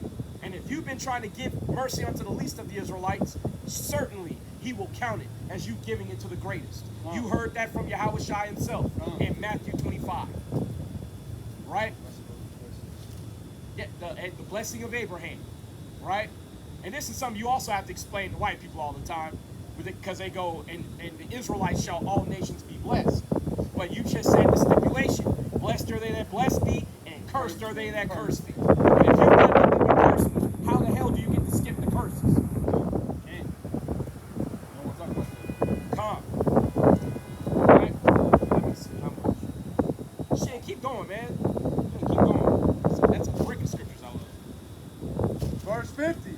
And the glory of thy power shall be dried up as flour, when the heat shall rise that is sent over thee. 51. Thou shalt be weakened as a poor woman with stripes, and as one chastised with wounds, so that the mighty and lovers shall not be able to receive thee.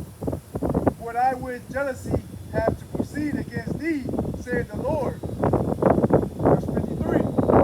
If thou hadst not always slain my chosen, exalting the stroke of thine hands, and saying over their dead when thou wast drunken. 54. Set forth the beauty of thy countenance. The reward of thy whoredom shall be in thy bosom. Therefore shalt thou receive recompense. Verse 56. So the Most High God is saying, hey, look, get ready to get punished. Anybody who's had a caring parent knows what it's like when your parent says, hey, look, man, when I come back, I'm whooping your ass. They basically saying, get ready. The Most High God is he's making a challenge to all these nations, man. Get ready to get your punishment. And if you can stand up and you think you can just withstand the punishment of the Most High God, he invites you to. That way you can be humble. Keep going, brother. Verse 56. Like as thou hast done unto my chosen, saith the Lord, even so shall God do unto thee, and shall deliver thee into mischief. Thy children shall die of hunger, and thou shalt fall through the sword. Thy cities shall be broken down, and all thine shall perish with the sword in the field. They that be in the mountains shall die of hunger, and eat their own flesh, and drink their own blood, for very hunger of bread and thirst of water. Thou, as unhappy, shalt come through the sea, and receive plagues again. And in the passage they shall rush on the idle city, and shall destroy some portion of thy land. Now that's all I need to say. So you see that the Most High God is going to render a recompense to these people. Again, that's why we keep trying to tell our people, man, stop trying to limit the judgment of the Most High God to what you feel comfortable with. There's been a lot of wickedness done to God's people, and God's got to cleanse this earth. Give me Numbers 35 and 32, or 35, 33. But go ahead and get what you got. This is the book of Psalms, chapter 79, verse 5. Here we go. How long, Lord, wilt thou be angry? Forever? Shall thy jealousy burn like fire? Pour out thy wrath upon the heathen that have not known thee, and upon the kingdoms that have not called upon thy name. Verse 7. For they have devoured Jacob and laid waste his dwelling place. What did they do to us? They have devoured Jacob and have laid waste his dwelling place. That's why they got to pay. Again, the judgment is already cast. Whether the speaker or teacher that you're dealing with expresses his willingness for these people to go into slavery or not, it doesn't change the judgment of God. The Most High God says these people got to get back for what they've done. And it is what it is. Your soft-heartedness as an Israelite is not going to change the judgment of the Most High God. That is something our people have to internalize. You have to put off the weak nature. Right? Keep going, brother. Verse 8. Oh, remember not against us for our iniquities. Let thy tender mercy speedily prevent us, for we are brought very low. Verse 9. Help us, O God, of our salvation, for the glory of thy name, and deliver us, and purge away our sins, for thy name's sake. So, one of the things again that we're trying to tell our people is that we want God to not only punish our enemies, but to continue to cleanse us and to correct us, right? Because again, just because they got to get punished don't mean we don't need to be fixed. There's a lot of things that they've done to us that have left us bent and warped in various ways. We need to be corrected, right? Keep going. There's a little bit more. Come. Verse 10. Wherefore should the heathen say, where is their God? Let them be known, revenging of the blood of thy servants, which he shed. No, let him be known among you. Let them be known among the heathen in our sight by the revenging of the blood of thy servants, which is shed. Yeah, keep going. Verse 11. Let the sign of the prisoners, let the sign of the prison come before thee, according to the greatness of thy power. Keep going. Preserve thou those that are appointed to die. So not only are we asking for the Most High God to revenge us of our enemies, but we're also asking the Most High God to preserve those of us who are in dire circumstances. Now, I'm going to be honest, we are asking the Most High God to preserve those of us who are in dire circumstances that are righteous, right? Because if you're in a low estate and you wicked, I'm going to be honest, you need to stay where you at. Because you obviously need to be corrected, right? That's why we're trying to tell Blacks, Hispanics, Native Indians, man, start keeping these laws so you can be justified and being protected. That's right. Because your enemy lurks about like a roaring lion, seeking who he may devour. And you best believe, as this white man gets more desperate, he's going to start devouring people, literally. That's right. Right? There's a little bit more. Verse 12. Verse 12. And render unto our neighbors sevenfold into their bosom their reproach, wherewith they have reproached thee, O Lord. Verse 13. So we, thy people, and sheep of thy pasture, will give thee thanks forever. We will show forth thy praise to all generations. Come. So, and this is King David. You got to remember, King David at the time, he was on top of the world. He was the most powerful man on the planet. And even he was crying out to God for him to defend us and avenge his people. Because you got to remember, even during the time of King David's rulership, there were enemies that had not been requited yet. Had we not have gone into the slave trade to the Egyptians? I'm sorry?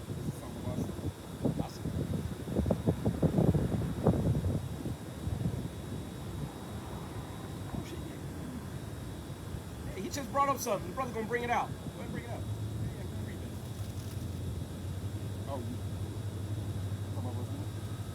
that. Oh, no, that's what we just read. Okay, it's Psalm. Yeah. It's Psalm. Okay. Okay. Well, but, you know, it's a song of one of David's musicians, right? So, you know, we have literally songs that we're singing onto the Most High God, beseeching the Most High God to avenge us. You know what I'm saying? So my question is, if we have men who are far greater and far more righteous than us, crying out to God for vengeance, what makes us think that we could cry out to God for him to have a stay of execution for his enemies? And we're engaging in sin because of God's enemies. You got to think the Most High God, he's going to revenge those who put the bottle to your lips to drink. As a matter of fact, if you give me Habakkuk 2. Yeah, I got you. Yeah, read that real quick. This is the book of Numbers, chapter 35, verse 33. Bring it up. So ye shall not pollute the land wherein ye are, for blood it defileth the land, and the land cannot be cleansed of the blood that is shed therein, but by the blood of him that shed it. So, these nations have committed genocide on our people all over the earth. You've got the transatlantic slave trade, you've got the sub-Saharan slave trade, you've got the Silk Road slave trade, you've got all types of minor captivities in between. Not to mention, like, horrors untold, because these are things we know about. That's why I was saying earlier, one of the things that's come out as a result of the Russians going into Ukraine is all these horrendous factories that they're finding, where they're literally cutting babies in pieces and selling parts. You got to remember, there's a whole market for body parts, stem cells, adrenochrome, sex trafficking kids, Esau is at the helm of all of them. That's why there has to be a visitation to set this place in order. That's right. It shall be given unto another people. Y'all got time for the Bible tonight? What tribe you from? What tribe you from? Judah. Are you a black woman? No. Word? I don't know. I'm Mexican. You're from the tribe of Issachar. You're not no Judah. Oh, you know what? I didn't know that. Yeah, Issachar means he who was hired. That's why the Mexican man is the most hardest worker on the planet. Amen. Yo, Lord Israelites, you ain't got a guest sister. Come talk to us. Okay, I'll be back. All right, we'll be here. Actually, shit, we about to go. Shit. You about to go? Shit, man, it's been 4 hours, bro. I gotta go Louisiana tomorrow. So. Damn. Okay, I don't have y'all the order ready to go. Y'all wanna stop by my place? I can make it for y'all in the park.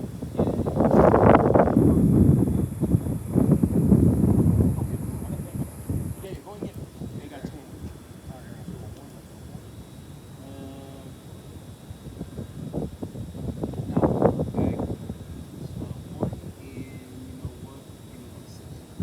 This is the book of Haggai, chapter 1, verse 6. Ye have sown much and bring in little. Ye eat, but ye have not enough. Ye drink, but ye are not filled with drink. Ye clothe you, but there is none warm. And he that earneth wages to put it in, it's like to put it into a bag with holes. So that's exactly what happens to our people. You get your paycheck, you celebrate for about 30 seconds, and you pay bills, that shit gone. Paycheck to paycheck. And it don't matter if you a millionaire or if you barely making a few $100s a week. Because if you got a multi-million-dollar property, I got news for you. You live in paycheck to paycheck. Because if you lose that income, your ass gonna go broke real quick. Right? But I had the brother read that to say this. All of the exploitation that we're going through, we don't get nothing for it. And these people make no account of our labors, as it says in Wisdom of Solomon 5. You know what I'm saying? That's why we need our Lord to come with a reward. Because there is no reward enough to compensate us for all the suffering that we've been through. But the kingdom of heaven, it's going to be so miraculous and wonderful that we're going to be waking up thinking it's a dream. Can you imagine life is so good you think you're living in a dream? I don't know what that's like because I'm in hell right now. I wake up, my body hurts, bills are due, I'm signing to work. I get off work, bills still due, body still hurts, can't see your kids, can't see your family. Yeah, shit, AC broke, you know what I'm saying? If you own your own house, you gotta fix everything. You know what I'm saying? It's just trouble after trouble after trouble. Oh, and shit, you hope you got spiders. At least they kill stuff. Shit, it's when you got roaches and all types of nonsense. That's when you really start worrying. You know what I'm saying? But, you know, we keep trying to tell our people, man, you're working to put your money in the bag with holes, man. How y'all doing tonight? Got time for the Bible? Y'all believe in the Bible at all? Are y'all Mexican? You come from the tribe of Issachar. You're an Israelite. Keep the laws of God. See, man, if I found out I was an Israelite, man, I would stop. I'd be like, hey, Google Translate. Let's get it. Yeah, prove something. But I'll tell you, if I was telling these white folks they was Israelites, they'd be like, shit, tell me more. Tell me how the Messiah gonna come back and give me a part 2 to my killings. Now, the white man, I'm gonna tell you, as long as you're white man's going to see because he assumes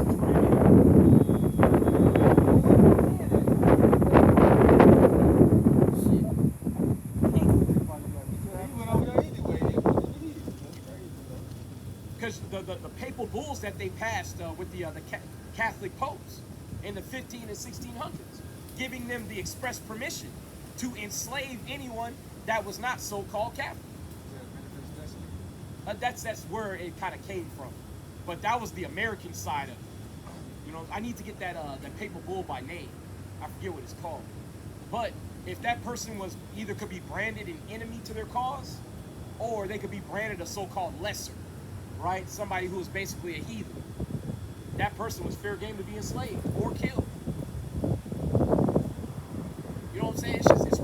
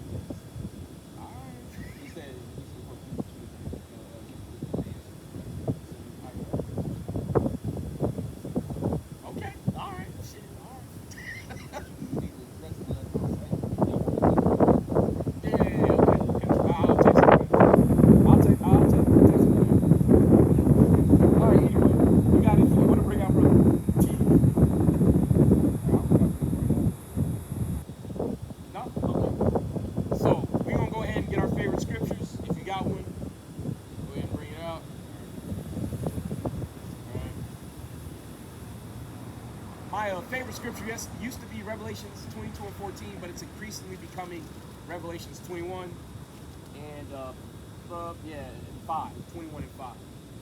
Right? I'm gonna start at 4, but I'll read mine last because it's on the good news.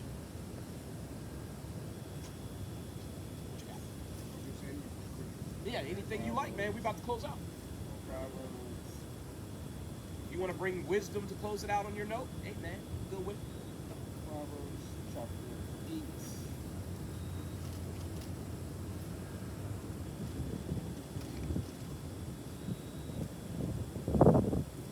Very last verse.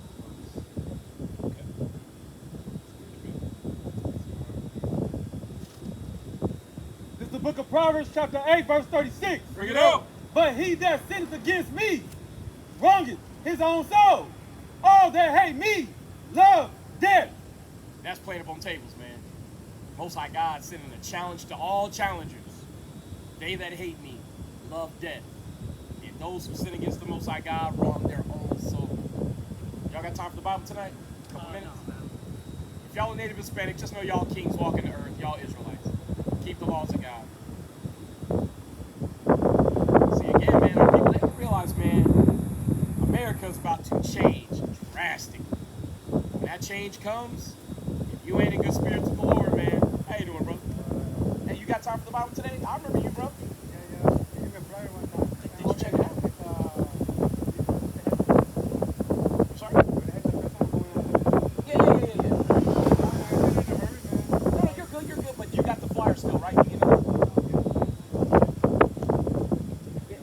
Check out that website on YouTube, because we put up scripture lessons every week. All right, bro? Be safe, Issachar.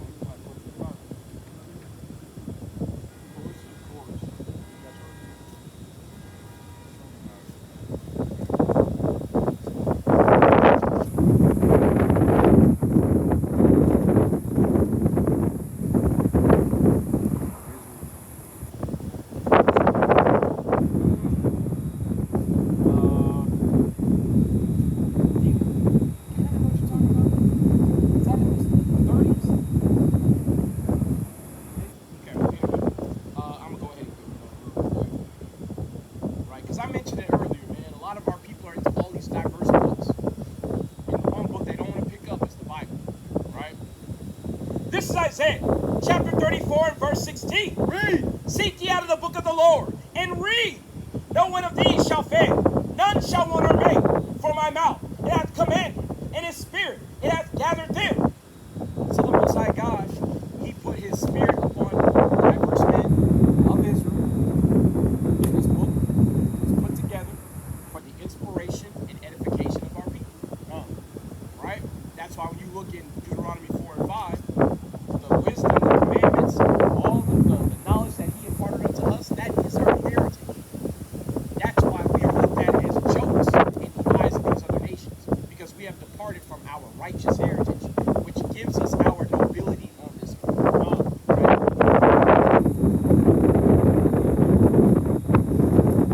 What you doing now?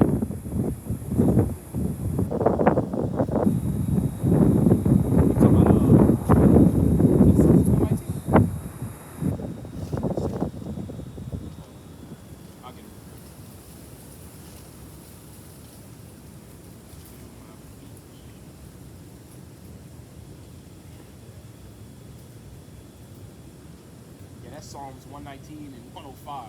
I couldn't remember the verse. Well, oh yeah, I'll get it.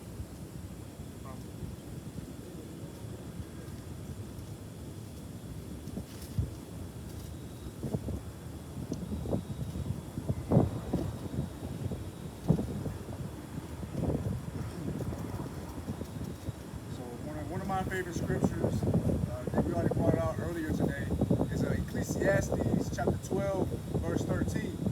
So before I get into it, I want to say I know there's a lot of people, like you mentioned earlier, people like to read all these different books, but they don't really want to read the Bible, and they're always questioning what is my purpose? I'm trying to find myself. What am I? What is empty inside? So one of the scriptures that just really helped me to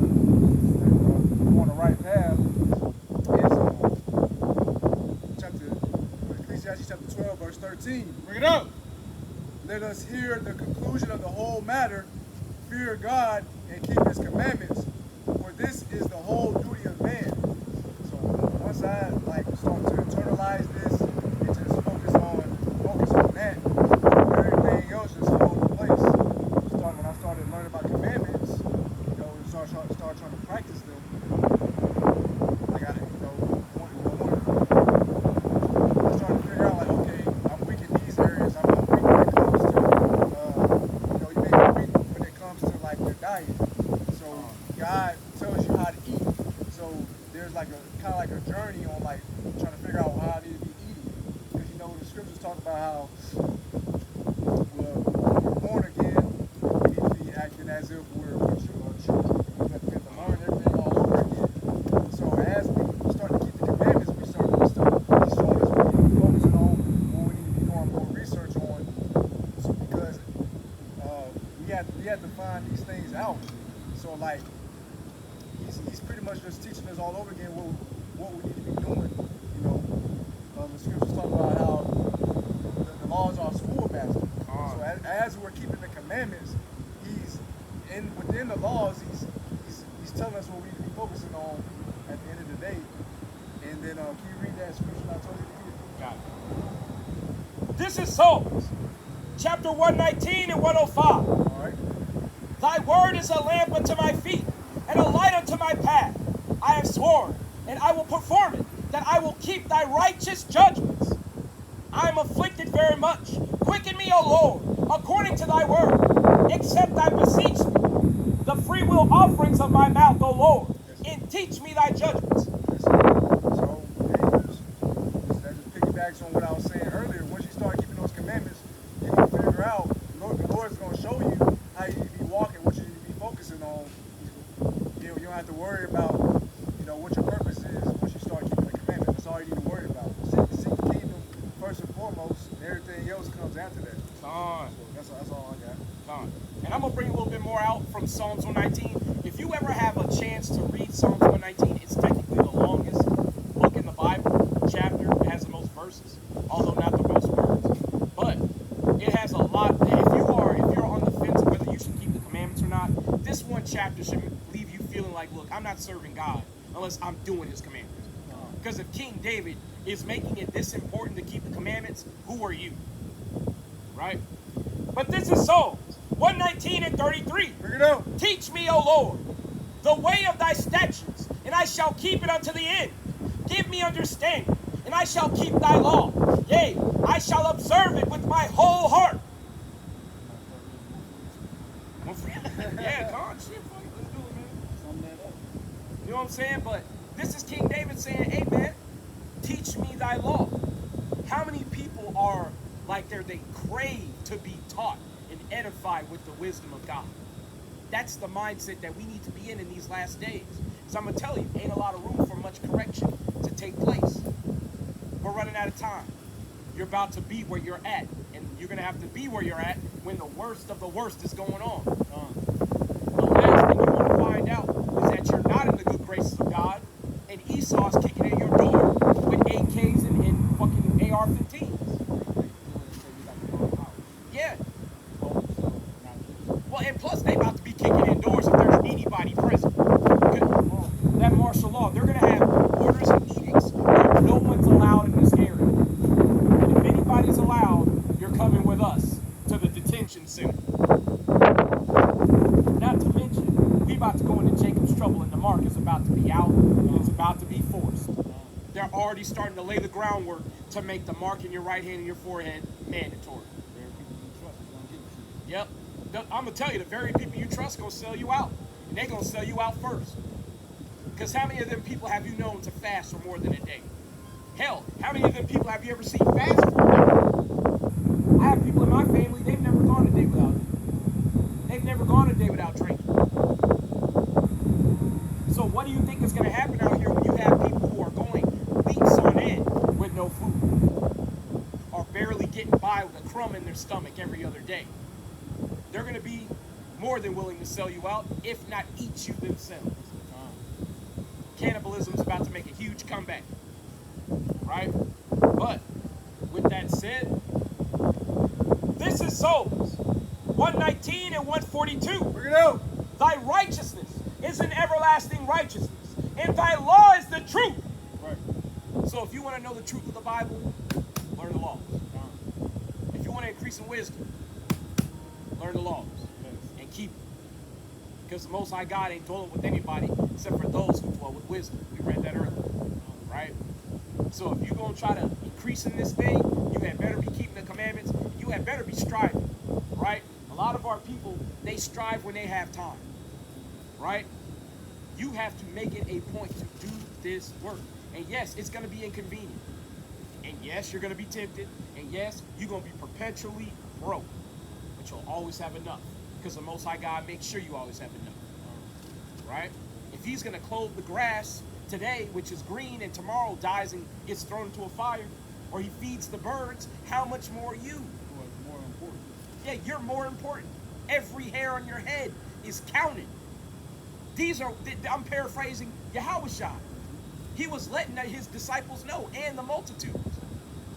You are counted by the Most High God. When I say counted, everything about you has been accounted for. Every inch you were supposed to grow has been accounted for. Every injury you were supposed to sustain from childhood to adulthood has been accounted for. Because what does it say about the angels bearing us up lest we strike our feet on a stone if we be counted amongst God's elect? So everything that's supposed to happen to you has happened. Most High God, praise him all the same and do the work. As a matter of fact, whatever work you're doing, try to double it. You know what I'm saying? Try to double it. Now I'm saying that to myself. I'm not doing enough. I need to find a way to do another camp throughout the week. So I'll probably be putting up more videos. Because that's on my spirit. I need to be doing more. Right? But let me go ahead and get this. Anybody else got another favorite? Okay, cool. This is Revelations chapter 21 and verse 4. Bring it out. And God shall wipe away all tears from their eyes, and there shall be no more death, neither sorrow nor crying, neither shall there be any more pain, for the former things are passed away. And he that sat upon the throne said, Behold, I make all things new. And he said unto me, Write, for these words are faithful and true. And he said unto me, It is done. I am Alpha and Omega, the beginning and the end. I will give unto him that is athirst, and of the fountain of the water of life, freely. He that overcometh shall inherit all things, and I will be his God, and he shall be my son. That's right. And on that note, I'd like to say, call halal Yahweh Bashem Yahushai. This is Brother Andre and Brother Malkia, and I'm Hayael with Sakari. We signing out, all right? Kwam Yasharala. Kwam Yasharala. And Abad Babal. Abad Babal, death to Babylon. Or destruction of Babylon, however you want to say it. All right.